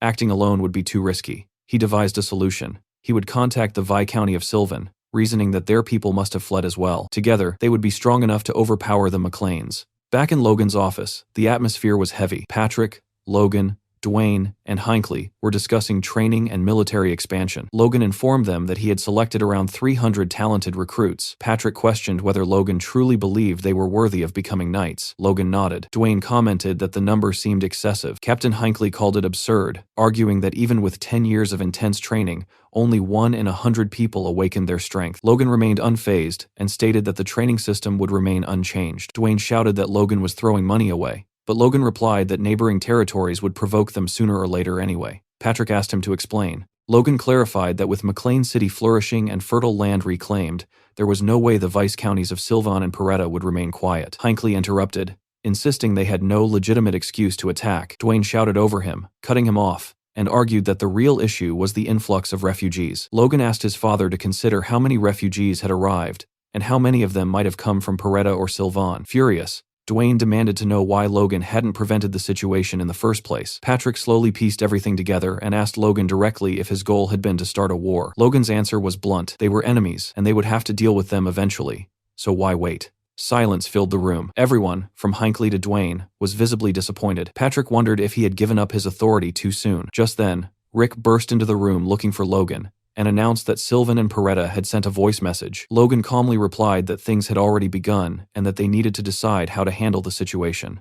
Outside the castle, 2 flags fluttered in the breeze. They belonged to the emissaries of Sylvan and Peretta. The silent emissaries admired the beauty of the city as they walked through it. They observed how the houses were arranged around a large crossroads, and noted how clean and content the people appeared. They concluded that the city was worth taking. One of them attempted to start a conversation with a soldier, who proudly said that all the credit belonged to the first young master, Logan. The soldier praised Logan's abilities, claiming he was far more advanced than any other prince his age, and that he prioritized the well-being of both the land and its people. He even began sharing an anecdote about Logan, but the envoys cut him off, uninterested. Inside the meeting hall, the envoys stood before Logan and Patrick. They demanded the return of the refugees and control over the Tesseron Plains. Logan and Patrick both lowered their heads. Logan thought they were openly asking for war, and Patrick silently agreed. Hinckley stepped forward and took charge, asking whether Sylvan and Peretta truly intended to go to war. The hall erupted into chaos as everyone began shouting at once. One of the emissaries, clearly frightened, pointed at Logan and Patrick and accused them of trying to intimidate envoys. Patrick was furious, but maintained his composure. He warned them that they were the ones declaring war and that the Macleans did not fear it. The envoy retorted that, if war broke out,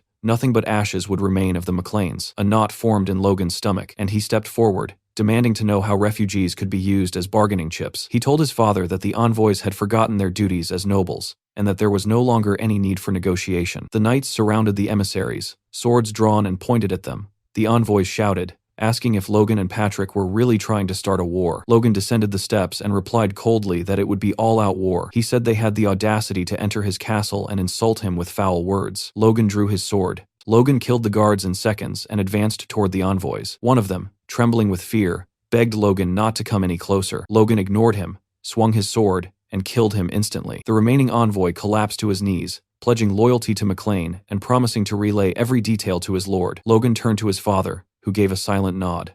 Logan then ordered the knights to prepare for war. The hall erupted in cheers. On the same day, the Macleans sent out a magical transmission to the Viscounts, openly demanding compensation for the envoy's insolence. Viscount Soto Sylvan was livid. He scoffed at the demand, mocking it outright, and declaring that the Macleans didn't have the strength to fight him. Logan and Patrick watched the glowing transmission globe, as Sylvan's response was summarized clearly. Return the servants, pay 10 million gold, and hand over the Tesseron Plains. Patrick questioned why there was even a rush when the Macleans had enough power to crush 6 counties if they wanted to. Logan shut that down immediately, warning that Sylvan needed to be occupied as fast as possible. Kaisalon entered the room with his report, stating that preparations were complete: 389 regular soldiers, 100 from the main fortress, and 313 mercenaries were all ready. Logan praised Kaisalon's work and asked about their equipment. Kaisalon confirmed that armor, spears, and crossbows had already been distributed, and that their forces would not be outmatched. Logan thought to himself that even if Sylvan and Pareda attacked together, they wouldn't lose, but this fight couldn't drag on. Drawing too much attention would attract the factions fighting over the throne, and Logan wanted the third prince to become king, since he was the only reasonable option. Logan then asked Kaisalon if there was any good news. Kaisalon nodded and said there was. Victor had awakened his strength and was waiting to report it personally. Logan immediately perked up and told him to bring Victor in. When Victor entered, Logan didn't let him speak and told him to show it instead. Victor focused, and gray smoke slowly wrapped around his body. Then his power exploded outward. Logan and Patrick were left speechless. Logan praised Victor sincerely and promoted him to knight on the spot, tearing up the slave document. Victor was clearly happy, though slightly annoyed when Logan added that the promotion itself would be finalized after the war. Logan burned the slave contract, knowing Victor only wanted to fight anyway. In his mind, Logan already had an opponent prepared for him. Logan told his father that they should respond to Sylvan. Patrick told him to skip all formalities and go straight for the throat.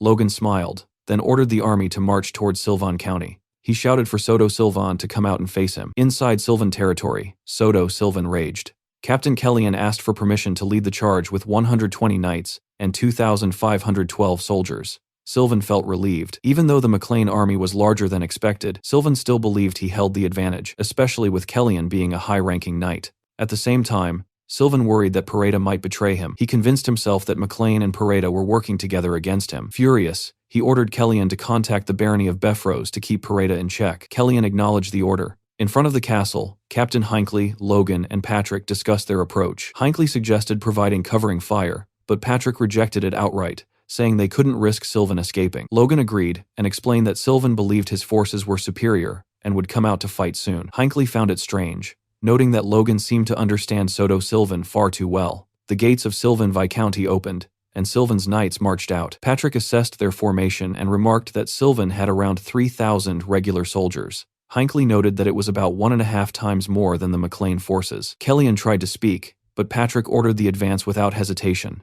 Kellyan shouted insults, calling the McLean soldiers rabble. Kaisalon calmly ordered the mercenaries to ready their crossbows. Kellyan couldn't understand Patrick's plan and ordered his men to raise their shields. Kaisalon gave the firing order. A rain of arrows fell from the sky. Kellyan smirked at first, confident they'd be blocked, until the bolts punched straight through the shields. His expression twisted with fury as he screamed for a full advance. Kaisalon immediately ordered the troops to spread out, confusing Kellyan completely. The crossbow cavalry split apart and began targeting the Sylvan soldiers directly. Kellyan felt genuine fear for the first time. Retreat crossed his mind, but it was already too late. Patrick stepped forward and challenged the Sylvan knights head-on. Kellyan froze as Patrick cut down 4 knights in a single exchange. In that moment, Kellyan understood. Patrick had reached the advanced level. Patrick then gave the order to annihilate the enemy. The Macklin knights surged forward and tore through the Sylvan forces without mercy. Hinckley watched it all unfold, realizing that just 2 months ago, the Sylvan knights would have been an even match. Now they were being crushed. Hinckley smiled proudly and commented that their lord's brutal training had truly paid off. On the battlefield,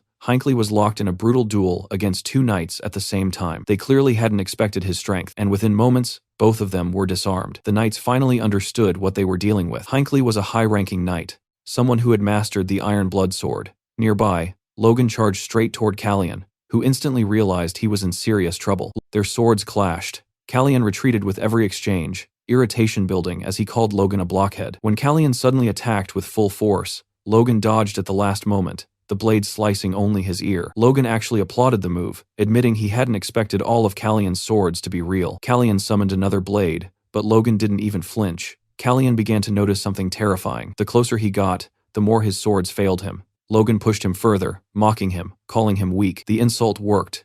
Kellyan snapped and prepared to strike again. Logan closed his eyes, and something inside him shifted. His core evolved, becoming a 2-star core. He avoided Kellyan's attack effortlessly and reappeared behind him. From that moment, the fight completely tilted in Logan's favor. He landed a devastating blow, badly wounding Kellyan. The realization hit hard. Logan had become a high-ranking knight. Logan raised his sword and gathered his aura, preparing to end it. He bent his knees, poured raw power into his body, and leaped high into the air, choosing to finish the battle in the most overwhelming way possible. His aura surged as he unleashed his secret technique, the the divine ripple. A massive wave of aura crashed forward. Kallian tried to block, but it was pointless. The attack crushed him. The Sylvan troops immediately understood. The battle was over. Logan landed, standing tall, and shouted that the enemy leader had fallen. Moments later, Patrick announced the capture of Soto Sylvan and ordered all remaining forces to surrender. Logan smiled to himself as the outcome settled. After the war, Sylvan County had lost 42 knights and 1,223 soldiers.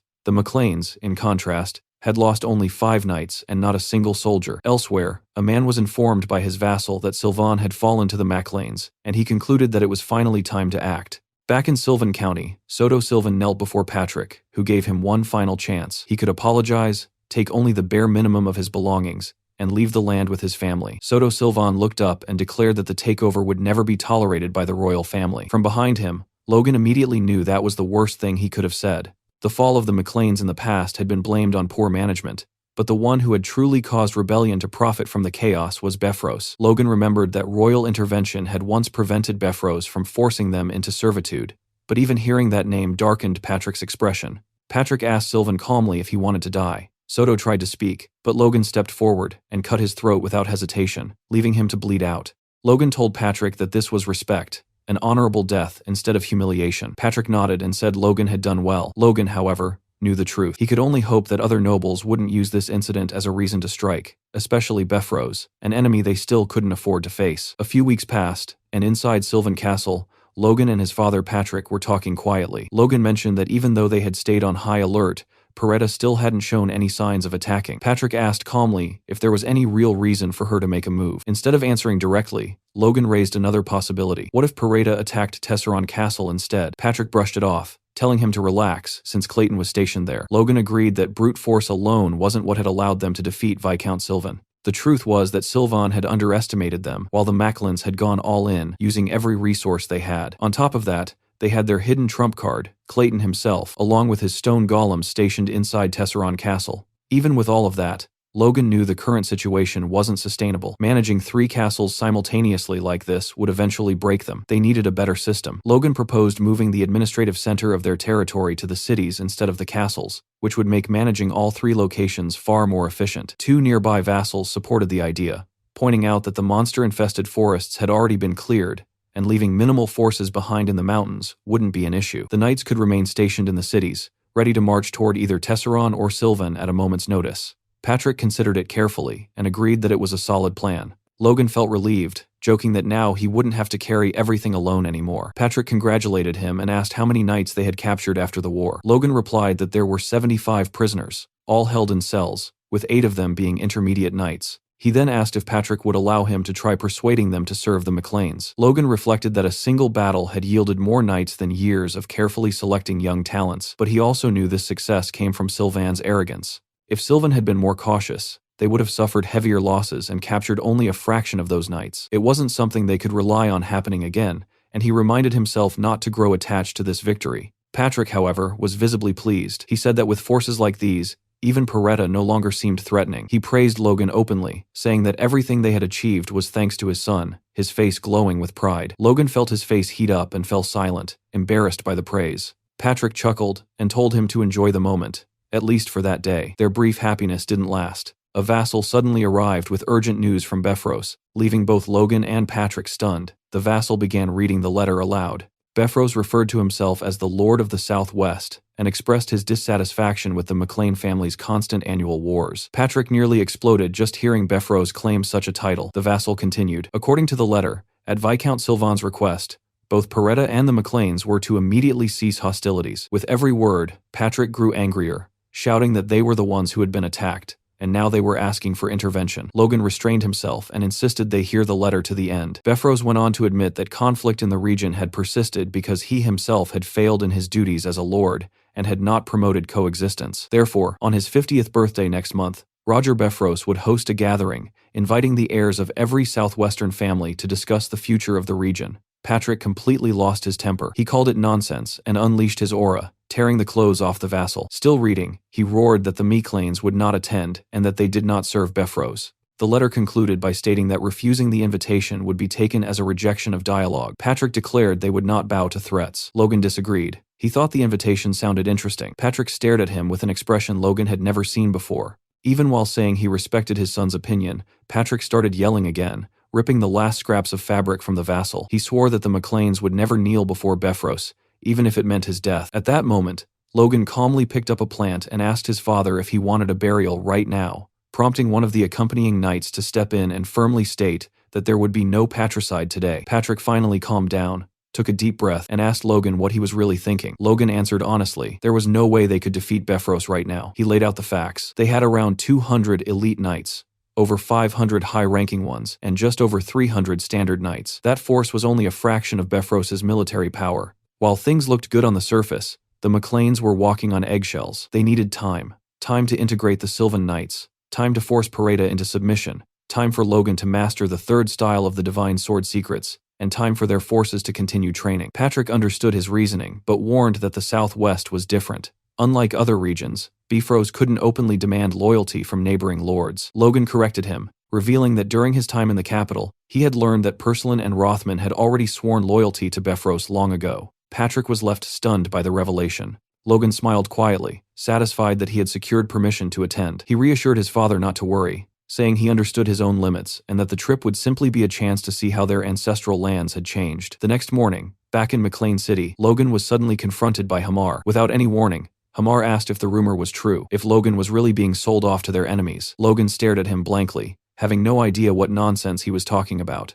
The moment he understood what was going on, irritation flared hard. Logan didn't even argue. He punched Hamar straight in the face and told him to stop believing stupid rumors. Hamar shot back that most rumors about Logan usually turned out to be true, so it wasn't exactly his fault. Without another word, Hamar pulled something from behind his back, unwrapped it, and shoved it toward Logan, telling him to take it. Logan froze. In his hands was a sword forged entirely from pure mithril. For once, Logan had absolutely nothing to say. Later, on the Beffros estate, Plone Pareda, the heir of the Pareda family, arrived by carriage and immediately noticed something strange. A lone man in a cloak was walking calmly through the estate grounds. When Plone realized it was Logan McLean, shock hit him hard. Logan had occupied the Sylvan barony, and yet here he was, traveling alone. Plone assumed the McLeans must have suffered massive losses if Logan didn't even have guards with him. Annoyed, Plone stepped out of the carriage and demanded to know why he was being treated the same as some nobody. A guard tried to intervene, but Plone ignored him, introducing himself to Logan instead. He casually mentioned that he had heard stories about Logan, especially the part where he killed 6 knights in the blink of an eye. Plone noticed that Logan's sword was spotless. When they shook hands, Plone commented that Logan looked far younger than expected, and that the rumors must be exaggerated. Logan smirked and tightened his grip. He squeezed Plone's hand so hard it nearly shattered. In that instant, Plone understood just how wrong he had been. His hand trembled when they finally let go. Logan apologized calmly, saying he had misunderstood and thought it was some kind of strength contest. Holding back tears, Plone snapped, called him an idiot, and drew his sword, ready to teach Logan a lesson. A guard tried to warn him that personal duels were forbidden, but Logan tossed his cloak aside and told Plone he talked too much. Furious, Plone ordered his knights to attack. Logan centered himself, aura surging, and in the blink of an eye passed straight through the guards. When they realized what happened, Logan was already behind them, his sword resting lightly against Plone's neck. Plone felt no aura pressure at all, and realized the attack had come purely from the sword's raw power. One of the guards nervously asked where Logan had bought such a weapon. Logan replied curtly that it was rude to ask. Plone convinced himself that Logan was just lucky, someone who stumbled upon a good sword by chance. That illusion shattered when a man in full armor stepped through the gate. It was Sir Franz, the Moonlight Knight, a knight so powerful that Beffros would only send him for a serious reason. Sir Franz studied Logan carefully, asked if he was Logan MacLean, and openly expressed his surprise at seeing such a young intermediate knight. Plone and his knights were left speechless. Plone finally understood that Logan's strength wasn't just skill or luck. From the high-ranking level onward, power carried a unique presence that couldn't be hidden. Logan deliberately restrained himself, revealing only what was necessary to avoid drawing more attention. He placed a hand over his chest respectfully, and said he hoped to one day reach Sir Franz's level. Sir Franz advised him not to settle and to aim beyond that, to become a true superhuman. Sir Franz then escorted them inside, explaining that the heirs of Pursalon and Ruffman had already arrived, and that everyone would wait until the banquet the following night. Plone tried mocking Logan again, pointing out that he had no party clothes and offering to lend him pajamas. Logan ignored him completely and asked a servant for his room. Internally, Logan thought Plone had no idea what position he was really in. Occupying the Pareda estate wouldn't be difficult at all. Looking up at the building, Logan remembered Plone's words. He decided he wouldn't remove his armor anyway. This was land his ancestors had lost, and letting his guard down wasn't an option. Later, Logan stood before Lord Beffros. Logan bowed respectfully, greeted him, and wished him a happy birthday. Many around them sneered, whispering that Logan was a country bumpkin with no manners. Befros welcomed Logan openly and said that since he had traveled so far, he assumed the McLeans would comply with his wishes. Logan replied calmly that if Befros desired peace, the McLeans would always be ready to march beside him. Befros praised his answer, calling him enlightened, and invited him to enjoy the celebration. Logan admitted inwardly that Befros was impressive. A fifth circle mage like him was as dangerous as an advanced knight on the battlefield. An announcement interrupted his thoughts. Befros was about to give a speech. He thanked everyone for attending his birthday and also expressed gratitude to the second prince for granting him the sun's tear. The room buzzed with shock at how close Befros was to the prince. Befros declared it was time for the Southwest to abandon outdated traditions and unite under the second prince's will. Logan recognized it immediately. This was a polished demand for submission. Befros ended by praising Logan as a brilliant young man, the hero who led the McLeans through 2 wars and became an intermediate knight at just 21. He extended his hand and said he didn't wish to force Logan, only to make an offer. Count Valterman, the second prince's grandfather, was searching for talented youths like Logan to take as disciples. Logan was stunned, but replied honestly that he already had a master. Befros asked if it was his father. Logan said no, explaining he had been trained by a great man and regretted having to refuse. Befros laughed lightly, remarking that youth moves quickly, and said that the Flaming Heart Sword himself would soon arrive to offer guidance. He would extend the same offer to every heir present, and Logan could even invite his own teacher. At that point, Logan stopped caring about the lesson itself and focused on the real issue. Befros was trying everything to bind the McLeans. Refusing again would be difficult, but Logan had already prepared for this. He thanked Befros and said he couldn't refuse such insistence. Befros smiled, saying this would be the first step toward uniting the Southwest. He revealed that Persilon and Ruffman had already agreed, and that he would personally gift them. Servants brought in a table holding 2 artifacts, a sword and a hammer. Logan immediately recognized their value, at least 12 million gold. Befros called Ramon Persilon and Eric Ruffman forward. When asked to swear loyalty, both knelt. Befros bestowed the sword of Lambton to Ramon and the hammer of Jackson to Eric, promising rich rewards to those who served him. Drunk, Plone Peretta staggered forward and loudly commented that Logan's sword looked better. He repeated it, openly insulting Befros. Logan realized Plone had just dug his own grave. Lux, Logan's sword, rivaled most artifacts in power. Logan had planned to use it as leverage if things went badly, but Plone had destroyed that option. Befros asked if Logan's sword was truly that special. Logan replied calmly that he was fortunate enough to receive a weapon forged by dwarves. Befros asked to inspect it, but Logan knew that once handed over, he would never get it back. He said that even if he was young, it was hard to part with his partner. Befros smiled and suggested an alternative. Instead of handing over the sword, Logan could demonstrate its worth in an exhibition match against Ramon. Logan smiled, acknowledging how unexpected things had become, but saw no reason to refuse. He drew Lux and calmly stated that he would comply. Inside the training room, Logan stood facing Ramon. Ramon insisted on attacking first, but Logan calmly refused, making it clear he didn't want anyone later claiming he had won with an unfair advantage. Ramon took that as arrogance and began circulating his aura. Around them, the women whispered in admiration, commenting on the elegance and beauty of Ramon's sword. Compared to Ramon's flashy weapon, Logan's sword crafted by Hamar looked almost plain, but its balance, sharpness, and durability were flawless. Ramon mocked him, questioning whether such a delicate-looking blade could survive against an artifact. Logan inwardly judged Ramon as even more foolish than Peretta. When Ramon finally lunged forward, Logan briefly scanned the audience and spotted Sir Fram. That was when he decided his approach. He couldn't show his real strength. He needed to make it messy. A stumble here, a shallow scratch there, a few exchanges that looked close, followed by a solid counter. Enough effort to look impressive, but not threatening. Then end it cleanly with confidence. Before anyone could react, Logan had already pinned the blade to Ramon's neck. Ramon panicked, shouting excuses, claiming he wasn't accustomed to the sword. Befros openly expressed his disappointment in Ramon's performance. Logan felt disappointed as well. Befros then apologized to Logan and offered compensation, promising to open his treasury and allow him to choose any artifact he wished. Logan immediately understood the motive. Befros was trying to bind him, confident that whatever Logan selected could later be reclaimed. Before the situation could settle, a servant rushed in with urgent news. The Sword Duke had made contact to deliver birthday wishes. Befros froze. Felix Esperanza praised Befros as one of the kingdom's pillars and apologized for not attending in person. Befros responded politely, but then Felix noticed Logan standing among the crowd and asked if it was really him. The room fell silent. Befros began to sweat. Logan stepped forward, realizing his gamble had paid off, and respectfully addressed Felix as his master. Shock rippled through the hall. Logan knew then that asking for Felix's backing had been the correct move. As a neutral superhuman, Felix's wishes couldn't be rejected. Felix gave Logan a knowing wink and mentioned he expected to see him again in the capital. Logan bowed in gratitude.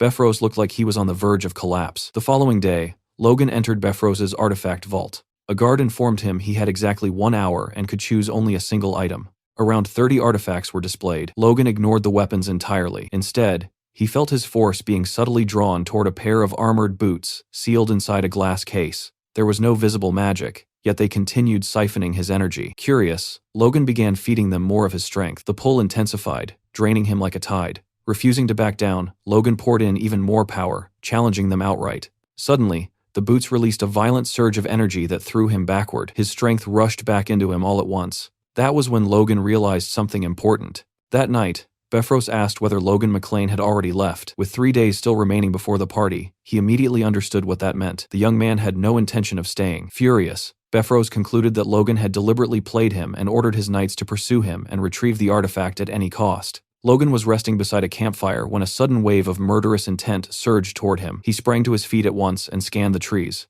In the darkness, he sensed movement. A pursuer. Moments later, a hooded man stepped out from the bushes, and Logan instantly realized that Befros had sent 4 people. The man at the front casually warned his companions that they were free to do whatever they wanted, as long as they didn't kill Logan. The other 3 lunged at him, but Logan didn't wait to be surrounded. He moved first. The attackers panicked. Unable to comprehend how an intermediate knight could move with such speed, Logan felt a flicker of satisfaction. Choosing those boots had been the right call. Not only did they allow triple jumps in midair, they adjusted to his size automatically and even repaired themselves. Judging by their performance, they were at least a 4th-grade artifact, if not higher. A fitting name came to mind almost naturally: Boots of the Wind God. As the fight escalated, one of the men asked for permission to strike Logan's vital points. The hooded figure responded with open disgust, calling such behavior shameful. In the next instant, that man moved. He attacked from behind, his aura shimmering silver. Logan barely managed to block and was still forced backward by the sheer power. His expression hardened. This was no ordinary opponent. He gathered his aura, bracing himself for a brutal fight, and remarked that he never imagined the title of Moonlight Knight was earned through ambushes and sneak attacks. That was when it clicked. The stance, the aura, the presence. Logan recognized him. Sir Franz, the Moonlight Knight himself. Franz openly acknowledged that Logan had not only concealed his real strength, but exceeded expectations. He added that he was already aware of the artifact Logan had taken,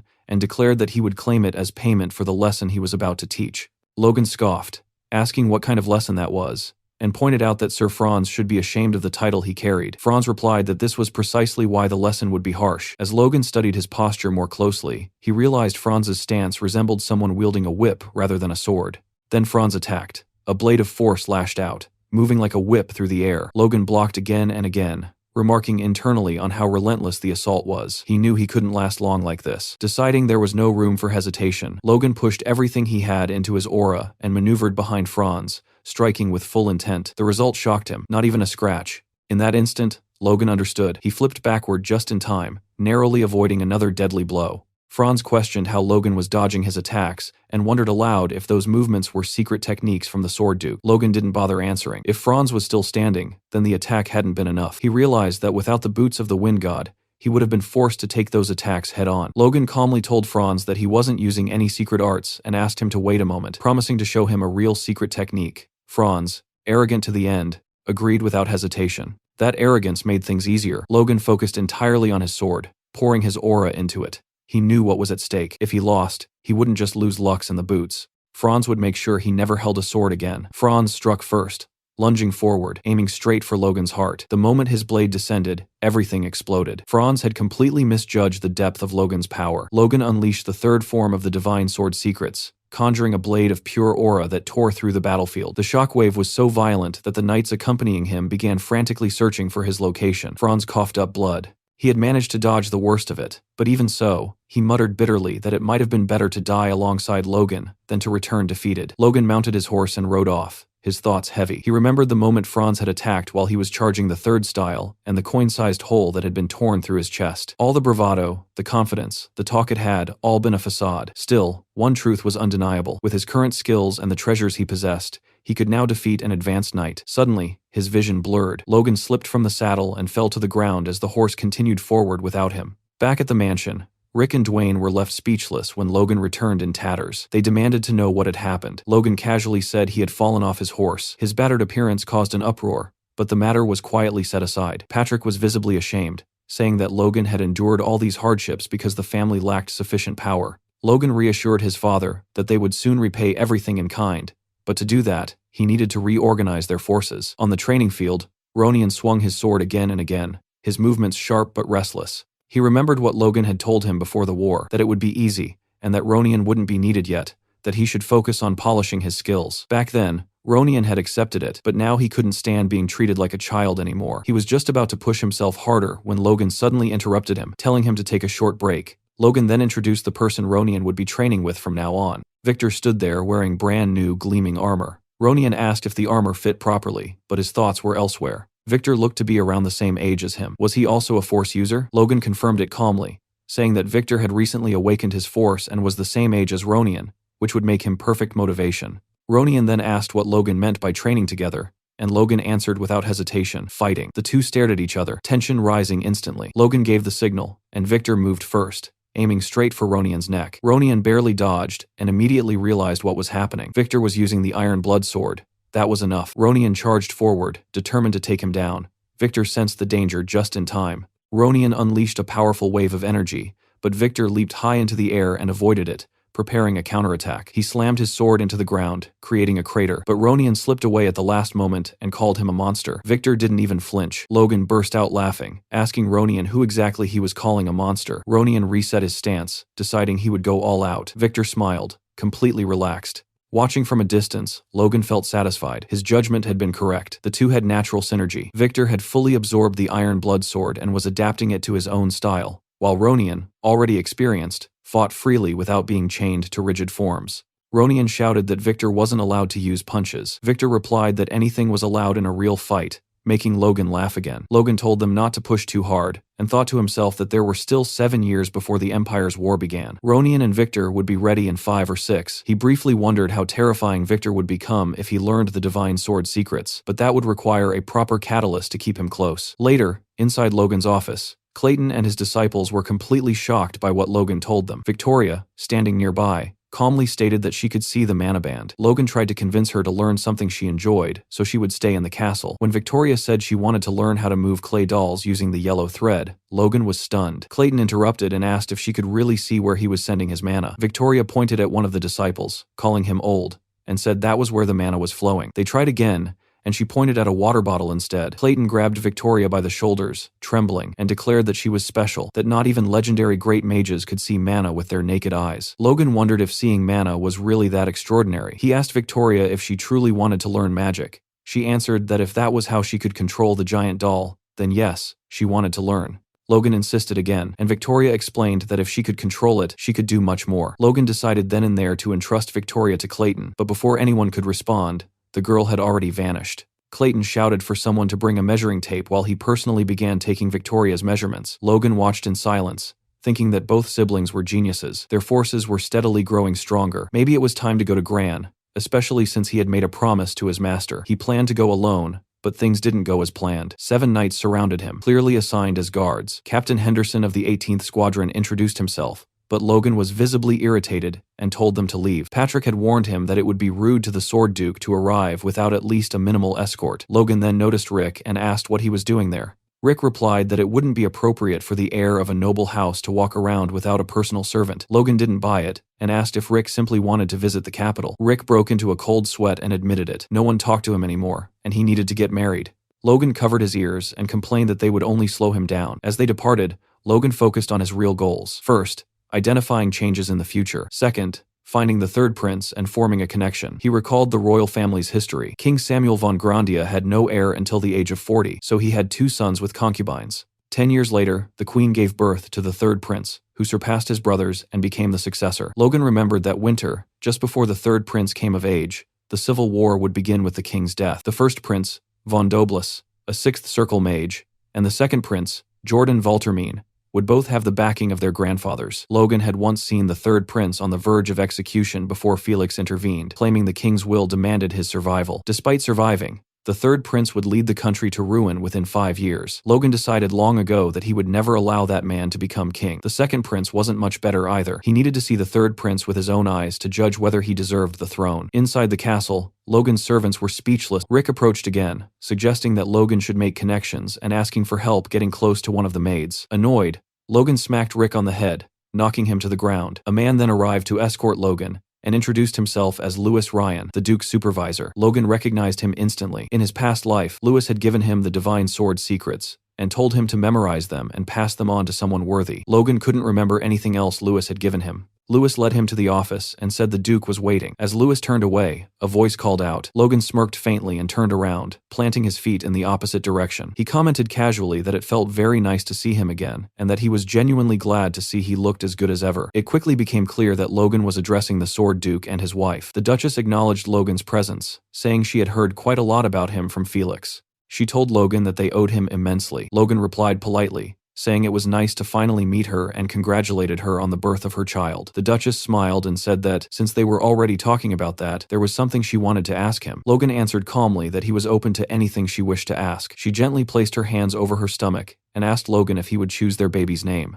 The moment the words left her mouth, Logan froze completely. Felix stepped in, explaining that he and the Duchess had discussed this matter for quite some time. He said that everything they had now was thanks to Logan, which was why they wanted him to be the one to choose their child's name. Logan, however, was still stunned into silence. Inside his mind, Logan reflected on the meaning of names. In Grandia, a name was believed to decide and illuminate the path a child would walk in life. Since ancient times, nobles had sought out respected figures to name their children, sometimes holding feasts solely to celebrate the naming. But leaving such an important task to him felt different. He and the Sword Duke had only met twice, yet it was undeniable that they had already influenced each other's lives in profound ways. Logan realized how heavy the responsibility was, but at the same time, he saw no reason to refuse. Logan finally spoke and said that it would be an honor for him. Hearing this, both Felix and the Duchess were overjoyed and thanked him sincerely. Felix then turned to his wife and gently told her to go rest, reminding her that she was with child and should not strain herself. The Duchess protested lightly, saying that manners still mattered and that this was an important request. Felix glanced back, thinking to himself that this arrangement was beneficial for Logan as well. After all, being known as the one who named the Sword Duke's child was no small distinction. With some effort, Felix managed to escort his wife out of the room. Once the wooden door closed behind her, he leaned against it and sighed, admitting that he was never very good with words. He then turned his attention back to Logan and said that they should talk about their bodies. Logan looked confused, not understanding what Felix meant by that. Felix studied him closely and said that he was surprised by how quickly Logan's force had grown. In such a short span of time, his progress was abnormal. Felix concluded by saying that he wanted to see just how strong Logan had become now. Inside the training grounds, Felix and Logan stood facing each other once again, both fully prepared to fight. Logan moved first, leaping forward and attacking with everything he had. But in the blink of an eye, Felix dodged cleanly and appeared right behind him, already set to counter. Logan redirected his attack, but Felix blocked it effortlessly. Watching this, Logan realized just how easily Felix was stopping him. If he was going to fight his master, then this was the perfect chance to truly test his limits. But before he could continue, Felix suddenly told him to stop. He demanded to know what Logan thought he was doing, leaving Logan momentarily speechless. Felix then asked, almost mockingly, if that was really Logan's full strength. Logan admitted that he had been holding back. Felix ordered him to stop restraining himself and give it everything he had. Logan began charging his aura, staring straight at Felix while taking his stance. This was the first real training session since they had officially become master and disciple, and Logan knew he could not afford to disappoint him. He unleashed a powerful attack that even shook the Sword Duke, yet Felix still blocked it with ease. The resulting explosion was so intense that the two of them vanished behind the blinding light. Logan thought quickly. After using the rippling divide, there was only one move left. He gathered his strength and launched the killer iron slash straight at Felix. Felix scoffed, calling it nonsense, which shocked Logan. In the next instant, Felix had already dodged the attack, moved behind him, and placed his sword against Logan's neck. He remarked that with strength this weak, Logan would probably collapse after just 2 moves. Felix then kicked Logan's knee, sending him crashing to the ground.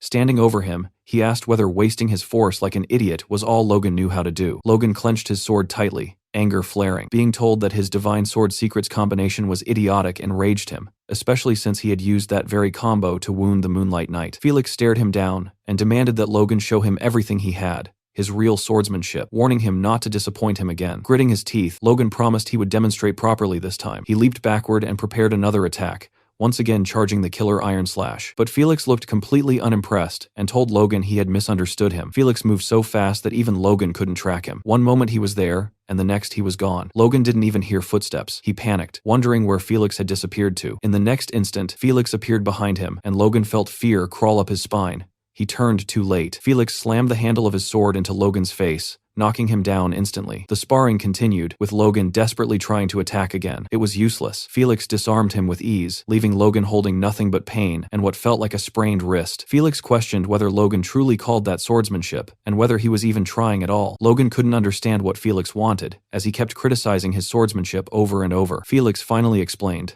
Logan might have grown stronger in raw power since they last met, but his swordsmanship hadn't improved. In fact, it had deteriorated. Turning his back, Felix told him that his fundamentals were broken. Instead of dumping all his force into flashy techniques, Logan should rebuild his basics and make them the foundation of his strength. Even if Logan reached the next level through luck or talent, it would only raise the height of the next wall blocking him. Hearing this, Logan realized Felix was right. He had regained power too easily after regressing, relying on memories and the divine sword secrets while growing arrogant. Since returning from the past, everything had gone smoothly, and he had misjudged himself. Swallowing his pride, Logan asked Felix to give him one more chance. Felix seemed intrigued. As he turned around, Logan had already taken his stance again. He begged for one more opportunity, saying he would rebuild his fundamentals from scratch. But it was pointless. Moments later, Logan lay unconscious on the ground. Two knights rushed in, declaring Logan an emergency patient who needed to be taken to the medical ward immediately. Louise and Felix watched silently from the training grounds. Felix told Louise that swordsmanship is learned through the body, and the more it hurts, the better the lesson sticks. Louise commented that Felix seemed to have taken a liking to Logan.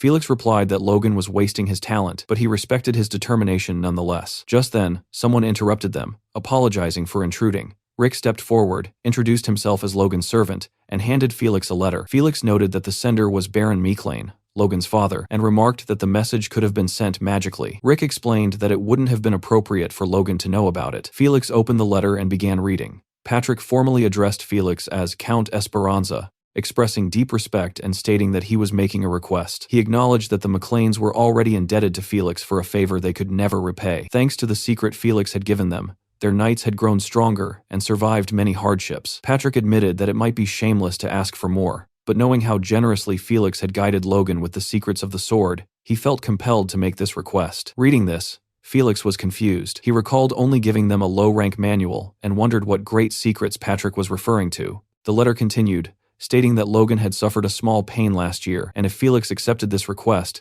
the McLeans would be eternally grateful. Felix found the request interesting, but kept his thoughts to himself. He turned to Rick and asked if Logan knew about this letter. Rick replied that Logan had no idea, believing it wasn't the time to worry about such matters. Felix reread the letter and suddenly grew furious, muttering to himself how a 20-year-old could possibly not be interested in women. He then told Rick that he would do his best. 1 week later, after another intense round of training, Felix brought up something Logan absolutely did not expect. He casually proposed that Logan should go on a date. Logan froze, unsure how he was even supposed to respond. Felix, completely serious, explained that as an heir with no fiancé at the age of 21, Logan's situation was frankly shameful. Because of that, Felix said he intended to find him a suitable match. Logan immediately questioned this, asking whether Felix hadn't wanted him to focus entirely on training while he was here, and why this topic had suddenly come up out of nowhere. Felix replied calmly that a peaceful heart was essential for proper training. He said this was something he himself had only truly understood after meeting his wife. Logan, however, was busy thinking about everything he wished he could say in response.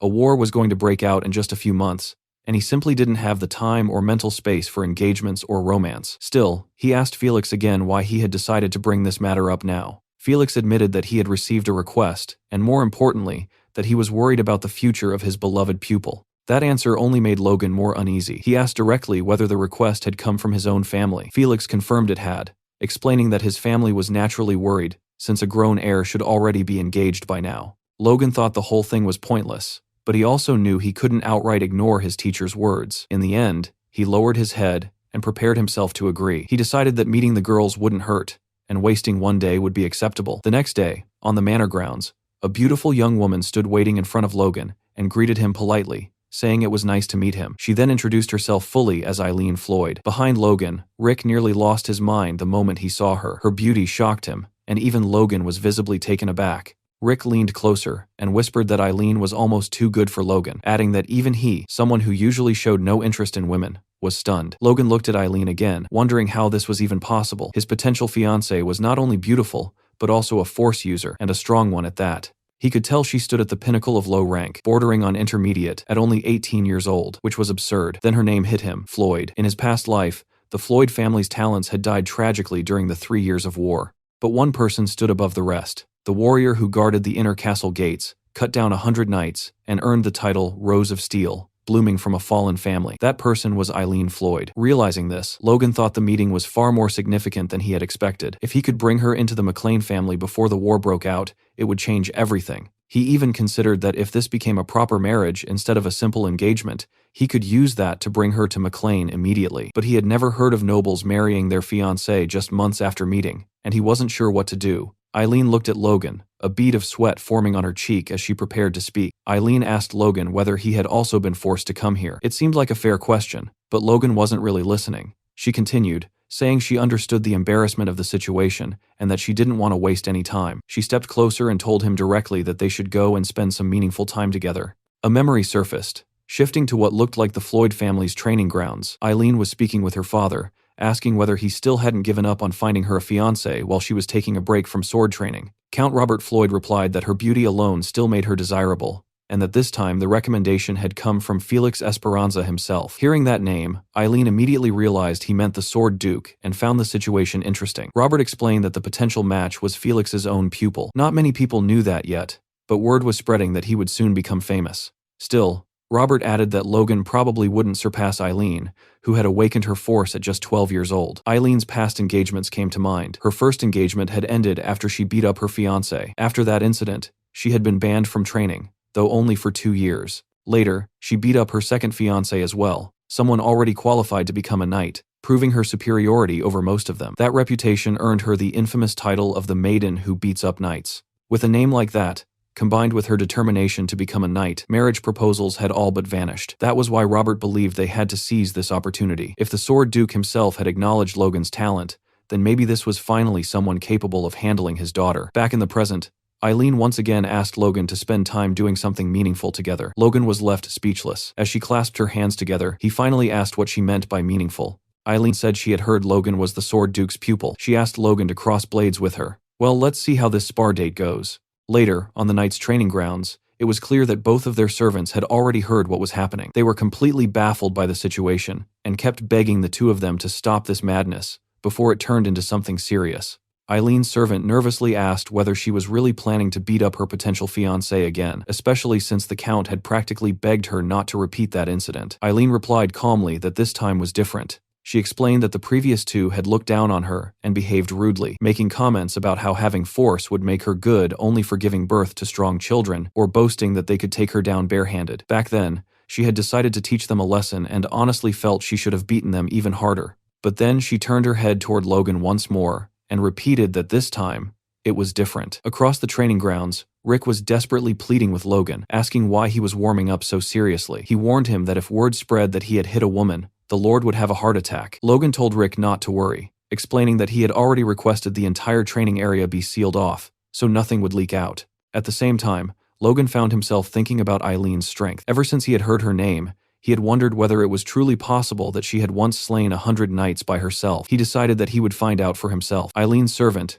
realizing there was no stopping this, shouted for her to make sure she won. As Eileen took a deep breath and prepared for the fight, Rick and her servant could be seen arguing in the background. Rick kept insisting that she had no idea how skilled his master was, while her servant shot back that he had no idea how skilled her young lady truly was. When Eileen approached Logan, she told him that she had been training alone for 10 years. She warned him that she had already beaten a knight before and hoped he wouldn't underestimate her. Logan replied calmly that he had no intention of underestimating her at all. In fact, he told her plainly that he wouldn't go easy on her, and that he hoped she would understand if he was a little harsh. Hearing that, Eileen unexpectedly began to blush. The two of them faced each other, their stances completely different. Logan stood with his sword pointed directly at Eileen, while Eileen held her sword angled downward behind her. In the next instant, she launched herself forward and attacked. Logan easily blocked her strike, countered immediately, and struck her down. With just a single exchange, Eileen was sent to the ground. Logan informed her that he had only used the flat side of his blade. As Eileen tried to push herself up, her servant shouted that her sides were wide open and she needed to be careful. Gritting her teeth, Eileen told herself that no matter what, she would land at least one hit on Logan. What followed was pure carnage. Logan knocked Eileen down again and again, but each time he did, he corrected her. He told her that her grip was too loose, that she needed to move faster, and that her sides were exposed again. Eventually, Eileen stood there completely defeated while Logan looked down at her. Rick was utterly stunned, while Eileen's servant broke down crying for her young lady. Logan commented that she looked exhausted and suggested they take a break. Eileen refused outright and attacked him again, this time coming dangerously close to landing a hit. Logan calmly told her to wipe the sweat from her face.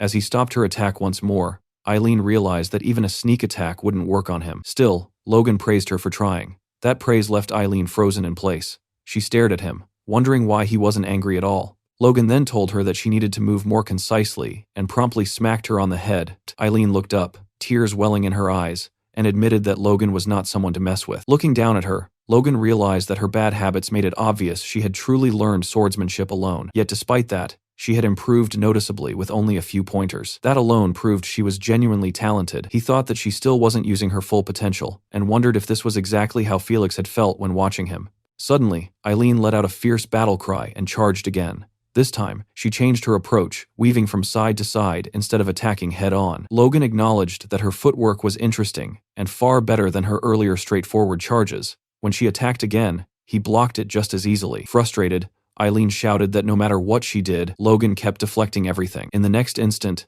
Logan appeared behind her and struck her back down. Still, he told her that her talent was more than sufficient. As she struggled to get up again, Logan added that she had great potential. Eileen insisted on trying one more time, and Logan thought that her grit alone was already a pass. Seeing that she was injured, he extended his hand, offering to help her up. She hesitated, clearly wanting to continue fighting, but eventually accepted his hand. Logan told her that he would give her another chance next time they met. Then he suddenly pulled her closer to him. "I honestly love this." Logan then leaned in near her ear and told her that he genuinely loved this. He whispered that she had incredible talent and invited her to come with him to McLean Estate. Later, inside Felix's room, a discussion was taking place. Logan asked Felix why he had chosen Eileen out of all possible people. Felix explained that there were two reasons behind his decision. First, he said that although the Floyd family was not involved with either of the princes, they still held considerable influence in the capital. They were a family capable of representing the McLeans there. Hearing this, Logan thought that this was yet another reason Befros needed to wait. He reflected that he hadn't been overly worried since the Civil War would break out soon anyway. But from Felix's perspective,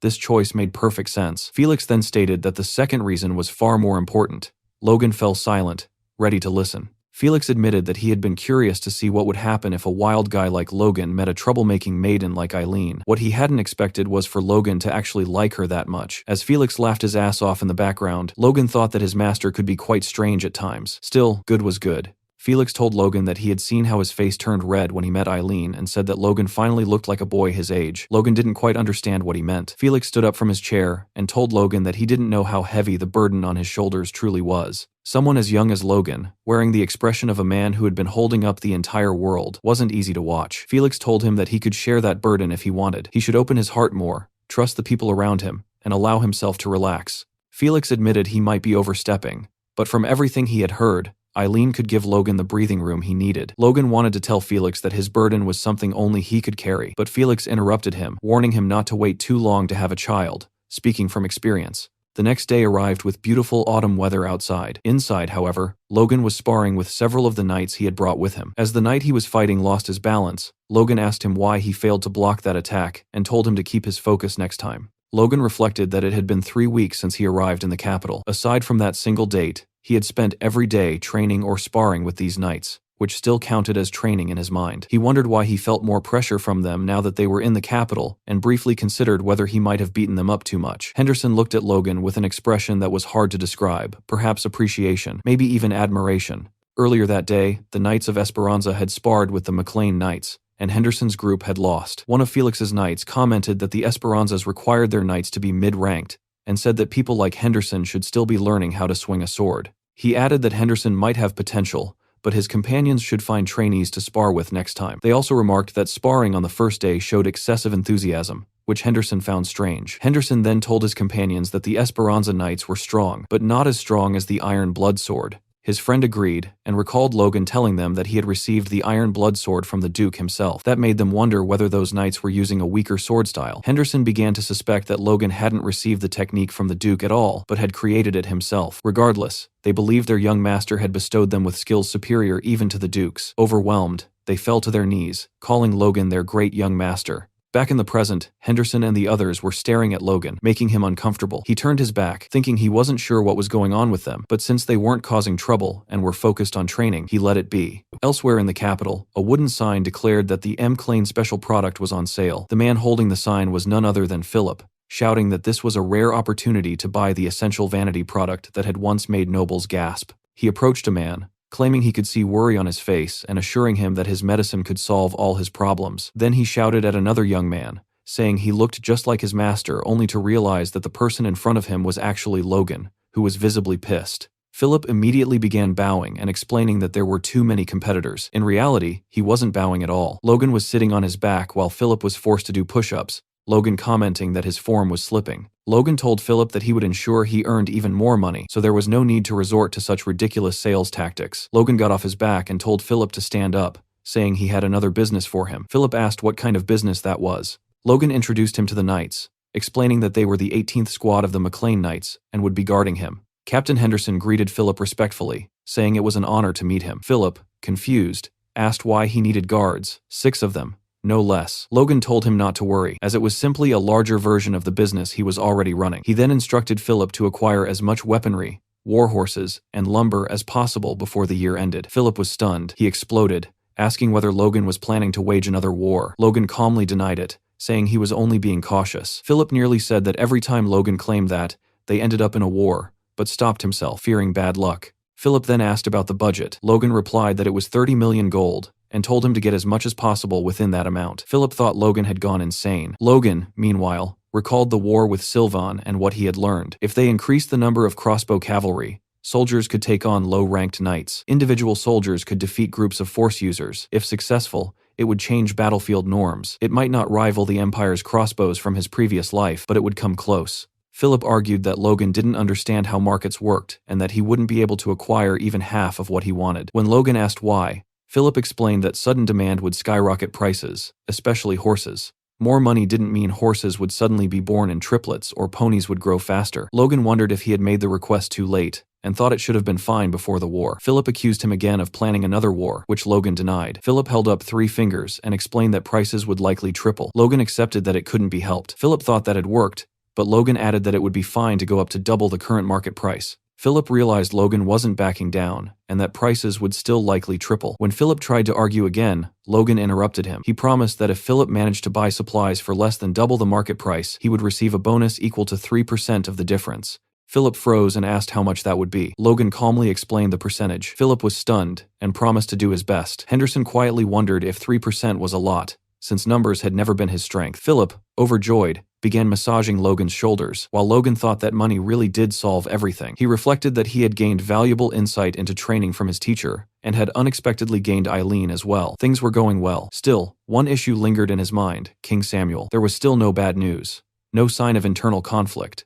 Logan could only wonder whether the king's death had truly been sudden. His next step was to earn his teacher's full trust. He thought it would have been better to meet the third prince, but forcing that encounter would look suspicious. Felix's child would be born soon, and after naming him, Logan planned to return to the McLean estate with Eileen. Later, Felix informed Logan that His Majesty had summoned him and that Logan would need to accompany him. Hearing this, Logan was left momentarily speechless, unsure of what awaited him. At the gates of the royal palace, a guard verified Duke Esperanza's identity and allowed Felix and Logan to proceed toward the throne room. As they moved forward, Logan wondered why the king would want to see someone like him. After all, he was merely the son of a countryside baron, a nobody in the eyes of the royal court, and ordinarily someone who would never be granted an audience with the king. Noticing the unease on Logan's face, Felix asked if he was worried. Logan snapped back to attention. Felix reassured him that there was nothing to fear, explaining that His Majesty simply wished to see Felix's pupil. He added that the king valued talent above all else, and that this meeting would only benefit Logan, not harm him. Logan nodded, saying he understood, but his thoughts drifted elsewhere. He looked up at the palace towering above them and remarked that even the Empire had hesitated to destroy it, ordering instead that it be preserved. That was the beauty of Grandia. After the war with the Empire, the palace had been designated as the kingdom's headquarters, a symbol of both pride and defiance, its beauty matched only by the trouble it had caused.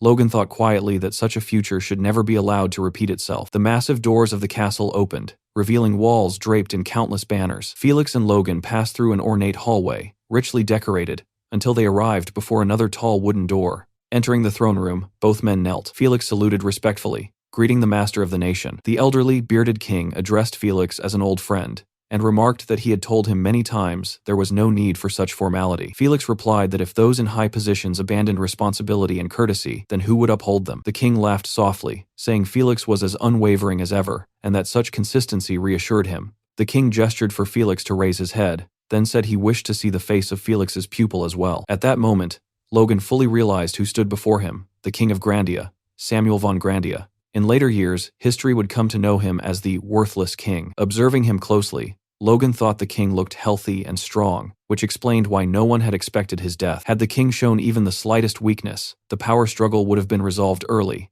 and the civil war might never have occurred.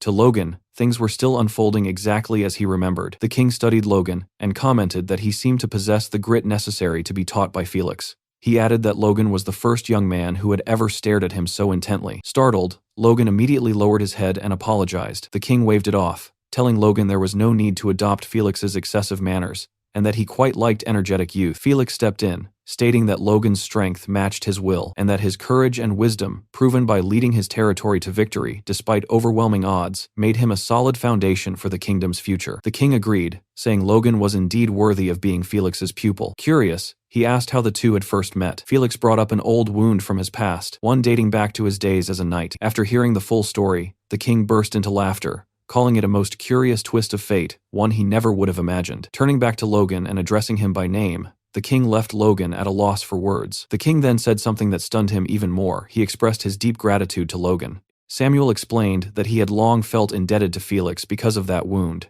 a debt so heavy he could barely speak of it. By resolving Felix's problem, Logan had eased a burden on his heart as well. For that, the king was truly thankful. Felix tried to downplay it, saying the king was giving Logan too much credit, but Samuel refused to hear it. He declared that without Felix, he would never have become king in the first place. He then said that he must express his gratitude properly. As king, he removed a golden bracelet from his wrist and told Logan to step closer. Felix nearly lost his composure, urgently telling His Majesty that he could not give away a royal family treasure and that Felix himself would compensate Logan instead. It was then revealed that the bracelet was no ordinary ornament. It overflowed with mana, clearly a fifth-class artifact at minimum. The king held it out, telling Logan to accept it as compensation for resolving their troubles. Logan, terrified out of his mind, hesitated, but the king urged him to hurry and take it before he changed his mind. Logan accepted the bracelet and said he would carry this overwhelming gratitude in his heart. Felix shouted from behind that Logan could not accept such a gift so lightly. The king asked Logan if he too believed the gift was excessive. Logan replied honestly that while it was overwhelming, he would make meaningful use of it. Seeing Logan's expression and hearing his words,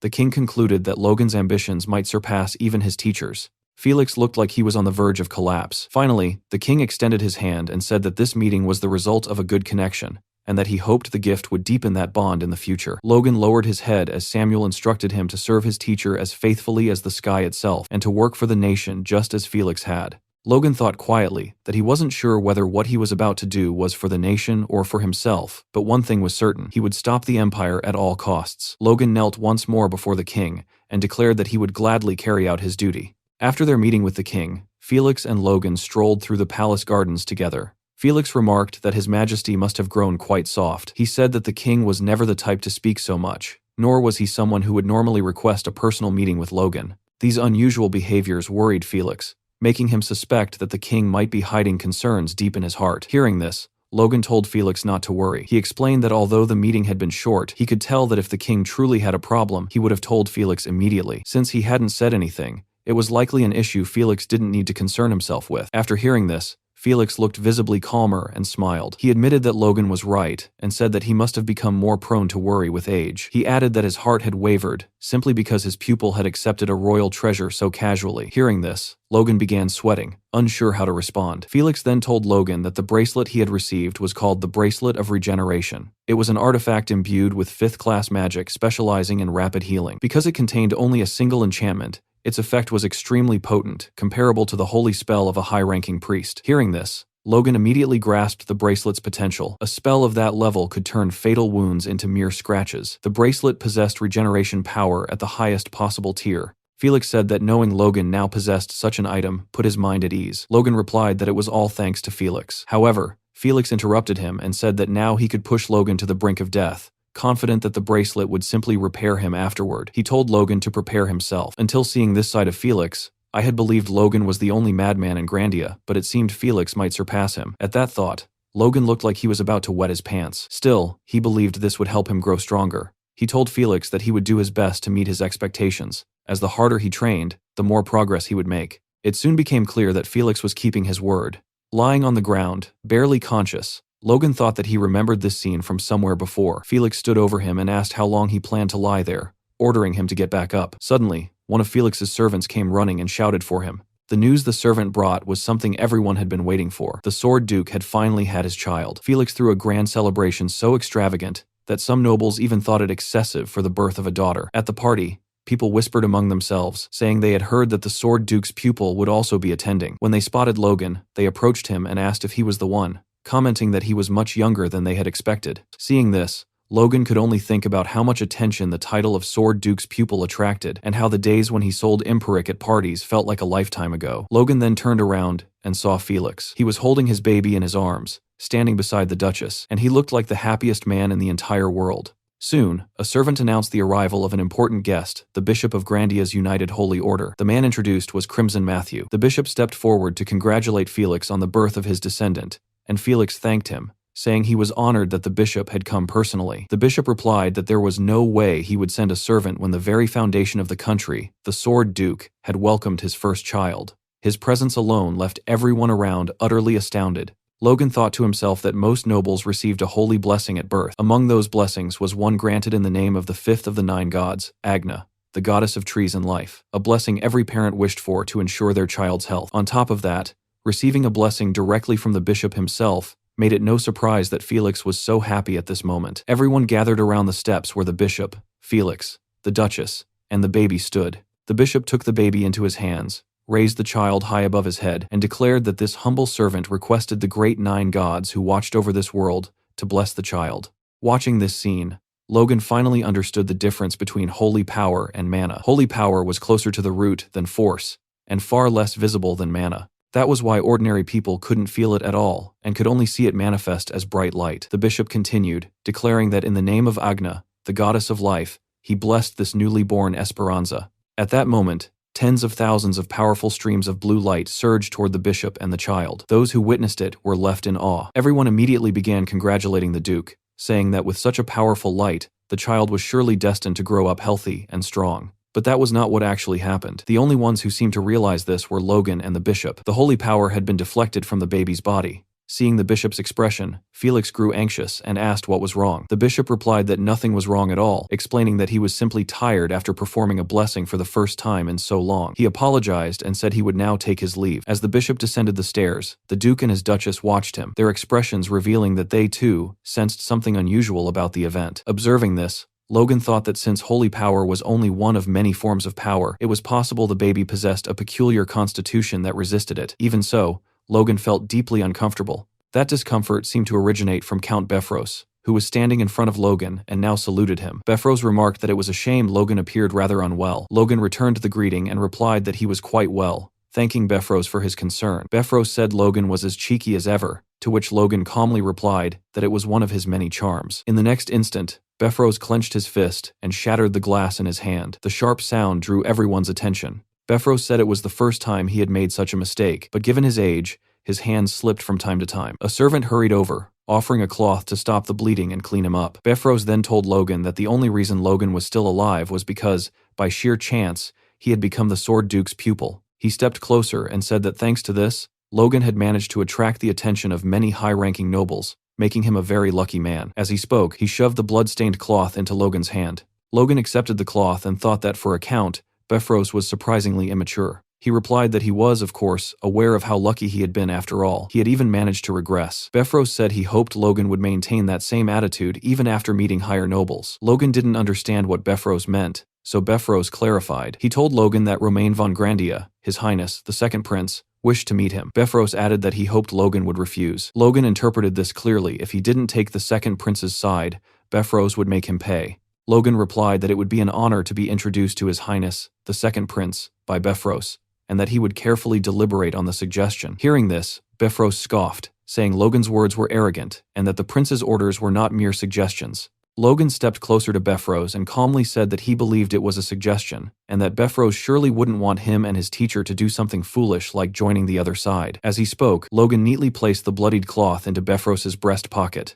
Befrose clenched his fist and told Logan that he would soon notify him of the date. He warned that if this was another one of Logan's deceptions, then Logan would be paying a debt far greater than he could imagine. Logan simply smiled from within the crowd and said he would be waiting for Befrose's message. As Befrose walked away, Logan thought that Befrose could run his mouth all he wanted for now. Once the Civil War began, Befrose wouldn't even have time to think about him. There were only a few months left, and all Logan had to do was delay meeting him until then. Logan also thought that despite having power comparable to a Margrave, Befrose was acting as nothing more than a messenger for the second prince. In that sense, Count Befrose had already become a laughingstock. It turns out that Befrose was in conversation with Jordan Valtermine, the Blazing Heat Sword, one of the kingdom's 5 dukes, a superhuman aura wielder, and also the maternal grandfather of the second prince. Jordan briefly noticed Logan, but only for a couple of seconds before turning his head away. Logan immediately understood that he was being openly ignored. To someone like Jordan, Logan simply wasn't worth acknowledging. After all, the real target here was never him, but Felix.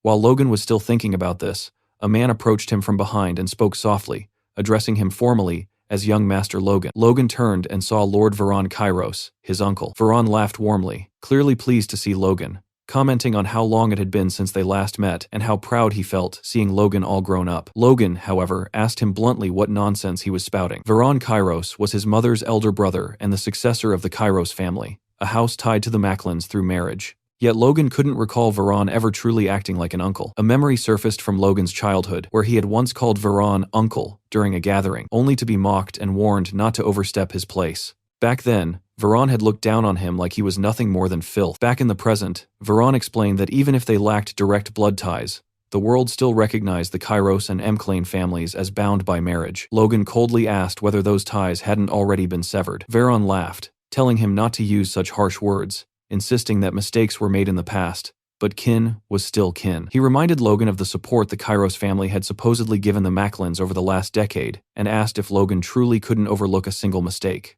Logan recalled his mother's face during the Tesseron attack, when the Kairos family had turned their backs and abandoned them. He replied that if that mistake hadn't involved closing their eyes while their own kin fell off a cliff, perhaps he could have forgiven it, but not now. Veron felt insulted, thinking Logan had grown far too bold after gaining a little fame. He judged Logan as reckless, still acting without thinking. To Veron, manipulating someone like him shouldn't be difficult. He then admitted that what his family had done was indeed unforgivable, and offered a formal apology on behalf of the Kairos family. Logan calmly told him that Veron seemed well aware it was far too late for apologies. Veron cursed him internally, but forced a smile. He said that if Logan wanted compensation, he would provide it, pulling out a blank check and handing it over. He added that reconciliation between kin was better than permanent separation. Logan accepted the check and asked if Veron planned to say nothing else after offering compensation, especially since he claimed to be apologizing. Veron clenched his teeth in humiliation. Then, shocking everyone nearby, he bowed deeply before Logan and begged for his help, promising to do whatever Logan asked and to focus on the future rather than the past. Logan found it absurd that the successor of the Kairos family,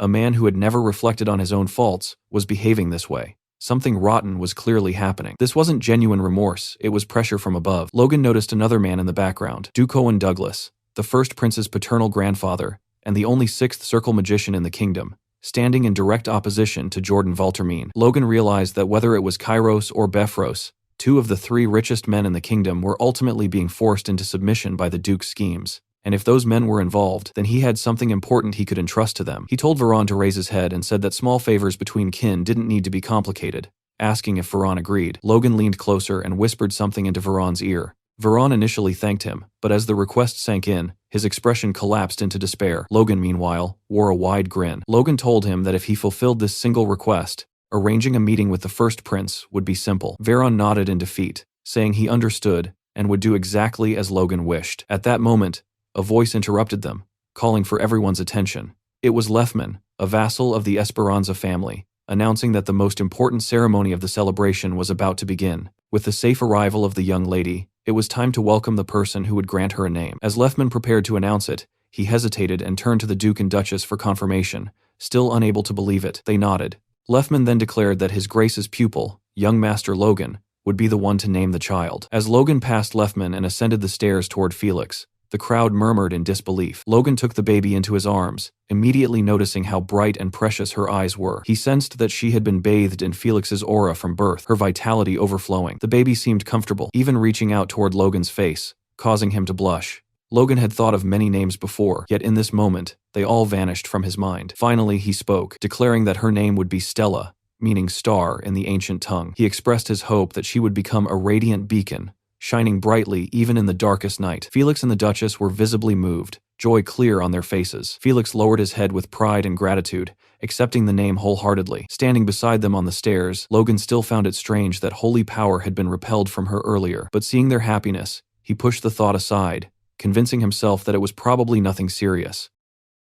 Rick arrived with his arms full of letters, stacking them in front of Logan as if trying to make a point. He explained that nobles from all directions had sent invitations, hoping to meet Logan after the naming ceremony. Logan barely glanced at them and told Rick to leave everything in his room because he planned to refuse every single request. Rick was clearly confused, unable to understand why Logan would ignore such opportunities. Logan simply replied that they needed to return to their estate as soon as possible. The Civil War was approaching, and preparation mattered more than social games. He thought it was unfortunate that he never managed to meet the third prince during his stay, but that regret would have to wait. Right now, returning home came first. Dwayne had already contacted him with news that the estate was thriving beyond expectations. The harvest this year was estimated to be nearly 20 times higher than projected, enough to sustain them for at least 3 or 4 years. Logan felt a growing urge to see everything with his own eyes. Felix stepped forward and told Logan to pause his training for the moment. He then revealed that he had one final secret art to pass on before Logan departed. The words left Logan stunned. Standing face to face, Logan admitted his surprise at being taught another secret technique so suddenly. Felix calmly replied that he was aware Logan possessed something even greater already, leaving Logan momentarily speechless. It was clear Felix was referring to the ancient secret art. Felix acknowledged that he had spoken poorly of that art in the past, but when used properly, it could surpass even his own techniques. Still, he reminded Logan that one thing mattered above all else. When asked what that was, Logan answered without hesitation that fundamentals came first. Felix nodded in approval and explained that the art he was about to teach would amplify those very fundamentals. He went on to explain that the martial path he built focused on restricting the enemy's movement while maximizing one's own, ultimately granting control over the battlefield itself. Clenching his fist, Felix said the heavy sword was the first true manifestation of that philosophy. What he would now teach Logan was the purified form of his martial arts, the very foundation that led him to awaken as an aura user. Felix told Logan to watch carefully, and in the next instant, his figure vanished like a shadow. Logan was left stunned. He hadn't even seen Felix move, and it didn't feel like he had approached from behind either. Before Logan could react, Felix had already seized him by the neck. Logan realized this strange movement was something he had encountered before during their sparring sessions, a technique he could never fully track with his eyes. Felix asked Logan what he thought of it, but Logan remained speechless. He admitted internally that it was impressive, yet wondered if such movement alone could truly elevate someone to becoming an aura user.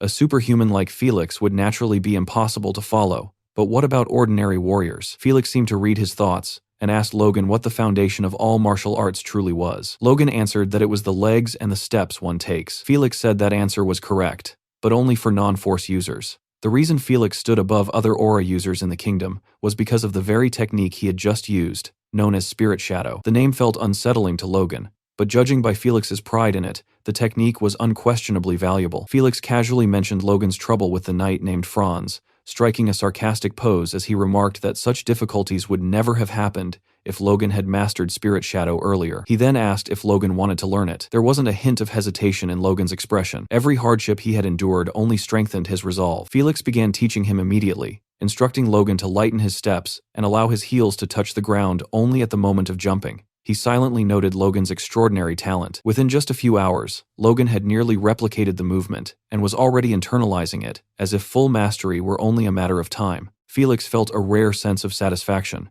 realizing that decades of waiting had finally paid off upon meeting Logan. Even so, Felix shouted at him repeatedly, telling him he was still too slow and needed to move lighter while maintaining stronger force. He did this intentionally, believing that excessive praise was poison for a genius. Logan, meanwhile, continued to view himself as lacking, though a touch of humility did him no harm. After some time, Felix told him to stop, saying he had done well and only needed continued practice to fully internalize the technique. Noticing Logan's thoughtful expression, Felix asked what was bothering him. Logan admitted that the movement felt incredible and that he already felt twice as fast as before, but it didn't seem like something a knight would naturally create.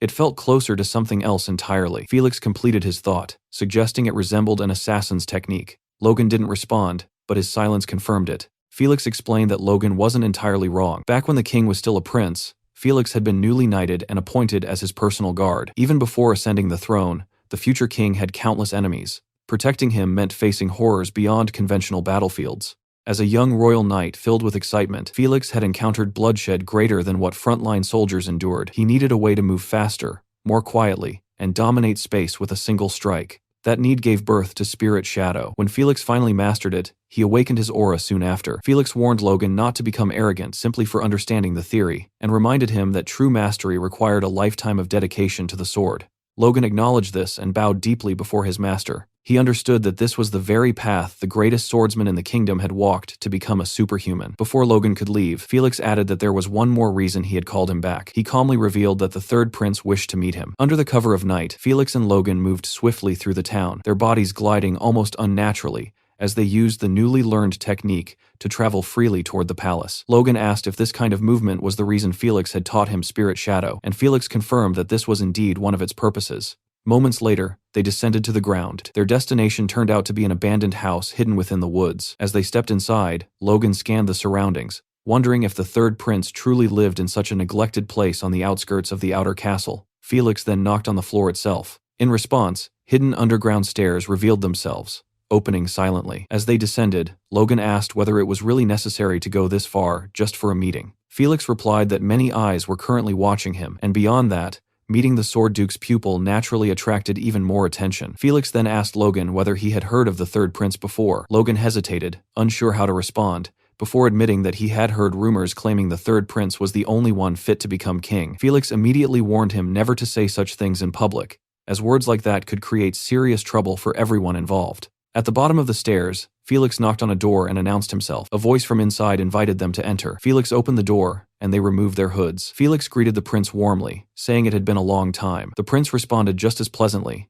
saying it was good to finally see him again, before turning his attention to Logan with a bright smile. He asked if Logan was the Duke's pupil. Logan stepped forward ahead of his teacher, while Felix's expression turned serious. Logan knelt respectfully and formally greeted the third prince, saying it was an honor to meet him. As he did so, Logan thought that this was finally his chance. He could now judge for himself whether the third prince was truly fit to rule. Soon after, the three of them sat together, sharing a cup of coffee. The prince asked Logan how he had managed to become a high-ranking knight at such a young age, remarking that it was an impressive accomplishment. Logan responded humbly, saying the prince was praising him too much and that any progress he had made came from gaining a small insight under a great teacher. The prince laughed and replied that if such a small insight had brought Logan this far, then he must be destined for far greater things than someone mediocre like himself. The comment made Logan spit out his coffee in shock, quickly apologizing and insisting he meant no disrespect. The prince laughed again and admitted he was only teasing him. He then explained that he had heard many stories about Logan, not just about his combat ability, but also how he had rescued his declining family and expanded their influence.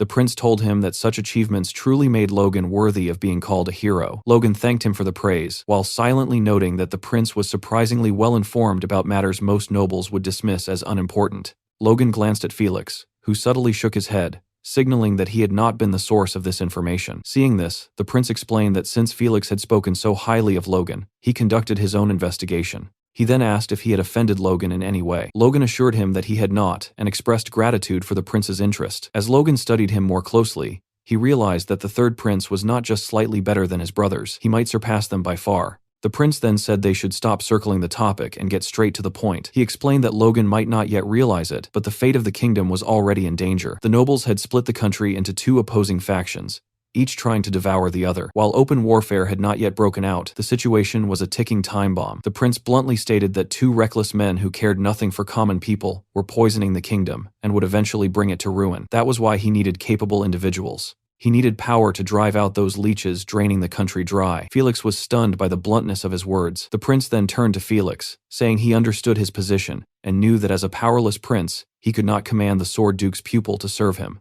But that was never his intention. He turned back to Logan and declared that Logan was a genius of the century and a treasure of the kingdom. He expressed his hope that when the time came, talented people like Logan would stand by his side. He extended his hand and asked Logan if he could do that for him. Logan felt that this was exactly what he had been waiting for. He told the prince that he deeply agreed with his views, and that after meeting him in person, he realized the rumors were not wrong. The third prince truly seemed to be the only candidate fit to rule. However, Logan explained that there were obstacles preventing him from serving under the prince immediately. The prince replied that he had expected as much, and assumed Logan had no interest. Logan clarified that this was not the case at all, and that the prince's potential alone was more than sufficient. He added that it was widely known that the other princes were already engaging in disgraceful behavior, which left Felix visibly shocked. Felix tried to interrupt, saying Logan was not in a position to speak about the princes, but the third prince stopped him, stating that Logan was free to continue. Logan explained that his estate was currently in conflict with Count Befros, a dangerous enemy who could not be opposed lightly at their current strength. He needed to resolve this issue first before answering the prince's call. The prince thought for a moment before asking whether Logan was aligned with the second prince. Logan replied that if given some time,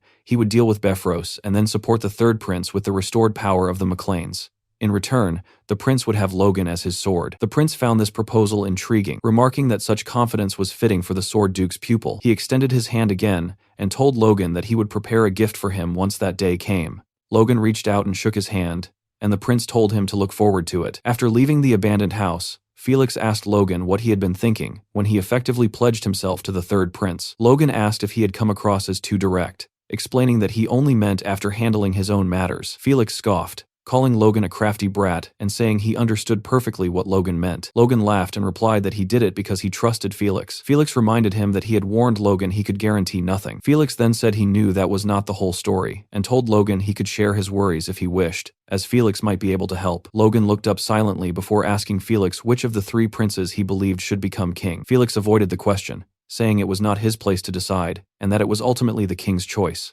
Logan then shared a saying he had heard. The first prince would become a tyrant who destroyed the royal family, while the second prince would become a terrible king who ruined the nation. Felix reacted sharply, asking who dared to say such things. Logan thought to himself that Felix himself had said those words in his previous life, and doubted his opinion had truly changed. Logan stated that he believed those words, and felt that the third prince would be far better than the other two. He asked Felix directly what he thought. Felix hesitated once again. Seeing this, Logan clarified that he wanted Felix's honest opinion. Felix looked down at him, considered his words carefully, and finally admitted the truth that he shared the same sentiment. Hearing this, Logan felt a sense of certainty. For now, it might only be a seed planted in Felix's thoughts, but when the unexpected chaos erupted, that seed would bloom. Logan then told Felix to protect the third prince until he came of age, even though he knew turmoil would strike before then. Felix sighed, and told Logan that he had always known he was intriguing, but admitted that he had no idea what Logan was truly planning. As they left the castle grounds, Logan fell into deep thought. Over the past 2 months, he had accomplished a great deal. He had confirmed the king's condition,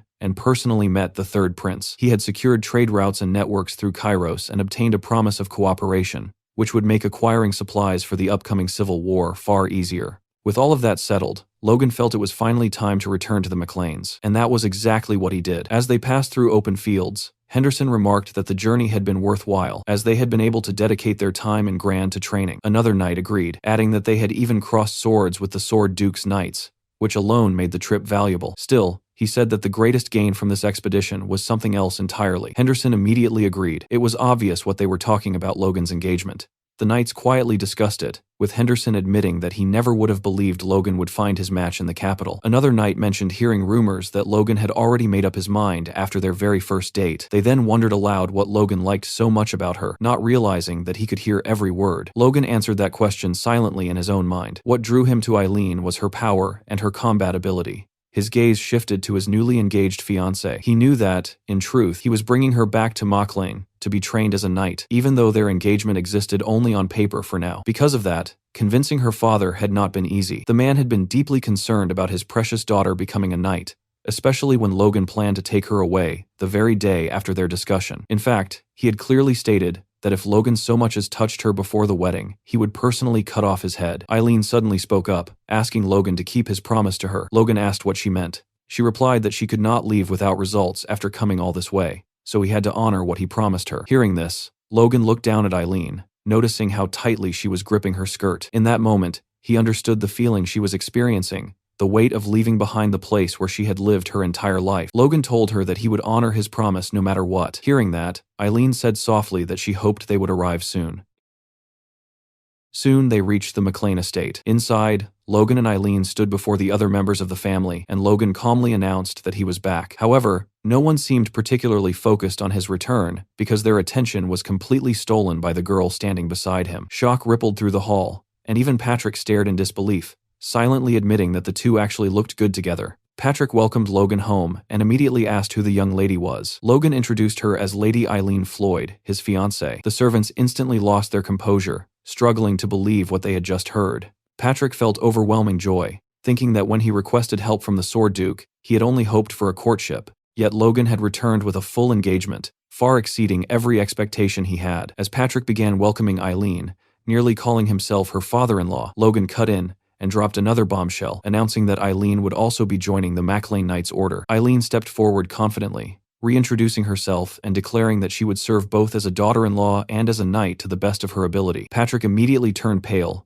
looking moments away from collapse, while Ronian appeared oddly thrilled. Patrick would have strangled Logan on the spot if Dwayne had not restrained him, demanding to know why anyone would want their fiancé thrown into battlefield training. Hinckley stepped in, pointing out that nothing like this had ever happened before, but realistically, no one possessed the authority to stop Logan anyway. Ronian tried introducing himself properly to welcome Eileen into the family, but his mother rushed in and dragged him away before he could finish, leaving both Logan and Eileen stunned. Moments later, Hamar approached and bluntly told Eileen to run while she still could, insisting that Logan was definitely fooling her, and that ever since her arrival, the noble court had started acting like a circus. Not long after, Eileen appeared on the training grounds wearing McLean armor, standing shoulder to shoulder with the knights as if she had always belonged there. Patrick still could not believe Logan was serious, but Logan simply reminded him that he never joked about matters like this. Patrick tried reasoning once more, arguing that Eileen was a noblewoman and that the kingdom had never seen a female knight before. Logan countered without hesitation she was a force user, and in times like these,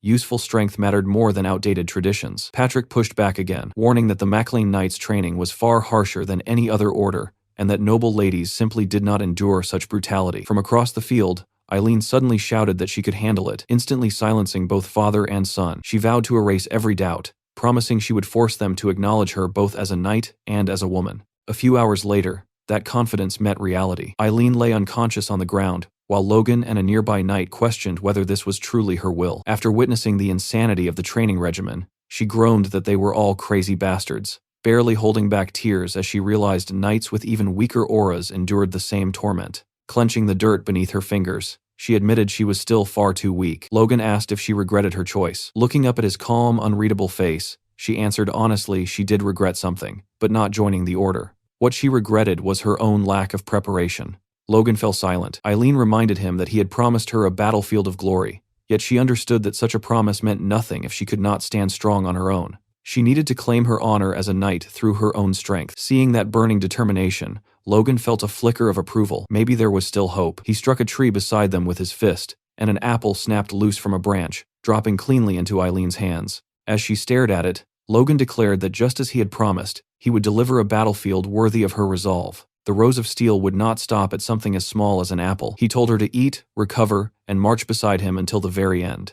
And without hesitation, Eileen agreed. 1 week later, the knights were thrown into another insane training drill. This time they had to scale a steep cliff and defeat the knight waiting at the top. As one knight nearly cleared the exercise, a wooden sword smashed into his head, sending him crashing down hard. Luckily, Patrick caught him mid-fall, saving him from what would have been a brutal landing. Patrick immediately declared that Karen, the fallen knight, was eliminated, and the poor guy looked more like a rescued princess than a warrior in Patrick's arms. Watching from below, some knights muttered that while their training was already known for being brutal, this crossed into madness. One asked who even came up with torture like this, and the other answered with a rhetorical shrug, obviously, Logan. Right on cue, Logan shouted for the next challenger to get ready. Patrick admitted the drill was excellent for siege offense and defensive response, though its only flaw was how dangerously close it danced with serious injury. The next name called was Eileen. Logan signaled her to begin, and she launched forward without hesitation. In just 2 explosive jumps, she nearly reached the top, making one knight comment on her ridiculous speed, while another warned that speed alone would not win the exercise heavily favored the defender. Just as the defending knight swung at her, Eileen spat straight into his eyes, blinding him for a split second. Using that opening, she landed cleanly on the cliff's edge, rushed forward, and in less than a heartbeat had her blade pressed against his neck. Logan immediately announced her success, and Patrick just stood there stunned. Meanwhile, Eileen openly celebrated the win. Patrick turned to Logan and asked if he had not said she was of noble birth. Logan casually replied that she probably was, but she was clearly something else too. Then Logan asked if Patrick acknowledged her now. Patrick admitted she had been working relentlessly to keep up with training, and that her swordsmanship was outstanding, so there was no way he could deny her ability. The other knights erupted in protest, shouting that if tactics like spitting were allowed, they would start fighting dirty too. Logan sighed and said they might need to have a talk with her since that was not exactly the example they wanted for the order. Patrick stayed silent. Logan then glanced at his father and pointed out that the knights were adapting well. Logistics were being handled smoothly by Philip, and only one major matter remained. His expression hardened as he told Patrick they needed a private conversation. Back at the MacLean estate, Philip was already tearing through responsibilities like a storm. He stopped Administrator Lugal first, explaining that the storage layout wasted space and could be reorganized to cut costs while extending product shelf life. Lugal thanked him immediately. Philip then turned to Dwayne about payroll errors and town upkeep discrepancies, prompting Dwayne to promise a review. Next, he informed Mr. Farron that while the armaments were well maintained, cleaning oil from Kalia cost half as much as the one from Kales, proof that a merchant always knew the market. Watching all this, Lugal asked if Philip had not arrived just yesterday. Dwayne replied that the young master had ordered Philip to assist with estate operations, but the man clearly operated on an entirely different level. He added that Philip was also the one responsible for procuring the massive shipments of weapons and lumber flooding into their territory. When Lugal wondered what Logan planned to do with all of it, Dwayne broke into a nervous sweat, because no matter how you looked at it, there was only one logical answer: war. Meanwhile, on the training grounds, Patrick exploded after hearing Logan's news. He could not believe that war was what Logan wanted to discuss privately. Logan stayed quiet at first, letting the weight settle. Patrick asked if Befros was about to invade, but Logan shook his head and calmly said they would be the ones starting it. That nearly set Patrick off again. Clenching his fist, he demanded Logan explain his reasoning. Logan began by reminding him that Befros had not attacked yet, only because of Logan's teacher, then asked how long that protection could realistically last. Patrick argued they should continue strengthening their forces since they still lagged far behind Befros, but Logan cut him off, saying that if he were Befros, he would never allow them time to grow. It had to happen now. Patrick pressed further, asking if Logan knew something he did not. After a pause, Logan asked a chilling question. Would Patrick believe him if he said he knew the king would die soon? Patrick nearly lost his mind, terrified his son was flirting with high treason. Logan reassured him immediately that treason was not the plan, and told him to simply assume the claim was true. Patrick reasoned that such a death would ignite a succession crisis. Logan confirmed it. The clash between the first and second princes would escalate, and Befros was a pillar of support for the second prince. Then Logan asked what would happen if they fought Befros after that conflict began. The realization hit Patrick hard. They would effectively be raising swords against the second prince himself. Logan nodded. If they wanted to defeat Befros without external interference, this was their only window before the king's death. Once Befros fell, the tides of war would begin shifting, and that would be the moment Logan intended to bring the third prince forward. Patrick wondered if they could simply wait until one prince secured the throne, buying themselves time. Logan, thinking about the Empire's eventual invasion, knew waiting meant doom, but he could not reveal that. Instead, he said it would already be too late by then. If the second prince won, Befros would rise as one of his strongest allies. If the first prince won, Befros's lands would fall beyond their reach anyway. Either outcome meant losing their rightful territory forever. Patrick admitted he understood, but still had countless questions, especially how Logan could possibly know the king would die soon. Logan opened his mouth to explain, but Patrick stopped him. Whatever the truth was, he said, he trusted his son. Many of Logan's past actions had been strange too, yet they always led them forward. Looking toward the castle, Patrick muttered that it almost felt as if Logan knew the future. He added that if Logan was carrying knowledge he could not share, then he would not pry further. He only had one final question with everything Logan had done and everything he still planned to do. What was it all for? Logan thought for a moment before answering plainly. Everything he had ever done was for the prosperity of their family, nothing more. Patrick lowered his gaze and stayed silent for a long while before finally saying he trusted him. Logan should go and convince the aides he would handle the rest himself. Logan hesitated, asking if his father was sure he could manage alone. Patrick shot back, asking if his son did not trust his old man. Logan replied that was not it. Patrick told him not to worry and to leave it to him. As a father, he could at least shoulder this much. A few days later, Patrick summoned the family members and announced that on the day of the new year, they would wage war. The declaration shocked everyone, making them jump as if struck by lightning, which was only natural, considering the estate had only recently become habitable again. Still, Patrick did not back down. He reminded them of everything they had suffered losing their land,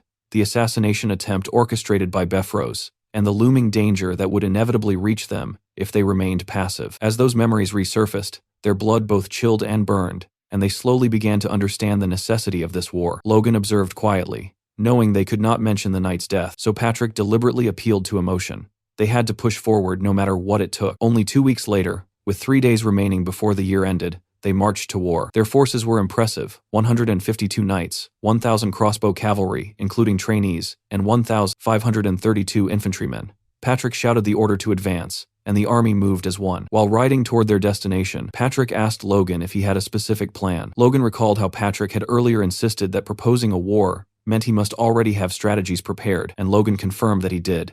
A direct assault on Bifrost was impossible with their current strength, so instead, they would not declare war on him. Patrick found himself confused until Logan raised a finger with quiet confidence, signaling he had a brilliant idea. Elsewhere, a servant terrified out of his mind rushed to inform his lord that the Mechlins had declared war, seeking revenge for the shame they suffered 6 months earlier. That lord was none other than Max Peretta, the true target of Logan's campaign. Hearing the news, Peretta's face went ghostly pale, as if his soul had left his body. At the Bifrost estate, Bifrost was informed that the Mechlins had declared war on the Perettas, and he was clearly displeased.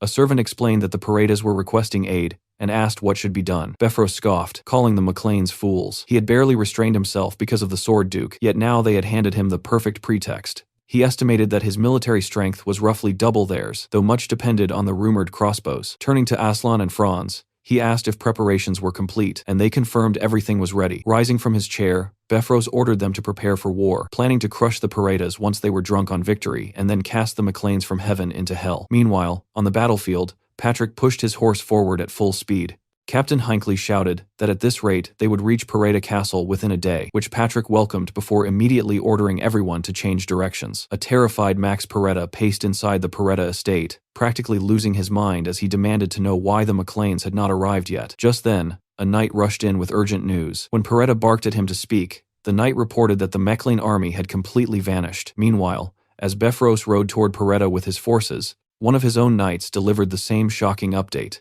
The McLeans were no longer anywhere near Peretta territory and had instead appeared within Bifrost's domain. In that instant, Bifrost grasped the truth behind their strategy. If they were not targeting the first castle, then there was only one possibility left: the second stronghold, Castle Tomoto. Elsewhere, Logan and Captain Hinckley stood overlooking their destination. Logan calmly stated that this was it, and Hinckley agreed, as their eyes settled on the enormous structure before them, Castle Tomoto, Bifrost's second castle, and home to a massive granary. Hinckley explained that this fortress was essentially Bifrost's lifeline, storing the majority of his provisions, and that capturing it would deal devastating long-term consequences to their enemy. Still, he could not help but ask Logan whether occupying this castle alone would truly be enough to secure victory. A memory surfaced from an earlier conversation between Logan and Patrick. Logan had proposed that they publicly declare war on Peretta, though their real objective was Castle Tomoto. Patrick had been baffled at first, struggling to understand the layered plan. When he asked whether Logan intended to lure Bifrost out by attacking Peretta,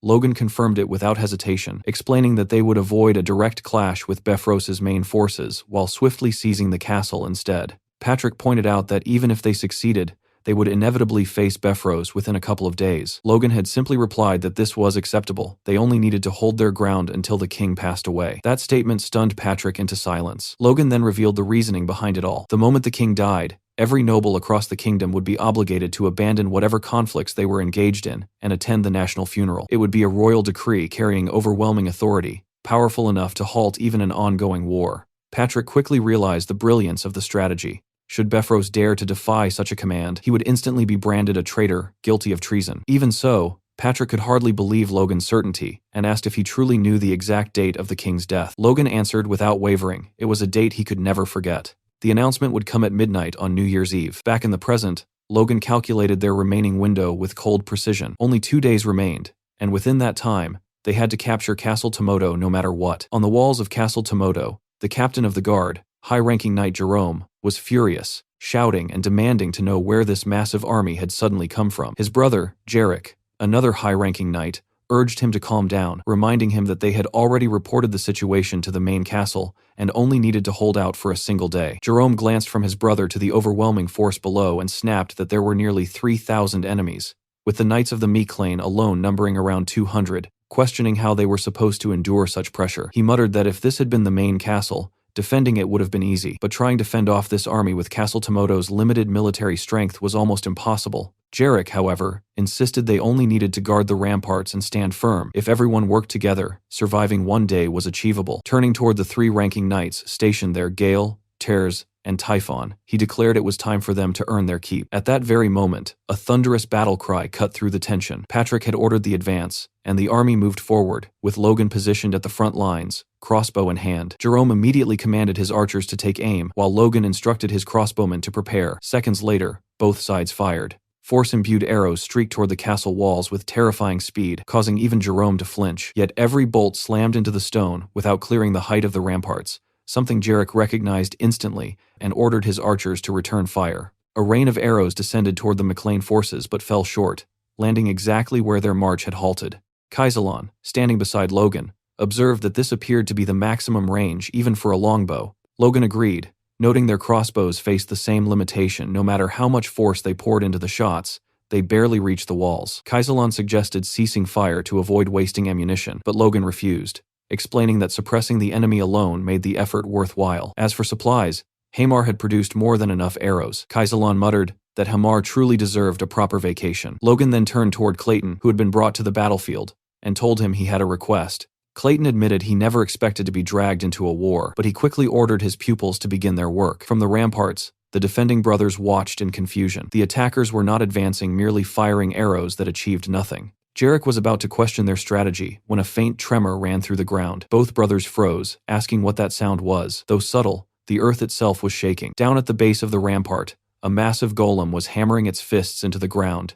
The realization left them stunned. They knew Logan had a mage, but they could not comprehend what the golem was attempting. A memory surfaced from the newly built Maclean town, where Logan had once discussed using golems in the war with Clayton. Clayton had found the idea odd, while Logan argued that golems could shield them from arrows or crush enemies with ease. Clayton replied that mana stones would not be the issue if that was Logan's concern, but then asked whether this battle was truly so important. He went on to reveal something Logan would not like: such an operation was impossible. When Logan demanded to know why, insisting mana stones could solve any resource problem, Clayton stopped him and explained that the issue was far more serious. It concerned their lives. Logan listened as Clayton revealed a little-known truth. When golems suffered a certain level of damage, that harm was transferred directly back to the caster. Researchers had been trying to overcome this flaw, and Clayton even handed Logan a paper suggesting that disrupting the magical flow from the mana stones produced unusual effects. Yet Logan barely heard the explanation, already mourning the collapse of his dream to command a golem army. Clayton called out,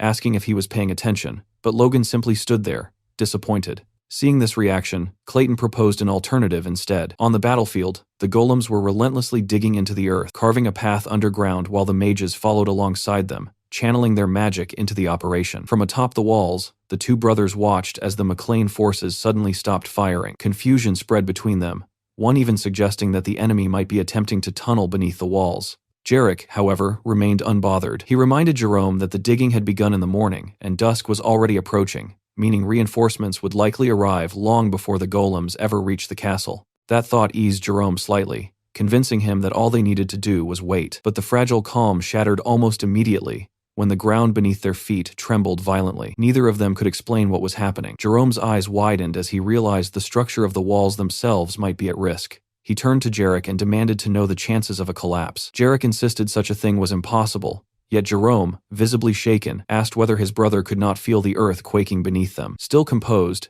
Jarek advised against making any rash moves. That restraint only drove Jerome further into panic. He shouted that if the walls fell, everything would be lost, and questioned why the McLeans had not launched a direct assault yet. Clearly, they were plotting something. Jerome glanced downward, anxiety tightening his chest, and declared they had to act. The mages needed to be struck before whatever plan they were executing came to fruition. He announced that he would personally go down to handle it. Jarek immediately objected, reminding him that as captain, he could not simply abandon his post. Instead, Jarek would take a unit of knights and deal with the threat himself. Jerome studied his brother for a moment before agreeing. Outside the castle grounds, Jarek led his squad through the fading light. One knight observed that the sun was already setting, but Jarek replied it could not be helped. With forests surrounding the south and west, circling through the southern woods offered the safest route for their approach. Minutes later, Jarek halted the unit, announcing they had arrived. His sharp gaze swept across the McLean army as he evaluated their strength: 5 regular knights visible at a glance. Then his focus landed on someone who made his instincts scream in warning: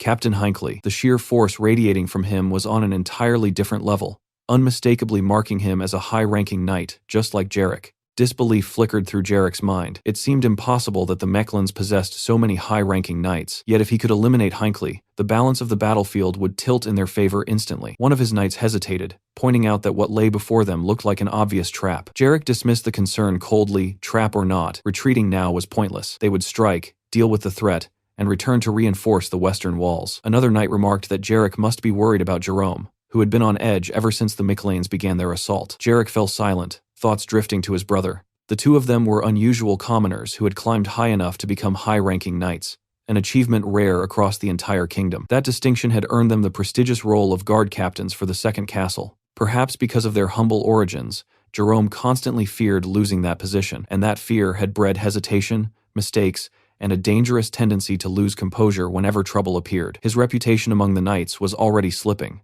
Jarek had done everything he could to support him, but even loyalty had its limits. This battle, Jarek realized, might be their final opportunity to prove themselves. Failure was not an option. No matter the cost, he had to win. Jarek and his knights charged straight into battle, their momentum fierce and unrelenting. The Mechlane troops noticed the sudden assault from behind and immediately turned tail toward the tunnels. Watching them flee, Jarek narrowed his eyes, wondering if they intended to escape through those passages. They clearly had superior numbers, along with a high-ranking knight, so their willingness to retreat without hesitation felt suspicious. Realization struck him almost instantly. This had to be a trap. Still, he ordered his men to continue the pursuit. As they neared the tunnels, arrows suddenly whistled through the air. One streaked past Jarek's head, missing by mere inches, and leaving only a shallow scratch. He assumed this was exactly why the enemy had retreated inside to fire from the darkness. Yet as a high-ranking knight, he believed such arrows posed no real threat. With force reinforcing his defense, he surged forward, confident he could deflect every shot. That confidence shattered when an arrow slammed into his horse's neck. Jarek leapt clear, landing steadily, only to notice a flashing light deep within the tunnel. Then chaos erupted. A storm of arrows rained down, killing the horses and several knights within seconds. Jarek pressed on regardless, batting away arrows with his force. He knew he lacked the luxury to help the regular knights who could not defend themselves, so he shouted for anyone capable of blocking arrows to advance with him. If he could just eliminate the opposing high-ranking knight, the rest ordinary knights and close combat weak mages would crumble. Victory still seemed possible. But hope died the moment Clayton cast his spell. An immense earth wall surged upward, sealing their escape. Before Jarek could react, another spell transformed the terrain into a swamp, sucking at their boots and making movement agonizingly slow. From the shadows stepped Hinckley, calmly noting that their horses were dead and their retreat blocked, leaving only one thing, the pleasure of battle. The smirk on Hinckley's face made Jarek's blood run cold. Fear tightened around him. This operation had failed, and survival now meant preserving as many soldiers as possible. He resolved to hold the enemy while his men broke through the wall. Just then, a thunderous noise from above shattered his thoughts. Logan had ordered a full charge toward the castle. Earlier,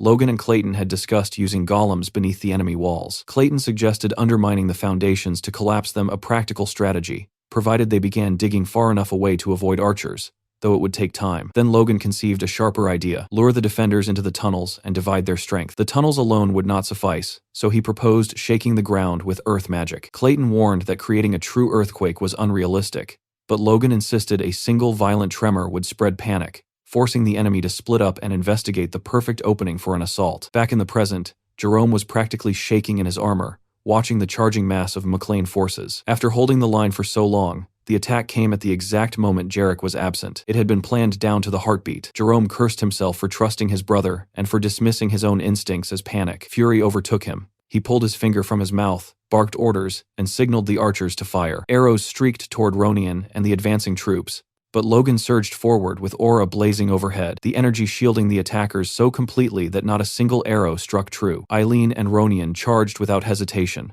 leaping from their horses to scale the ramparts. As she climbed, Eileen remembered the brutal training of the past 2 months, the endless cliff she had forced herself to conquer again and again. Compared to that cursed height, these walls felt trivial. She vaulted above the defenders and landed hard, declaring the ramparts laughably easy. One stunned knight could hardly believe a woman was the one descending upon them. Eileen, however, thought only of earning glory. With a fierce war cry, she cut him down in a single strike. She paused to breathe a fatal mistake. Her guard slipped, and an enemy soldier crept behind her, blade poised for the killing blow. She turned just in time to see death inches from her face. The sword stopped. An ally's blade had already pierced the attacker through liver and lung. Rand barked at her to get a grip, warning that spacing out meant death here. Frozen, Eileen wondered if fear had finally reached her, if killing a man had forced her to understand the battlefield's true horror. Her fist clenched. Then she slapped herself hard, shocking Ronian. She apologized for the shameful display and thanked him before steadying her gaze on the battlefield once more. Ronian felt a surge of pride for his sister-in-law.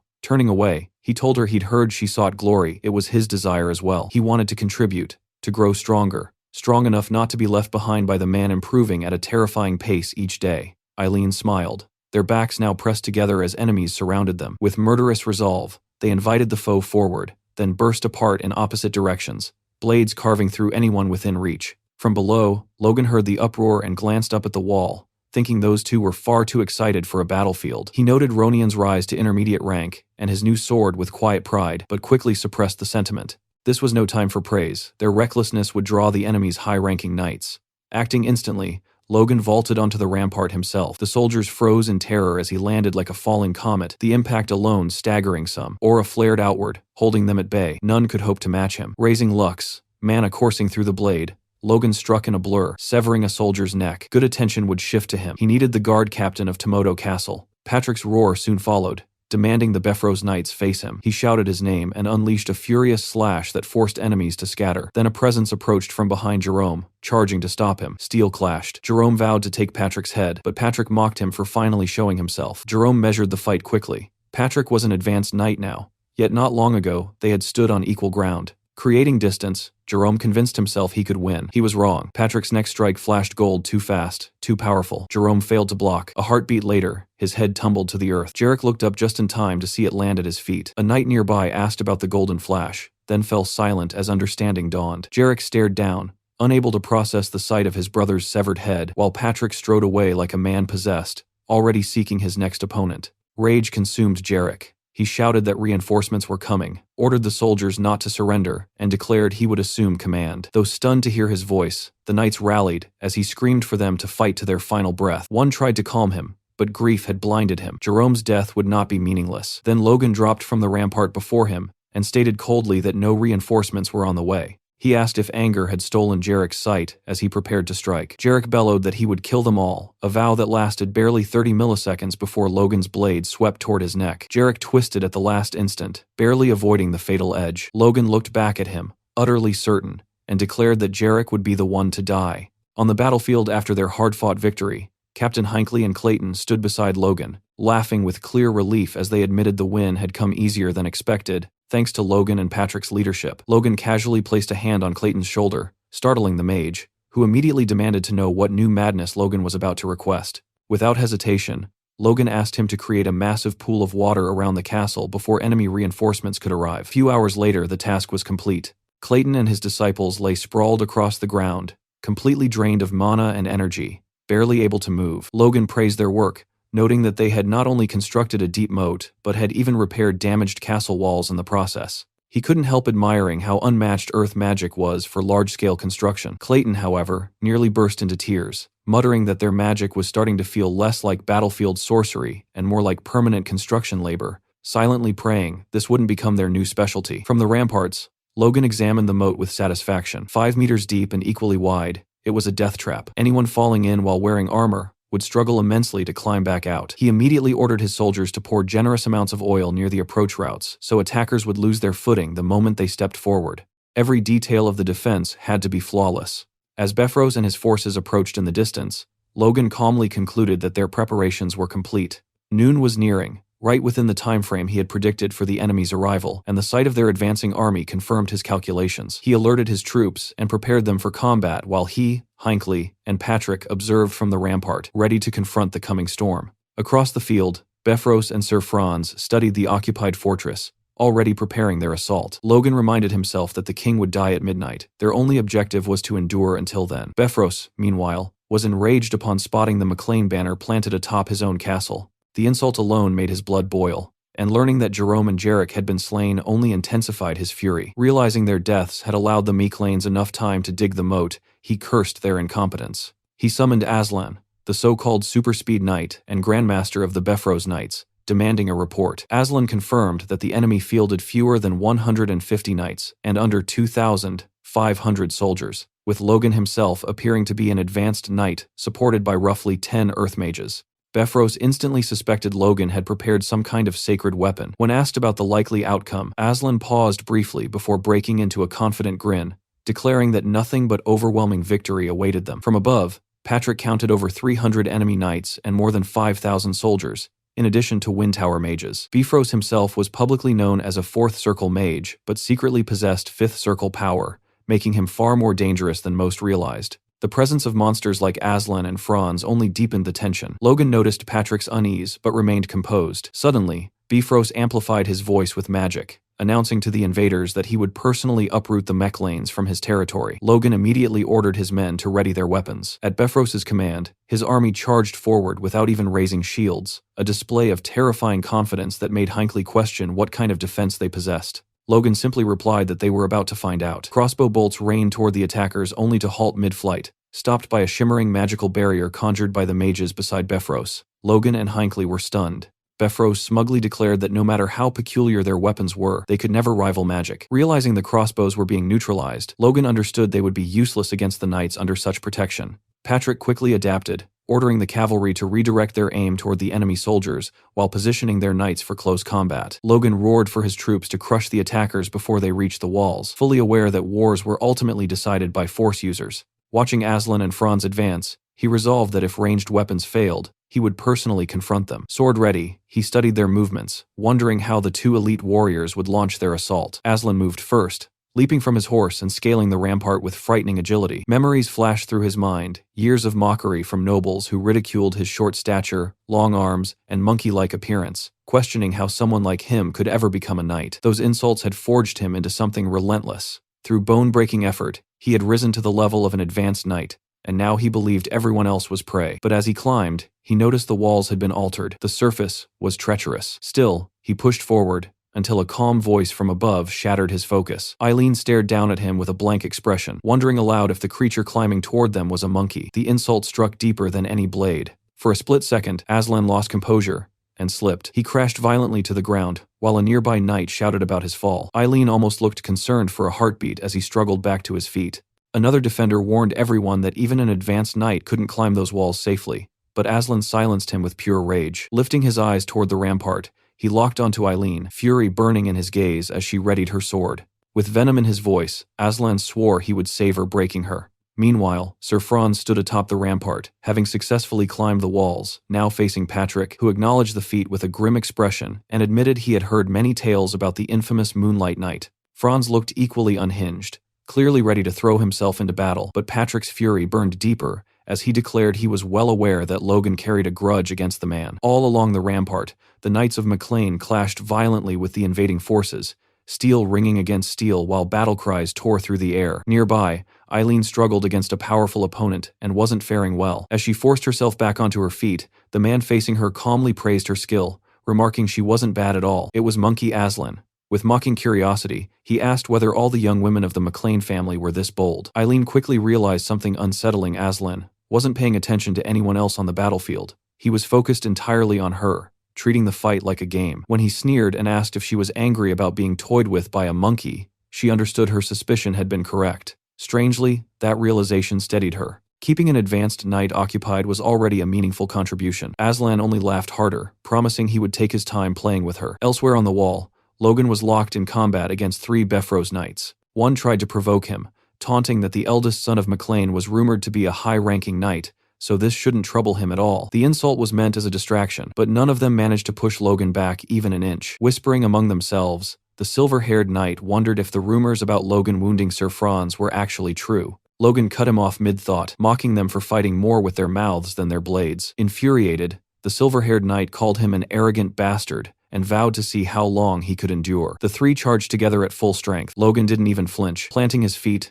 blade forward, he closed his eyes and in the next instant, slipped behind them, wounding all 3 at once. The sudden strikes shook the Bifrost knights badly. Glancing back over his shoulder, the silver-haired knight couldn't comprehend Logan's speed. He hadn't even seen his feet move. Guessing Logan had simply accelerated with force, the man tried to rationalize it, but Logan calmly told him his thoughts were obvious. Annoyance rippled through the trio as Logan continued mocking them, asking whether fear had made their legs freeze. One knight urged the others to stay calm, admitting Logan was an exceptional opponent who required caution. Logan noted internally that high-ranking knights held their titles for a reason. They wouldn't fall for cheap taunts twice. During his earlier strike, they had even shielded their vital points with minimal yet precise force. Still, sweat formed on Logan's brow. Tightening his grip, he decided to stop worrying about Franz for the moment. Aslan, the swift knight, posed the greater threat. He couldn't afford to waste time here. Launching forward, he unleashed Spirit Shadow, the technique Felix had taught him, instantly appearing behind the silver-haired knight with killing intent. The knight sensed danger but couldn't react in time. At the last second,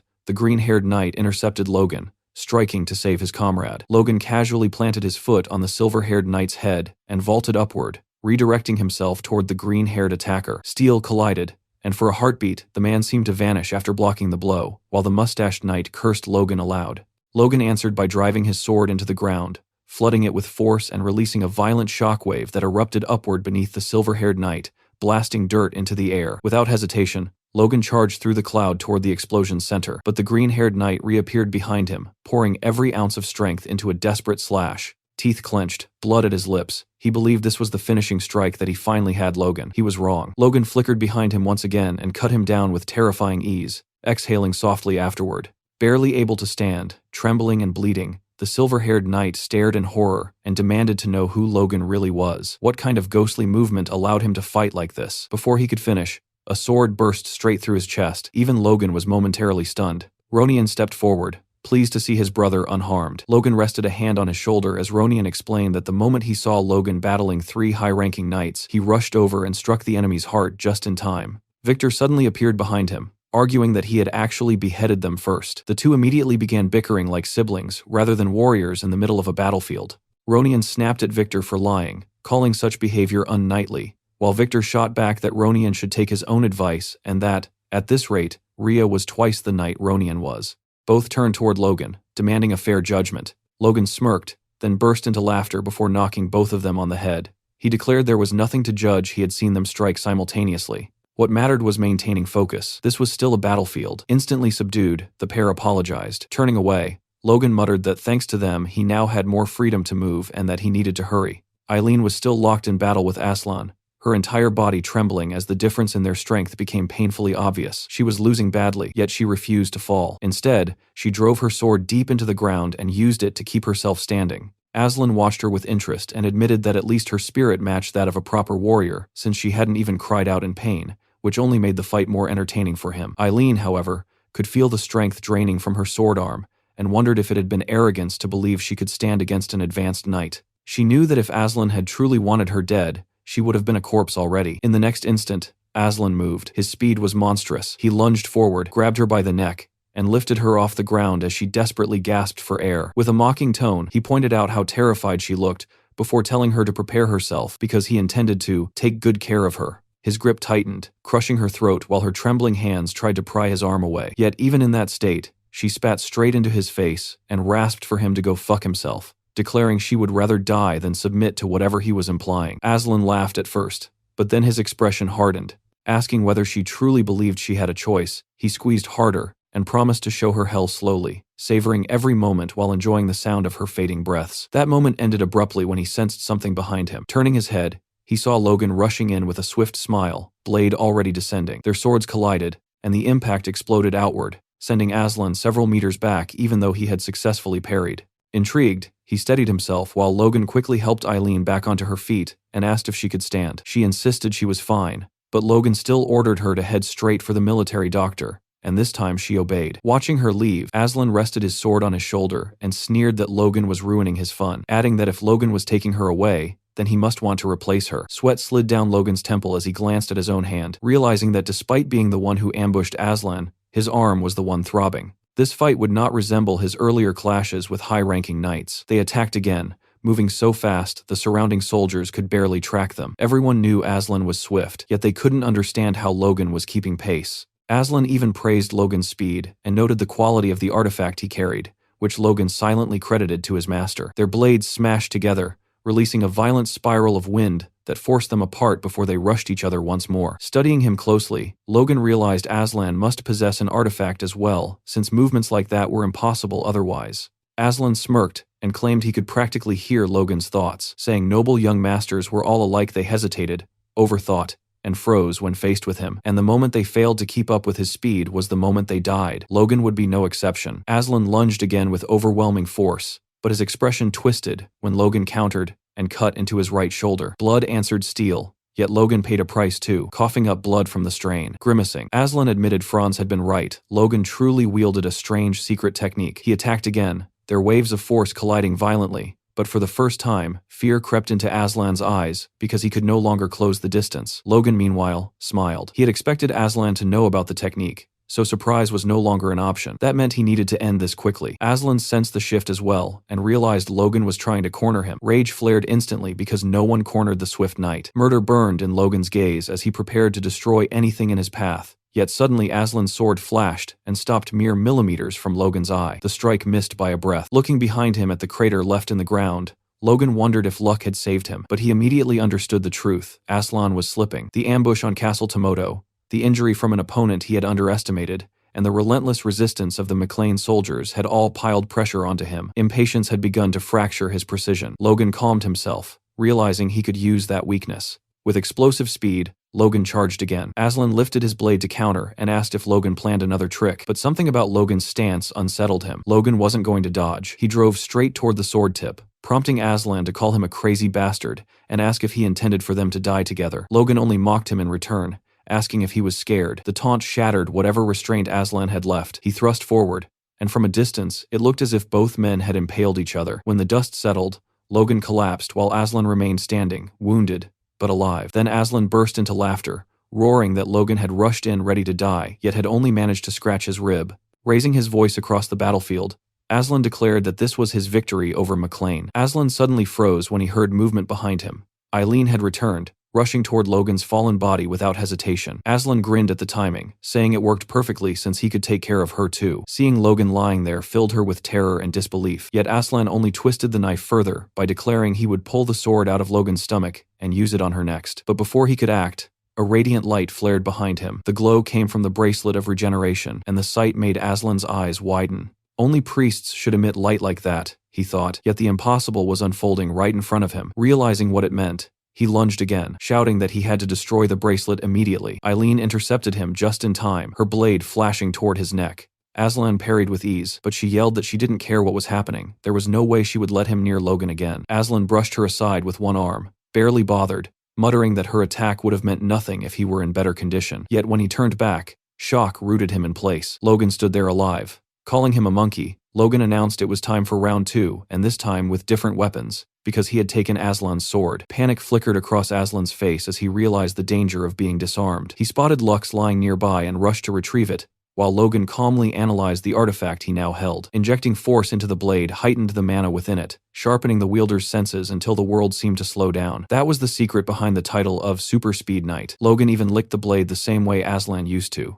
declaring the weapon his now. Furious, Aslan demanded to know if Logan truly believed he could handle it, but Logan was already moving. In a single devastating strike, Logan tore through Aslan's side armor and reopened the wound along his ribs. He admitted he had aimed for the heart and smiled coldly, calling it unfortunate. Blood splattered the ground as Aslan cursed and demanded to know how Logan had survived a hole through his stomach, how someone so young possessed an artifact like that bracelet. Logan explained that the king's bracelet of regeneration could turn mortal wounds into scratches as long as the wearer wasn't killed instantly. It had been a gamble, he had nearly died, but the result spoke for itself. Now, Logan declared, it was time to remove one of Befro's key men. Raising the sword, he prepared to take Aslan's head. Before the blow could fall, several Befro's knights rushed in from behind to save their commander. Logan spun and parried their attacks simultaneously, straining as he muttered that this was the worst possible moment for interference. Watching Logan's exposed back, Aslan understood what needed to happen. Logan had to die there, no matter the cost. Yet Eileen refused to allow it. She leapt at Aslan again, forcing him to block her strike. Unshaken, she warned him not to even think about attacking Logan from behind. At that instant, Aslan's earlier wound split open, blood spraying across the stones. Amid the chaos, Logan sensed something shift. A voice barked from behind, ordering someone not to move. Turning, Logan saw Aslan being dragged away by fellow knights. Moments later, the advanced knight broke free, leapt from the wall, and fled the battlefield. Eileen asked if they should pursue him, but Logan shook his head. Befro's and the Wind Tower mages were waiting below. Chasing him would cost more than it gained. Annoyance flashed across his face as he lifted Aslan's sword high and roared for all to hear that Logan McLean had defeated the Super Speed Knight. The enemy soldiers recognized the blade instantly, and their morale shattered. From below, Befro's watched with a dark expression, calling it a pathetic sight. When a mage asked if they should press the attack, Befro's refused. Logan could still hold the castle, and that proclamation had already crippled their troops' spirit. Upon hearing that Aslan would survive but lacked the potions needed to return to battle, Bifrost clicked his tongue and admitted the MacLanes had prepared well. The longer this dragged on, the worse it became for them. Deciding to test how long the MacLanes could endure, he ordered a retreat. Confusion rippled across the ramparts as the attackers withdrew, some soldiers wondering if they had actually won. Elsewhere on the wall, Franz disengaged from Patrick, who was clearly battered. Annoyed by the retreat, Franz told Patrick he was lucky before leaping away, mocking that he now understood the limits of the MacLanes. Even their advanced knight wasn't impressive. Logan hurried over to check on his father. Patrick asked if Logan was unharmed, then apologized for only managing to stall Franz rather than defeat him. Logan understood. Both were advanced knights, but Patrick had only recently reached that level. He rested a hand on his father's shoulder and urged him to recover while the enemy regrouped. Patrick agreed and told Logan to do the same, and the two slid down to sit against the wall, exhausted. Nearby, Eileen tended to Victor while Ronian spoke with Hinckley. They waited in tense silence, hoping the enemy would hold off until midnight. That hope shattered when a lookout spotted a new banner approaching an eagle wreathed in flame. The army of Pareda had arrived. Logan and Patrick stared in disbelief. They had never anticipated this alliance. Below, Bifrost greeted Max Pareda, who declared he had rushed there to assist, and that with their combined armies, the defeat of MacLane was certain. Watching from above, Logan realized Pareda was merely currying favor with Bifrost, while Patrick cursed them as filthy bastards. Knowing the situation had turned dire, Patrick told Logan they had no choice but to enact their backup plan, and Logan confirmed everything was ready. Inside the castle's town, a family hid quietly in the corner of their home, trying to make themselves as small as possible, while the distant sounds of war trembled through the ground beneath them. The child asked her mother how long they would have to remain there, her voice fragile with fear, and she gently reassured him that it would only be a little longer, reminding her that stepping outside was still far too dangerous. The girl nodded obediently while she looked down at her with protective warmth, and the father soon suggested that they should pray together. Gathering close, the three embraced tightly, and prayed that when the new year finally dawned, this nightmare of war would come to an end. Outside the walls, Bifrost roared commands to his army, ordering them to attack and bring him the heads of the MacLanes. From atop the ramparts, the Mechlins responded with a relentless rain of arrows, yet only portions of the enemy forces seemed affected. Kaisalon quickly noticed this and reported to Logan that their attacks were mainly cutting down the Pareda soldiers, but Logan calmly replied that it did not matter and ordered everyone to keep firing regardless. Franz deflected incoming projectiles effortlessly with his whip sword, cursing the defenders as pesky fuckers before shouting to his men that the Macklins were clearly prepared for a siege and that no one should relax until their boots stood firmly on the walls. With that, Franz and his knights launched themselves upward to seize the ramparts. Logan immediately recognized the threat and commanded his soldiers to knock every climber into the moat. Franz, however, devised a clever approach. Swinging his whip sword against the wall, he latched onto the stone and used the blade like a rope, pulling himself high above the defenders. From that vantage, he spotted Logan and chose him as his primary target. The moment Franz landed before him, he declared that this time he would end Logan for good, but an attack burst toward him from the side. A thunderous explosion swallowed the battlefield, obscuring both fighters entirely. When the dust settled, Franz had parried Patrick's strike with apparent ease, even remarking that Patrick had grown much faster and now wielded an impressive sword. Patrick revealed the weapon's name, Velocitas, casually polishing it with his glove as memory flashed through his mind of Logan handing him the blade, insisting it suited Patrick far better. Patrick suspected Logan had simply been kind, yet the weight of the sword filled him with confidence. He told Logan to move on, declaring that although he might still be weaker than the Moonlight Knight, this weapon gave him the strength to hold Franz back. Logan nodded once before rushing off. Franz noticed immediately that Patrick carried Aslan's sword and charged forward, vowing to reclaim it without delay as the two advanced knights clashed head-on. Meanwhile, Logan accelerated with force coursing through his body, trusting his father to handle the duel. As he moved, something caught his eye. Victor was locked in combat against several knights alone. Just as Victor was ambushed from behind, Logan descended from the air and cut one attacker down instantly,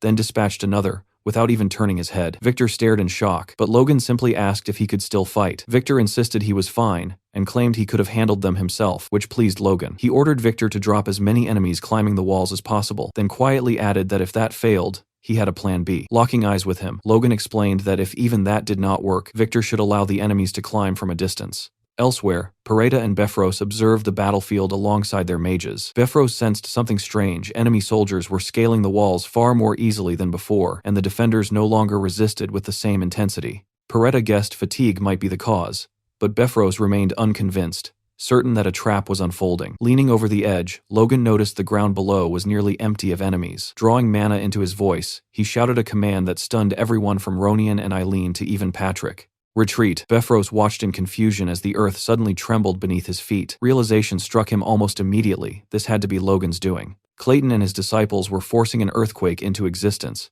pouring every ounce of strength into the spell, while Clayton muttered that Logan truly demanded the impossible. The McLeans began withdrawing in perfect order, knights shielding the regular soldiers as they descended. Befros's forces hesitated, wondering if fear had driven the defenders away. Then the magic revealed its true purpose. Cracks raced across the fortress walls like lightning splitting the sky. In the next instant, the walls collapsed. Stone thundered downward, crushing and burying countless soldiers who had remained too close. Befros went blind with fury, while Peretta struggled to comprehend the devastation before him. With his defenses shattered, Befros spat that the McLeans fought like rats. Amid the rubble, Clayton fell to his knees, utterly drained. Logan sprinted toward him, shouting his name, and Clayton looked up weakly to report that he and his disciples had spent the last of their strength bringing the walls down exactly as ordered. Logan praised them sincerely, noting that a massive portion of the enemy must have been buried beneath the ruins. Clayton added that knights would likely survive due to their physical resilience, and Logan agreed before turning his gaze toward Befros,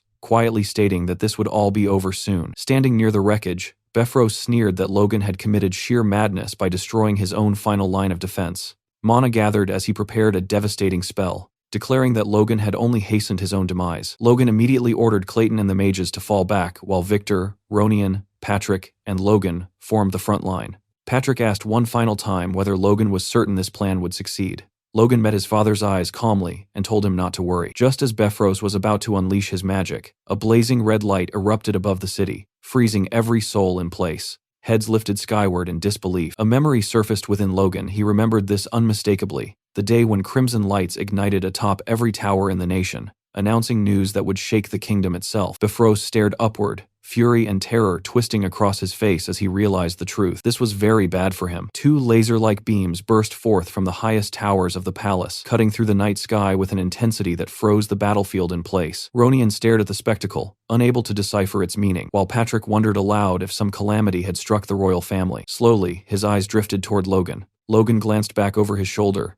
offering a small smile and a reassuring nod, which Patrick returned without hesitation. Turning his attention forward again, Logan tried to reason with Befros, shouting that he must understand the significance of that light, that something monumental had clearly happened at the palace. He urged Befros to halt the war immediately and establish communication with the king. Yet Befros, drenched in sweat, sat paralyzed by indecision, clutching the reins so tightly his knuckles whitened. He cursed the cruel timing of this interruption, arriving just when victory over the McLeans felt certain. Sir Franz studied his commander carefully and asked what their next move would be, awaiting orders. Befros remained bowed in thought for several long seconds. Then, to Franz's disbelief, Befros chose madness. He ordered the attack to resume, commanding his men to prepare for battle with renewed ferocity. Franz hesitated, stunned, but eventually drew his sword and joined the charge, determined to finish the McLeans once and for all. Patrick watched in outrage and shouted that Befros had lost his mind. Hinckley demanded to know whether the Count would truly continue such folly after witnessing a royal signal, while Patrick pressed further, asking if Befros dared defy the crown itself. Befros sneered back that he had no idea what nonsense they were spouting. His eyes gleamed with a deranged intensity as he prepared his final assault, declaring that all he saw before him were fools, arrogant enough to attack his impregnable castle. Observing this, Logan realized with chilling clarity that Befros had completely abandoned reason. He admitted he never believed the man would attack under the threat of being branded a traitor, and concluded grimly that survival might now depend on fighting to the bitter end. Befros rallied his troops again, veins bulging across his forehead, drool flecking his lips as he screamed that his sole purpose was to execute the red-headed filth who dared oppose him. Then a familiar voice cut straight through the chaos. Befros froze. From behind, Logan spotted someone sprinting toward them. It was Clayton, clutching a glowing communication orb whose flickering light demanded attention. Panting, Clayton informed the voice on the other end, the Minister of Defense, that they were at Castle Tomoto and that Befros was refusing to stop the war. The minister's reply came calmly, almost lazily, as he asked Befros whether he intended to commit high treason against the crown. In that instant, Befros understood he was cornered beyond escape.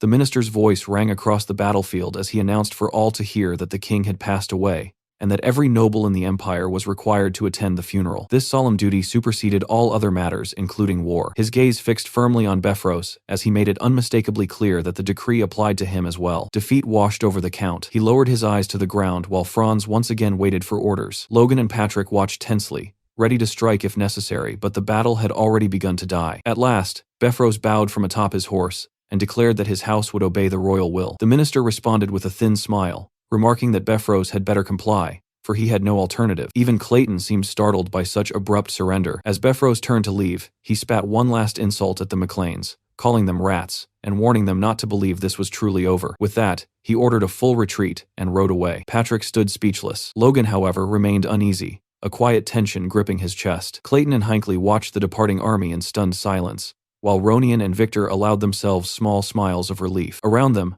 soldiers erupted into cheers. Some collapsed onto their backs in sheer gratitude to be alive, others laughing shakily as they admitted they had expected death. Patrick approached Logan with a broad grin, acknowledging their victory. Yet Logan could not stop wondering what might have happened had events shifted even slightly. Without Clayton bringing that orb, Roger Befros would have unleashed magic powerful enough to annihilate them all. He tightened his grip on his sword, realizing that human fury itself could become an unpredictable variable. From now on, he could not rely solely on knowledge of the past. Then another thought struck him. Logan turned to Clayton and asked how he knew the orb would prove useful. Clayton explained that he had actually been sheltering in the tents when the palace contacted the device there, and though he hadn't realized the urgency at first, he brought it anyway. Logan placed a hand on Clayton's shoulder and thanked him sincerely, telling him that the magic tower had contributed more than anyone else in this war. Hearing this, Clayton cautiously asked whether it might be acceptable to request additional funding. Logan agreed immediately, promising to inform Dwayne. As Logan stepped away to check on the others, Clayton flashed an approving signal to his disciple,